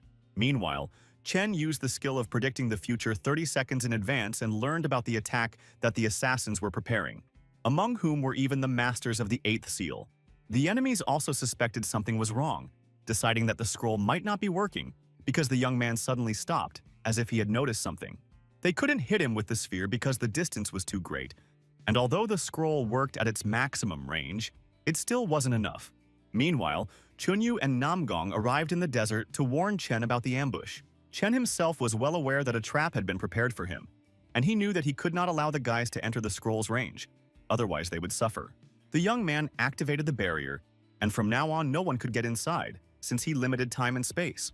Enemies considered Chen's act stupid, because in order to save others, he himself fell into a trap, and now no one can help him. They didn't want to attack the young man all at once, preferring to use dirty tricks. But Chen didn't care what tactics they chose. Following this, Chen released a swarm of insects, and since the enemies themselves closed themselves in the barrier, it can be said that they created a trap for themselves. Aishichi used his flute, the same one with which he wanted to control the corruption, but in response, Chen released even more insects. At that moment, he was attacked by daggers with an aura of darkness. But instead of fear, Chen was curious if they were capable of hitting both body and soul at the same time. He then activated the skill Indestructible Body of the Crimson Rhinoceros Beetle and knocked out some of the enemies from stealth with a powerful blow. After that, Chen used the Lightning Smite skill, and Yunjin immediately tried to absorb the lightning with her sphere. Chen also wanted to use the Spear of Hell, and Screen immediately entered the battle, tasked with blocking all of Chen's dark attacks. However, there was a miscalculation in their plan. Spear of Hell, despite its name, had nothing to do with the element of darkness. Screen was confused and did not understand why the Spear of Hell was not a technique of darkness. However, this was not an accident. It was part of Chen's plan, and following the blow, he released a spear that was able to pierce the mirror. But at that moment, Chen was plunged into a strange feeling, as if he had lost his connection with the world. At that moment, this feeling dissipated, or rather, the thread of the origin of faith was passively activated, reacting to the strong attack. Chen was furious because he had wasted the gift of Gan and the people of Chujiang because of this. With an instant blow from his spear, he dealt with Yunjin, thereby eliminating one of the enemies and regaining his lightning. Following this, he released an even larger swarm of baby insects and attacked Aishichi. There were so many insects that Aishichi could no longer control them, and his soul began to gradually burn out. Jinya had stopped hiding by that time and decided to attack Chen one-on-one, using the 10,000 swords piercing the heart curse. Chen was in no hurry to attack, but decided to use Xiao Chan's foresight skill. Using the Thunder Flash skill, he rushed to attack the remaining enemies, leaving a curse on the Tree of All Things. Jinya was extremely surprised, not understanding how the young man was able to dodge even his signature move. Meanwhile, Baby had already dealt with Aishichi, and no one could restrain the insects. Chen, meanwhile, released his spear and ordered it to absorb Jinya's soul, and he struggled to evade the attack. Meanwhile, the guys on the other side of the barrier began to worry.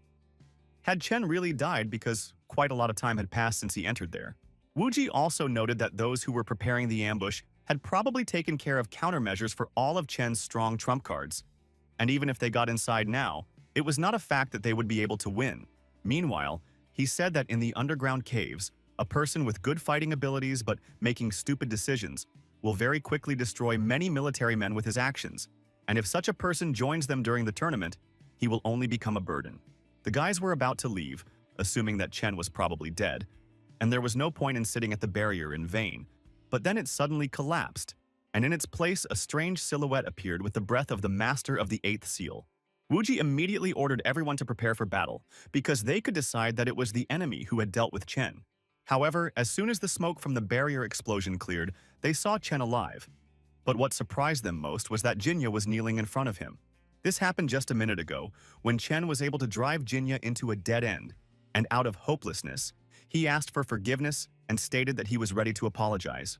But Chen said that a simple apology was not enough, after which he took out a scroll with a soul contract spell and declared that he would leave Jinya alive only if he signed it and became a servant. Meanwhile, Chen said that he knew a way to help Jinya reach the 9th seal level. The young man noted that he had the Taishu tablet, the same one that became the key that gave enlightenment to the Great Dreamer. Jinya was delighted that beyond these gates the long-awaited transition to the 9th seal was waiting for him. Jinya realized that Chen's intentions were serious and he was not going to deceive him, so he decided to agree to such an adventure. Then he decided to sign a contract, and from that moment on became Chen's servant. And in case of betrayal, his soul would no longer belong to him, and the young man would be able to kill him in an instant. Chen reminded Jinya that the contract gave him complete power over his soul, regardless of distance, and also told him about the task that he would have to carry out. Jinya exclaimed in surprise, "Does Chen really want to take over Sakura's country?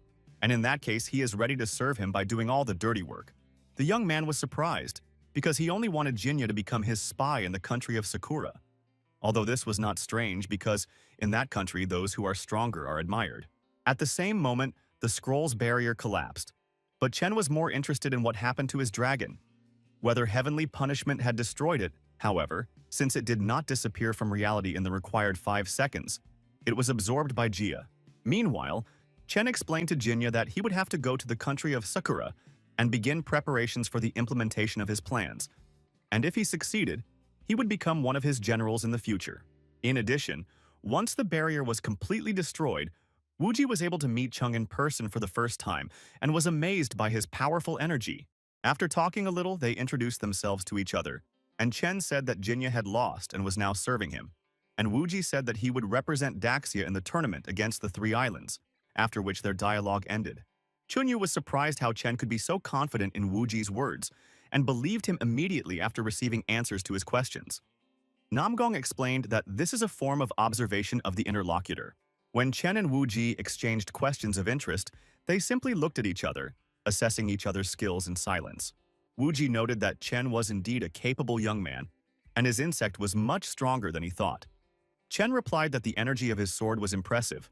Wuji added that even though he himself was on the 6th seal, and Chen was only on the 3rd, he was unlikely to be able to defeat him, and also warned that at the tournament he might be prohibited from using filth, but he would stand up for him. The guys decided not to linger in the desert, since it was already getting dark, and Chunyu needed to return to the main base, while Jinya went to carry out Chen's orders. Chen, meanwhile, was wondering how he could act in the tournament without using corruption, but he still had a little time to prepare on his own. Meanwhile, the Tree of All Things gave birth to a new colored fruit, and Chen became interested in what was inside because the previous fruit gave him a piece of the divine, bringing him closer to the 10th seal. That time, the fruit ripened after Chen fertilized the tree with the restless souls from the Chujiang battlefield. But now it grew on its own. Xiaochan explained that while he was talking with Jinya, the tree collected the souls of all the fallen. After this, Chen used the colored fruit and received a special item, Seal of Faith. With its help, he could instill a fanatical faith in the souls of a certain ethnic group or life form and force them to worship him. Moreover, this mark could not be removed even after reincarnation or resurrection. It remained on the soul forever, and the trigger for its activation was the murder of the god of an alien civilization or the complete destruction of its resistance.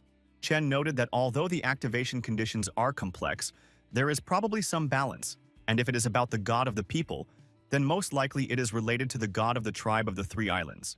He did not hesitate and immediately tied the seal to himself so that he could use it soon. In addition, a new era will soon begin, and Chen wants to use the impending chaos to become stronger, because human hearts are weak. Even the emperor 400 years ago was betrayed and torn to pieces by his own people. Upon returning home, Chen did not have time to rest. Kadian burst into his room and immediately asked if he knew how he made the Heavenly Punishment Brigade look like idiots, because they had been trying to catch the assassins for years. He stated that Chen brazenly broke into their ambush, killed everyone and made the Master of the Eighth Seal his ally, and now he wonders how the young man managed to do this. He also wanted to know the exact number of individuals in Chen's swarm, estimating 12, 20, 80 million. But the young man remained silent. In the end, Kadian settled on 80, and Chen decided to hide the true number because the teacher could be horrified by shock. Kachin said that Huan Yue had taken care to hide information about the size of the swarm outside of Daxia, and everyone would think that there were only about 10 million of them. So there was no point in revealing the real number. Chen replied that there was nothing to worry about and asked the teacher how many insects it would take to kill the fire god from the 3 islands. Kachin was shocked. Did he really want to kill Yang Zhong? He said that Yang Zhong had achieved the 9th seal more than 400 years ago. His current strength was unknown, and the islands were rumored to have learned to recreate divinity, and it would take at least 100 million individuals to win. Kadian was surprised. Had Chen really already found a way that would allow him to increase the size of the swarm to 100 million in the time remaining before the tournament? Chen explained that the corruption had absorbed a lot of meat from the battlefield, so it was able to not only restore the losses, but also give birth to even more insects, although 100 million would require an incredible amount of meat. Kadian replied that this was not a problem. It was enough to give a call and place an order for hunters from all over the country to help, but at the same time he reminded that relying only on corruption was dangerous, because according to the rules, external assistance could be prohibited. Chen replied that he understood this, and the teacher should not worry, because he had 2 more months to prepare, during which not only the defilement but also himself would increase. After the teacher left, Chen began to think about how to level up his new class before the tournament, at least to the 4th seal, and, according to Good News, to get the Heavenly God of War seal, you only had to kill 1,000 monsters in a row using the class's skills. However, in order to achieve maximum strength, Chen had to complicate the task for himself, and he was also planning to place a hunting order tomorrow, since, according to calculations, there would be enough meat for another reproduction of the 9 Wings of Fel. He remembered the patch of the abyss where the Spider Empress lived, and decided that it would be a good place to place the 9 Wings of Fel and carry out the mission to obtain the seal. Meanwhile, Xuanzi, Huan Yue, and Ling Qiu gathered at the Ji family's estate near the Magic City. Hong Ning also wanted to participate in the conversation, talking about the tree that he had transported from the caves of the tree tribe, but Ling Qiu told him to leave, saying that no one needed his tree. The reason for the meeting of the 3 great masters was the impending new era, the war in the dungeons of 10,000 clans, and Huan Yue stated that for stability, it was necessary to capture the 3 islands before the conflict began. 5 years ago, various plans were proposed to capture the islands, but none turned out to be ideal because Zhong was incredibly strong. In addition, Huan Yue's abilities were better in defense, and even the combined forces of Ling Qiu and Xuanzi were not enough to defeat Zhong. However, Xuanzi stated that there was no need to do anything, because all that was required of them was to protect Chen, which greatly surprised Huan Yue and Ling Qiu. He asked if they didn't wonder why he saved the young man when he possessed the forbidden insect. Ling Qiu noted that the current precarious peaceful situation could turn into war at any moment, and if the filth gets into the caves, the panic will intensify. Besides, this ancient insect is surrounded by secrets, and it is dangerous to rely on it. However, Xuanzi said that something made him reconsider all decisions, including Chen's sentence, but he could not say what it was. He only said that at the moment when Chen stood in front of him, he saw a small cricket, which showed him the future in 10 years. Huan Yue was indignant, not understanding how someone could show the future for such a period. But Xuanzi replied that the more he spoke, the greater the risk of bringing heavenly punishment upon them. Ling Qiu noted that since the young man is so important, and their task is to protect him, it means that he cannot participate in the tournament. Huan Yue shared what was already known. The masters from the islands artificially create divine classes, and she is sure that even with Chen's protection, she will die in the first round. Ling Qiu asked Xuanzi if he really knew the outcome of the tournament, but he replied that he knew only one thing. They were obliged to protect the young man, and they couldn't talk to him about it. Otherwise, they would punish him too.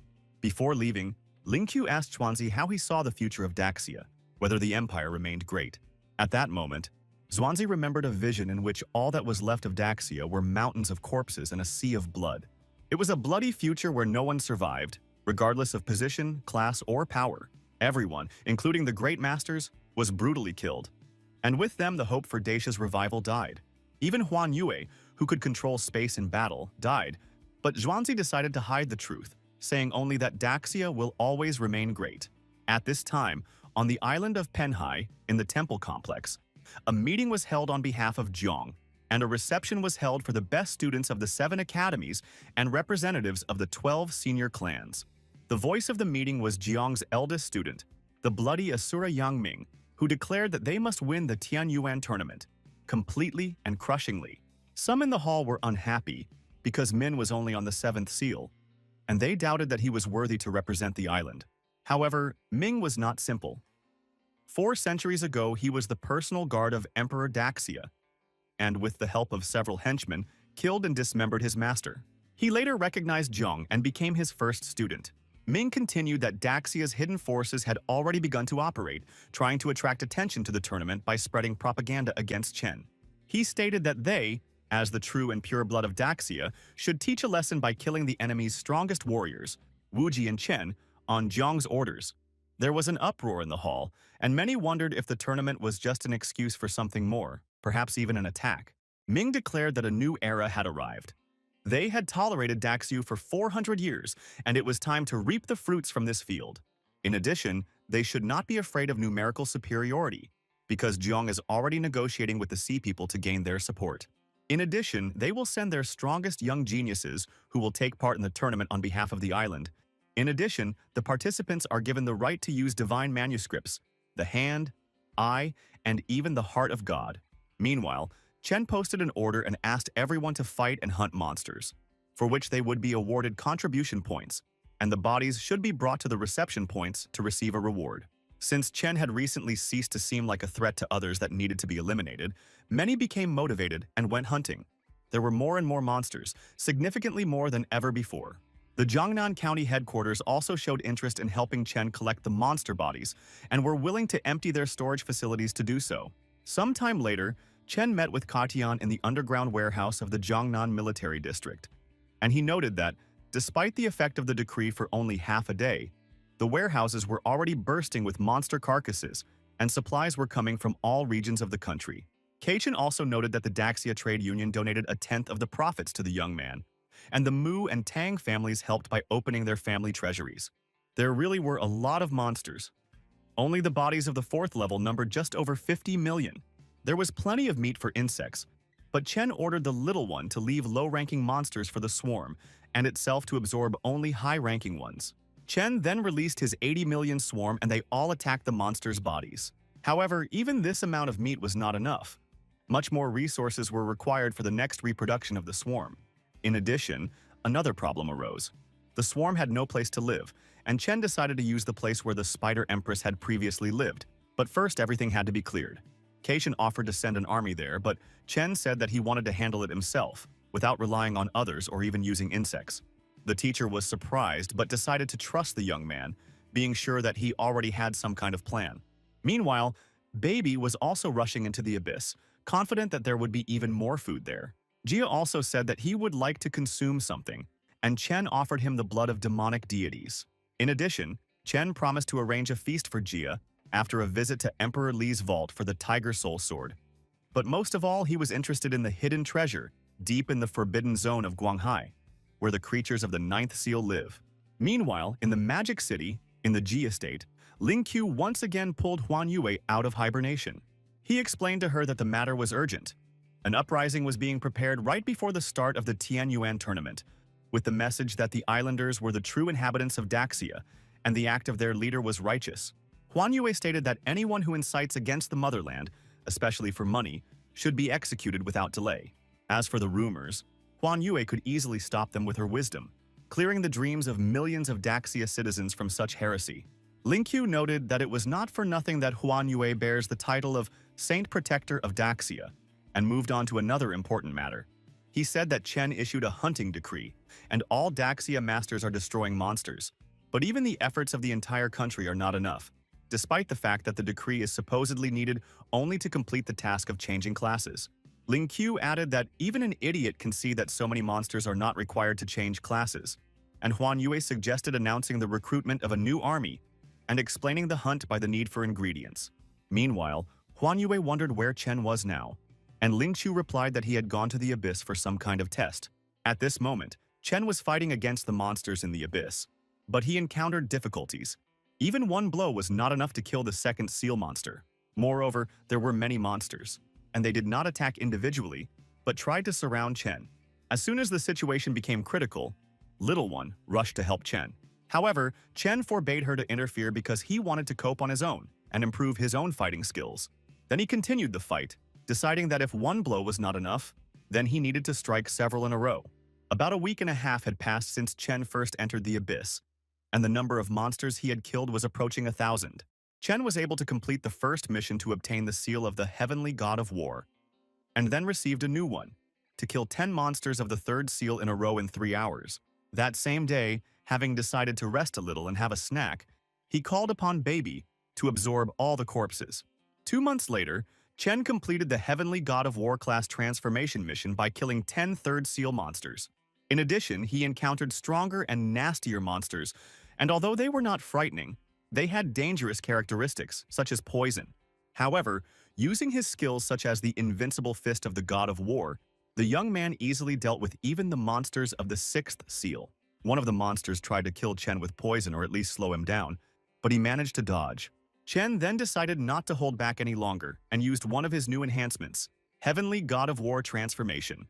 The strength he developed during these 2 months in the abyss was truly powerful, and now, even the monsters of the sixth seal, regardless of their characteristics, did not pose a problem for him.